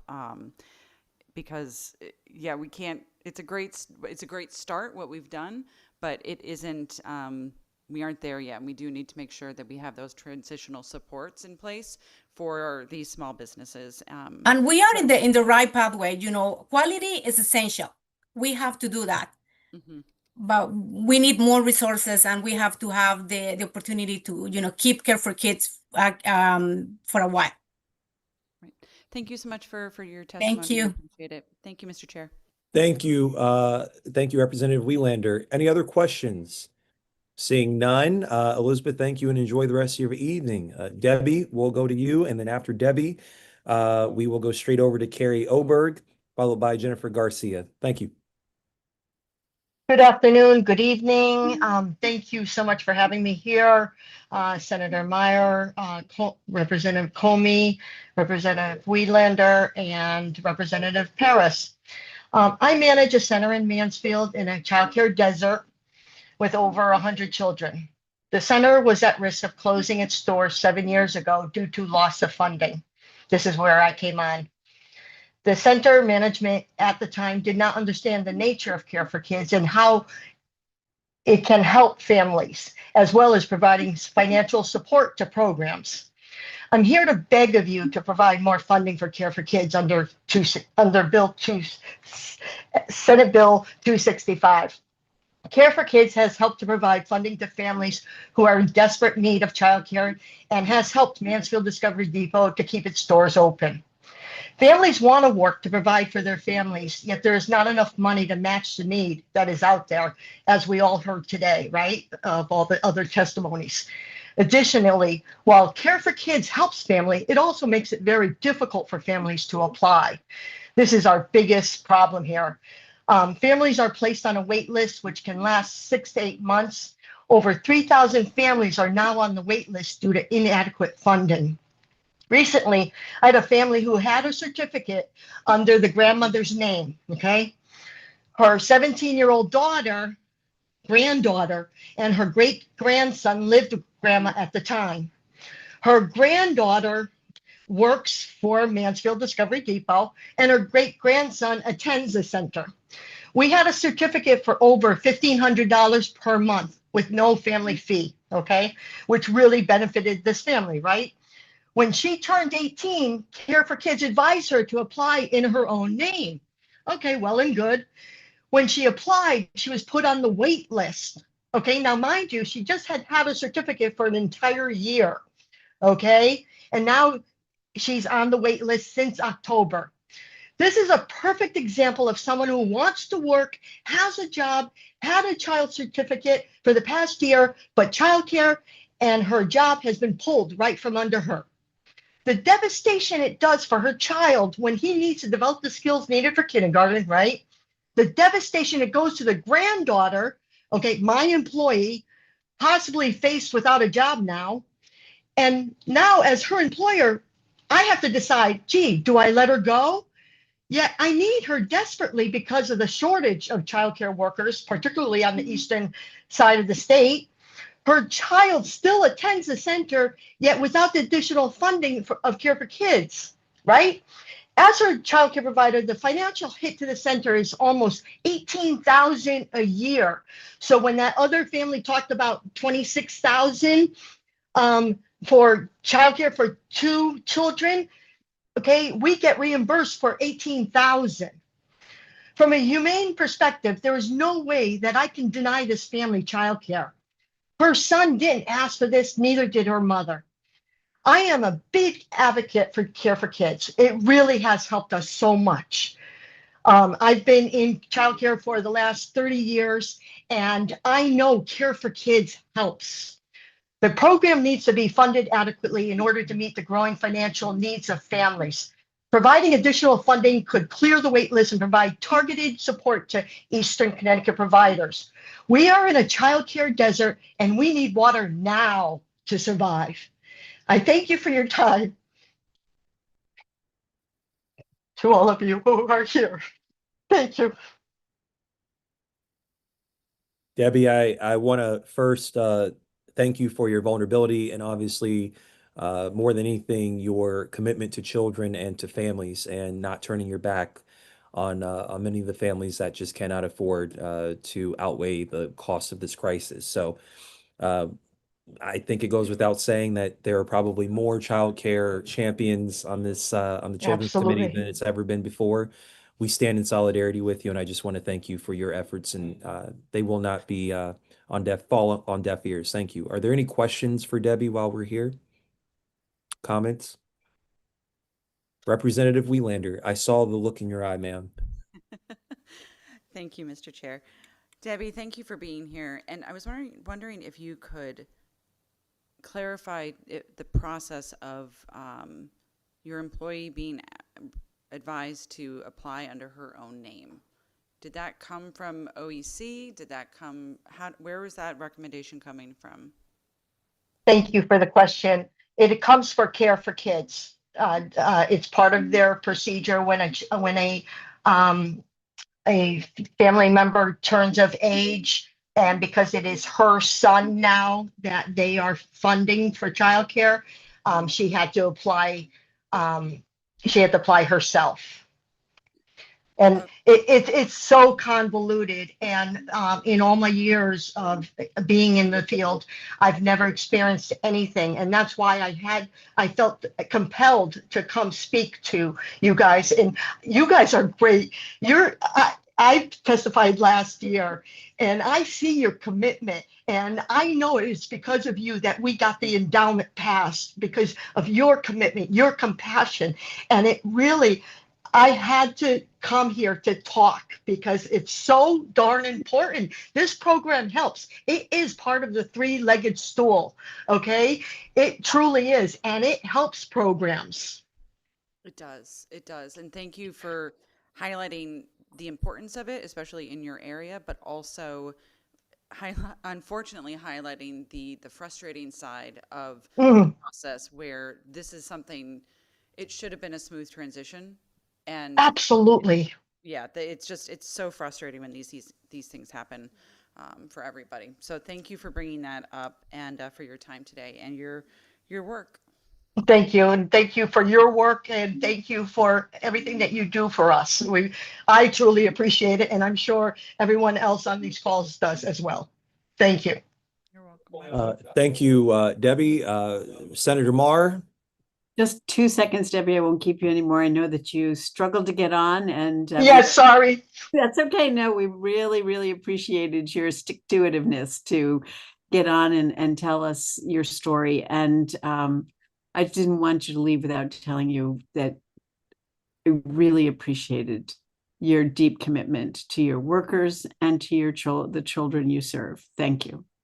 Thank you so much. Thank you, Senator Marr. Any other comments, questions? Seeing none, Debbie, enjoy the rest of your evening. Picking up from where we were with Debbie, we'll now go straight to Jennifer. Carrie, excuse me. Is Carrie Oberg? I want to do my due diligence. I don't believe she was either online or in person. She's not here. Thank you. So Jennifer.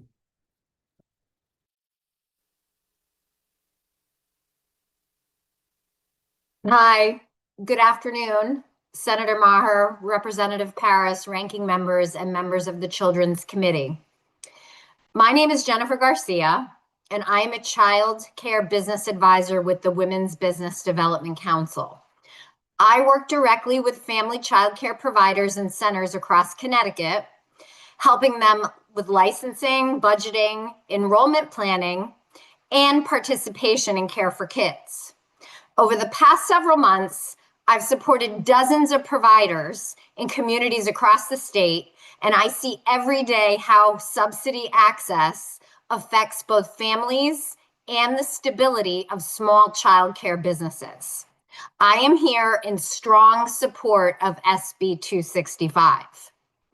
We currently have about 3,000 families representing roughly 4,000 children on the Care for Kids waitlist. Families are waiting around 8 months before being invited off the list. 8 months is not just a delay. 8 months is lost wages. It's postponed job starts. It's education programs that are put on hold. I talk with providers like Debbie every week, every day, who are navigating this exact same situation in real time. Recently, I worked with a licensed family child care provider who had open, ready to fill slots. She had just opened her business. She had parents reaching out who were prepared to return to work. One had completed a workforce training program and secured employment. Another had the opportunity to move from part-time to full-time hours, but they were stuck on the Care for Kids waitlist. The provider wanted to hold those spaces. She understood how important this was for those families, but she still had a mortgage, utilities, food costs, insurance, compliance expenses. And in many communities, there simply aren't enough families who can afford to private pay. So providers, like my client, are often left to choose between holding a slot with little or no income, or the alternative, leaving it vacant while waiting for the subsidy approval. Neither option is sustainable for a small business operating on razor-thin margins. When subsidy access is delayed, families cannot move forward and providers cannot plan. They hesitate to hire staff. They delay expansion. They operate month to month instead of building stability. Clearing the Care for Kids waitlist would do more than just help individual families. It would create predictability. It would allow providers to staff appropriately, retain educators and staff, invest in quality improvements instead of constantly managing uncertainty. Stability in this sector has ripple effects. It strengthens workforce participation, supports local employers, and protects existing childcare supply. The $5 million targeted for providers in Eastern Connecticut is also critically important. That region continues to experience capacity shortages and workforce challenges, and strategic investment there can help further prevent erosion of access in an area that's already qualified as a childcare desert. If we don't address this backlog, the instability continues for families trying to work and for providers trying to keep their doors open. When Care for Kids works, families work, and providers can sustain their businesses. I respectfully urge you to support SB 265. Thank you for your time and your continued commitment to Connecticut's children and working families. I'm happy to answer any questions.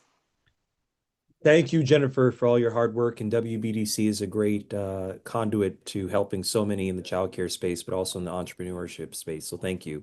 Any questions from anyone? Seeing none, Jennifer, please enjoy the rest of your evening. Thank you. Thank you. Next up, we have Sarah Egan, but I am told that she's neither in person or remote. She's here. Oh, never mind. Sarah Egan.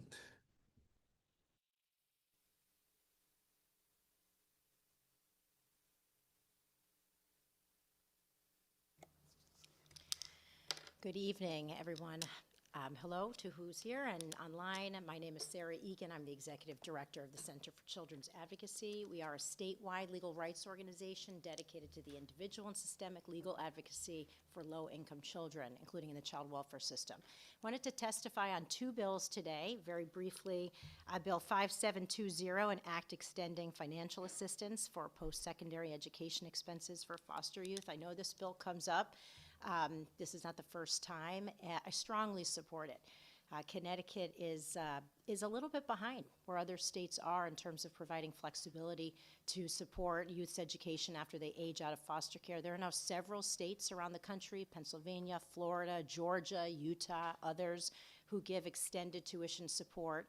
As someone who took more than 4 years to graduate from college myself for a variety of reasons that have to do with life, I think we need to be doing all we can to support young people who are aging out of foster care with no legal guardian other than the state of Connecticut. I'd also like to testify on Bill 5721, an act adding staff into the Office of the Child Advocate, which is also something that's come up before. The legislature has been very supportive of the role. Sarah, would you forgive me for just one moment? Would you mind getting closer to the microphone? I have a few representatives who have shared that they are having a hard time hearing you. My apologies. No problem at all. Testifying on behalf of 5721, the act adding, requiring additional staff into the Office of the Child Advocate. The Center for Children's Advocacy every day is representing children in foster care and children involved with DCF. Every day we see the challenges in our system, including just over the last few months. We have, just to give you a little flavor of what we see, we have a 10-year-old who just celebrated her birthday in yet another institutional placement because there's no appropriate foster home for her that can meet her needs. We're representing a 6-year-old who's on his 5th placement while in DCF care. That includes 2 weeks in a psychiatric unit of a hospital. And we're representing multiple teenagers from 13 to 17 who are living in state licensed shelters and running away from state licensed shelters because those are the only placements that are offered for them. And I want to be clear that this is not because folks at DCF are not working hard every single day to manage complex cases and all the risk that comes with them, but we are increasingly doing that as a state without the resources that we need to do that properly and to honor and enforce children's legal rights to care, treatment, family preservation, etc. So putting staff into the Office of the Child Advocate is a piece of the type of robust, comprehensive infrastructure we need to make sure that our child welfare system is transparent, accountable, and providing regular information to the public and the legislature about what are the resources that are needed and the policies that are needed to sustain progress at DCF instead of making progress and then falling back because of the challenges in the world and the challenges that affect agencies. So to sustain progress, we need to invest in that type of infrastructure. So I strongly support this bill and the efforts of the committee to work on these issues this session. Thank you very much. I think I got a little extra time because of the microphone issue, so I appreciate it. No worries, Sarah. Thank you so much for your efforts and all of your hard work. Are there any questions for Sarah? Representative Dauphiné and then Welander. I couldn't tell who went up first. Thank you. Thank you, Mr. Chair. Hi, Sarah. Great to have you here today. My question is just what exactly would you use the extra staff for with the child advocacy that we're talking about here? Yeah, thanks for the question, Representative Dauphiné, and good to see you as well. So the office, as you know, is fluctuated in size over the years and is relatively small for the scope of mandate that it has, right? Which is to respond to individual citizen concerns, investigate complaints that give rise to a systemic problem, conduct child fatality review, conditions of confinement review, et cetera. So its resources are spread very thin in when a need arises to really focus on one particular system. So with additional staff in the Office of the Child Advocate, I think what they could do, and perhaps what the committee envisions, is they could dedicate a couple of FTEs specifically to regular qualitative review of services delivered to and outcomes for children in the child welfare system. And with that, provide perhaps more frequent reporting to the entities that should receive that information, the public, the legislature, the Children's Committee, and any other oversight entity that has a role with DCF. Thank you for that. I guess I'm trying to understand exactly, I guess maybe I need to learn a little bit more how the child advocate role plays out with regard to recommendations, decisions, who plays a part in input with that.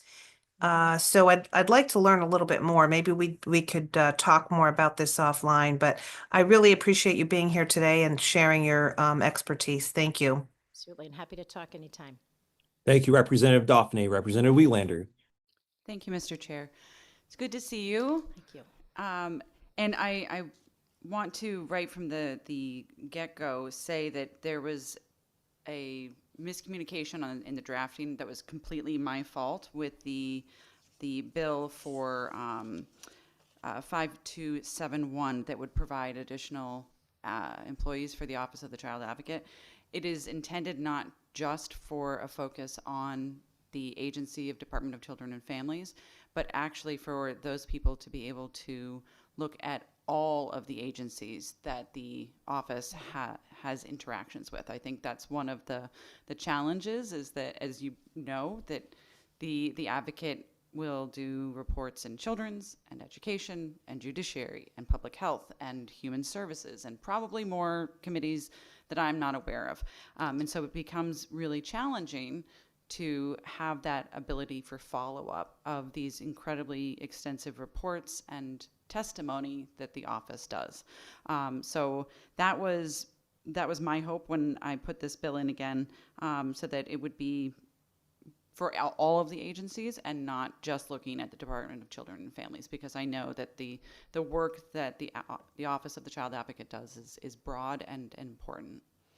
So wanted to say that. And I was wondering, and so I'm sure there'll be substitute language that, again, my fault. Our LCOs are amazing. But I was wondering if you could speak to 5270, the post-secondary expenses supports.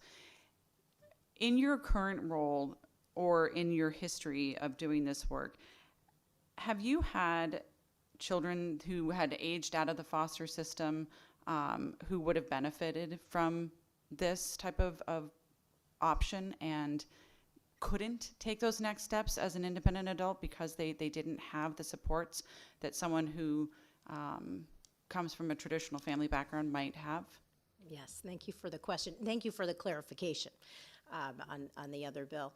I think it is hard to imagine a young person that we have worked with who would not benefit from more flexibility, more support, more time in becoming completely self-sufficient. And I know that the bill is really talking about tuition assistance, not staying with DCF supervision until they're 25, but really having that extended tuition assistance so that, you know, if they're part-time at school for a while, if they have to take time off to work, if they struggle with their housing, there's so many things that happen to young people anyway in that time of life, much less our folks who are, you know, aging out of the foster care system. So I think many youth could benefit from this. We know that outcomes for youth aging out of foster care generally are poorer than for their peers who are not involved in that system, and that youth aging out of foster care are much greater risk for housing instability, not completing their education. I mean, DCF shared, to their credit, they shared with the statewide advisory committee one statistic I thought might be helpful to you in thinking about this, is that in 2024, among young people age 18 and above still with DCF, only 47% had graduated from high school while in DCF care. And only about 67% had an approved transition plan, you know, for their aging out process. So we know we have a lot of work to do to give young people aging out of care the help and support that they need. This is something that other states are doing that I think we could replicate. Thank you for that that statistic. I think that is really telling. And in my perspective, I think we as the state are acting as their parent. And I know as a parent, I'm providing supports to my kids probably longer than I'm going to want to when they're in their 20s. But it's my responsibility to try and help guide them. And so I think being able to take this responsibility and this role on as a state for the children who are in our care legally, it's really important that we do. So I appreciate you speaking on this, and I'm sure that it will be a continued discussion. So thank you. Thank you, Mr. Chair. Thank you. Thank you, Representative Wielander. Sarah, just before you go, I admire both of your comments, or I appreciate your comments and the comments of Representative Wielander around us, around this imperative of taking care of our young people and giving them a pathway, either a trades program or going to college. I think that we need to provide some level of assistance to them, certainly. I think it's been said that this has been overseen, a program or voucher system has been overseen by DCF for quite some time. Do you know the efficacy of that program, of how successful it has been? I have heard from many people across the state that it is very hard for them to access this for their young person in the foster care system. So could you just tell us some of the challenges that perhaps the agency might have in terms of actually implementing this and getting the right resources and opportunities to these young people? Yes, well, thank you for the question, Representative Paris. You know, I think with all things, you know, how youth access the benefits that they might be entitled to is variable depending on what DCF office they're working with, the social work team they're working with. You know, there are many success stories, obviously, for youth, you know, 18 to 21 with DCF. And DCF will offer some flexibility to continue to provide some support past age 21 for some youth. So I don't want to paint it all with one brush, but, you know, obtaining and maintaining the benefits that the young people need, that we work with and that our colleagues work with, you know, can be challenging. And the other thing that compounds that problem, Representative Paris, is that, you know, many of these youth, while they all have legal representation through age 18, not all of these youth maintain that connection to a lawyer or advocate after they turn 18, which means that, you know, as they're navigating these challenges with maintaining benefits and maintaining housing and maintaining access to tuition assistance, a lot of them are doing that completely on their own. You know, and some of these youth have like a great social worker that they have a great relationship with and that works, and some have less of a rapport and less of a consistent relationship. And if they're not living in a very stable environment with a guardian-like relationship with an adult, it is very, very, very hard for them. And we want to make it easier. And I totally agree with you. And I think that we should give opportunities to people and see what they do with it, for them to be able to write their own story. I think what I have challenges around is that if this is a program that's in place, that should be made available to people, and there is a barrier to accessing that program, so that people can have a pathway forward, that's going to further set the young person back even more, not just in terms professionally or maturity wise, but also emotionally and mentally. And so I want to be sure that if there is a way for us to make it easier for the agencies who have cognizance over ensuring that these vouchers are given to people, that we remove whatever barrier we possibly can so that young people can start their lives on the right foot. Thank you, ma'am. I appreciate your comments. Thank you. Okay, thank you. Joshua Kelly. Thank you very much, Representative Paris, distinguished chairs, vice chairs, ranking members, and members of the Children's Committee. My name is Joshua Steele Kelly. I am the CEO of the Thames Valley Council for Community Action, TVCCA, which is one of Connecticut's 9 federally designated community action agencies with a mission to abolish poverty. I'm testifying to express TVCCA's support for SB 265, an act concerning additional funding for the Care for Kids program and certain child care providers. I do want to take a minute to mention that speaker number 51, Jennifer Garcia, said a lot of truly fantastic things about Eastern Connecticut and its impact. I'm hoping to expand on that to an extent. TVCCA and its subcontracted partners provide both state and federally funded childcare services at over half a dozen different sites across Eastern Connecticut. At the sites that we operate ourselves, we currently serve approximately 450 children in New London County, with our largest centers being located in Norwich, Taftville, New London, Groton, and Griswold, in and around some of the state's most distressed communities. We are working hard to increase our capacity throughout the region with the creation of new and expanded childcare centers, but grant monies for childcare centers are hard to find and even harder to obtain. There's no question that there is a deficiency of affordable childcare in the state of Connecticut. As of January 29th, the Care for Kids alone, Eastern Connecticut had 246 children on the wait list.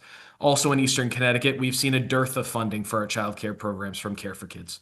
One child in the Eastern region is reimbursed at a rate of $315 per week, the lowest rate in the state, while the same child just an hour's drive away in the Southwest region would be reimbursed at $519 per week, a $204 a week per child difference, meaning childcare providers in Southwestern Connecticut takes in 64.7% more from the Care for Kids program than a provider in Eastern Connecticut. There are cost of living differences between various subregions of Connecticut, but none that come even remotely close to approaching a 64.7% difference. The reimbursement rate for Eastern Connecticut is not only offensive and and signals a lack of care for families in the region, but this $10,608 per child per year reimbursement difference puts Eastern Connecticut providers at a severe disadvantage as we work to recruit candidates who could commute to Southwestern Connecticut for increased pay if they so chose. As we work to keep our childcare centers in a working and healthy condition for our children, and as we desperately try to stay open to provide this essential service despite increasing costs and mandates, making it less and less likely each passing year. Beyond woes in Eastern Connecticut childcare centers that the Eastern Connecticut childcare centers are facing, the lack of sufficient childcare supply and heightened demand for the service, plus a lack of adequate investment in childcare services that would allow us to attract and retain teachers that work in this field, continues to lead to higher and higher prices and an increasing number of people who are not able to enter the workforce because they cannot afford to pay childcare costs associated with that return to work, or they cannot logistically find placement for their child or children while they're at work. Our state desperately needs this proposed $70 million investment in Care for Kids, but I question whether $5 million for Eastern Connecticut providers is truly enough to get our region's child care programs back on track. To the point of speaker number 7 a little bit earlier today, there is a large disparity already that exists between these centers. I hope that my testimony today really underscored that point. This is a matter of equity, and investing in Eastern Connecticut is about repairing some past broken policy that really needs to be tended to. So I urge you to support SB 265, but ask the committee to consider raising the recommended amount to be appropriated to increase Eastern Connecticut's reimbursement rates. And on behalf of the many young children who cannot advocate for themselves in our state, thank you for your time today. I've been watching along since you started. I know it's been a long day, and the end is just in sight. And thank you for your attention to this matter. Thank you, Josh. I appreciate Joshua, excuse me. I appreciate your comments, Representative Ann Dauphiné. Thank you, Mr. Chair. Thank you for being here to testify today. My question is based around some of the challenges that make it very difficult for you. You mentioned cost, but then you mentioned mandates. Can you identify some mandates that maybe we can better understand that make it difficult for you? Absolutely. A lot of it revolves around reporting, actually. And this isn't necessarily something that's happening in the classroom, but the sheer volume for a nonprofit like a community action agency of reporting that we have to do, the number of finance staff that need to be employed, the number of individuals within our childcare programs who are employed solely to really oversee the administrative side as opposed to being in the classroom and helping kids one-on-one is significant. There are, of course, ratios which we want to support, but we find it very hard given the lack of reimbursement to keep up with filling all of our assigned teacher slots and to make sure that we're meeting those state mandated ratios. And I hope that demonstrates a little bit about some of the mandates that we're facing, but every mandate has a cost. And I don't think that that's discussed at every turn that it should be within not just state, but federal and local policy making as well. And I know that there's been an increased attention given to unfunded mandates in the past. Every time a report is requested, every time that there is a demand that is placed that is outside of a decision that a private provider is allowed to make, there's a cost associated with it. We want to provide high quality childcare, but we need the reimbursement in order to be able to support that. We want to make all the reports and be as transparent as possible with the state as we can. But we also need to make sure that information isn't being duplicated in various reports. We need to make sure that the state's sharing information within its own departments. And we need to make sure that there is a conversation before new mandates are passed as to how that's going to impact the provider. Thank you, Josh. If you think of any others, please, if you can highlight those, those are helpful. I always tell my constituents and everybody, mandates equal money, Yes. no matter what they do, whether it's more manpower to implement the mandates or whatever is behind that. Mandates equal money. And I think a lot of people are quick to want to mandate things when in fact they cost money. So thank you so much for your testimony today. Thank you, Mr. Chair. Thank you, ma'am. I appreciate that. Thank you, Joshua. I don't see any other questions. Thank Emily you. Knox, we're down to our last two. Emily, I believe, is in the room, if I'm not mistaken. And Alex Villamil, who will be our last testifier, is online. So, Emily, you have the floor, ma'am. Thank you. Good afternoon, or good evening now.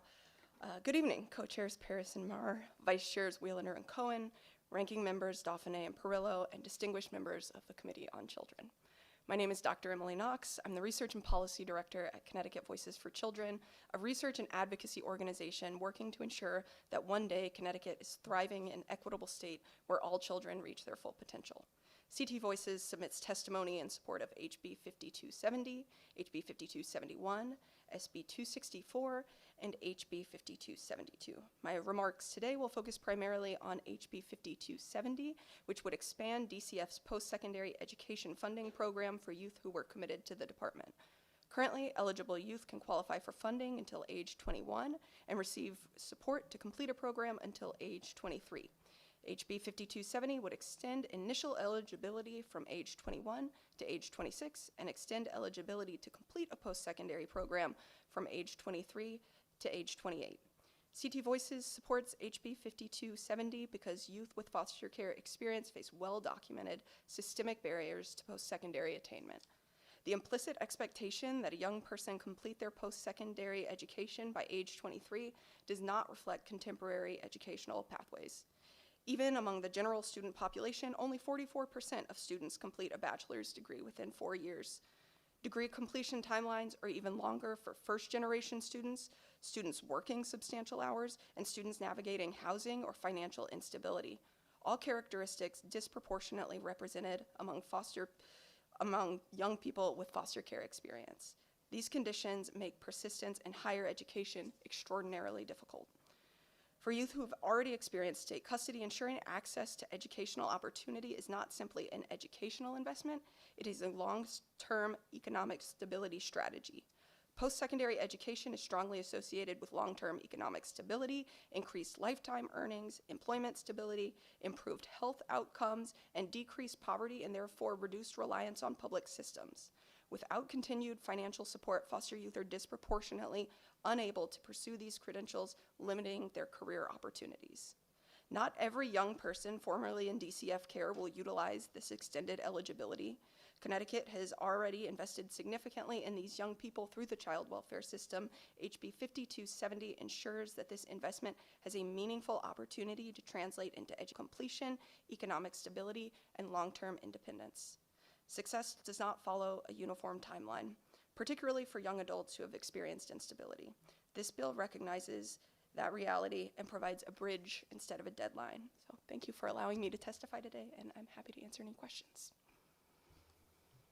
Thank you, Dr. Knox. We appreciate your testimony. Are there any questions in the room? Representative Welander. Sorry. Thank you so much. Thank you, Mr. Chair. And thank you so much for being here. I really appreciate the testimony and the support of this. It is, I think, one of the most important things we can do. And I loved the fact that you touched upon the investment that we've made in our children up to that point. It makes sense to allow them that little bit extra time to fulfill their own potential. And I've, to sort of make it a business term, it's like the return on investment would be even greater because they can have a better chance at successful independence throughout their life. And I was wondering if there were any parts of it that you would want to just highlight, or because I know that there's been some talk of, should we make it just for tuition? Should it allow for housing expenses, food, the different types of expenses that come with pursuing a program, whether it's a technical program or in higher education? Sure. Certainly, we know that just tuition isn't synonymous with a free education or robust education support. So I think anything that could be included in this legislation is worth looking at and is worth a conversation based on the hardship and stability that so many kids with experience in this system have already faced in their lives. Those barriers are non-trivial, and so I think the supports should be as robust as we can reasonably make them, given the environment that most of them are coming out of. Thank you so much. I appreciate your feedback and your testimony today. Yeah, thank you very Mr. much Chair. for the question.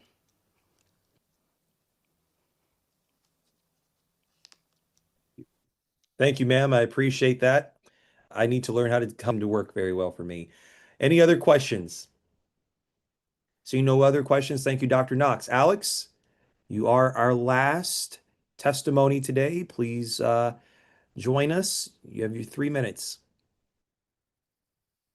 Thank you, Mr. Chair and members of the committee. I am neither an expert or provider, but I am a parent and I'm a business owner with employees that have children.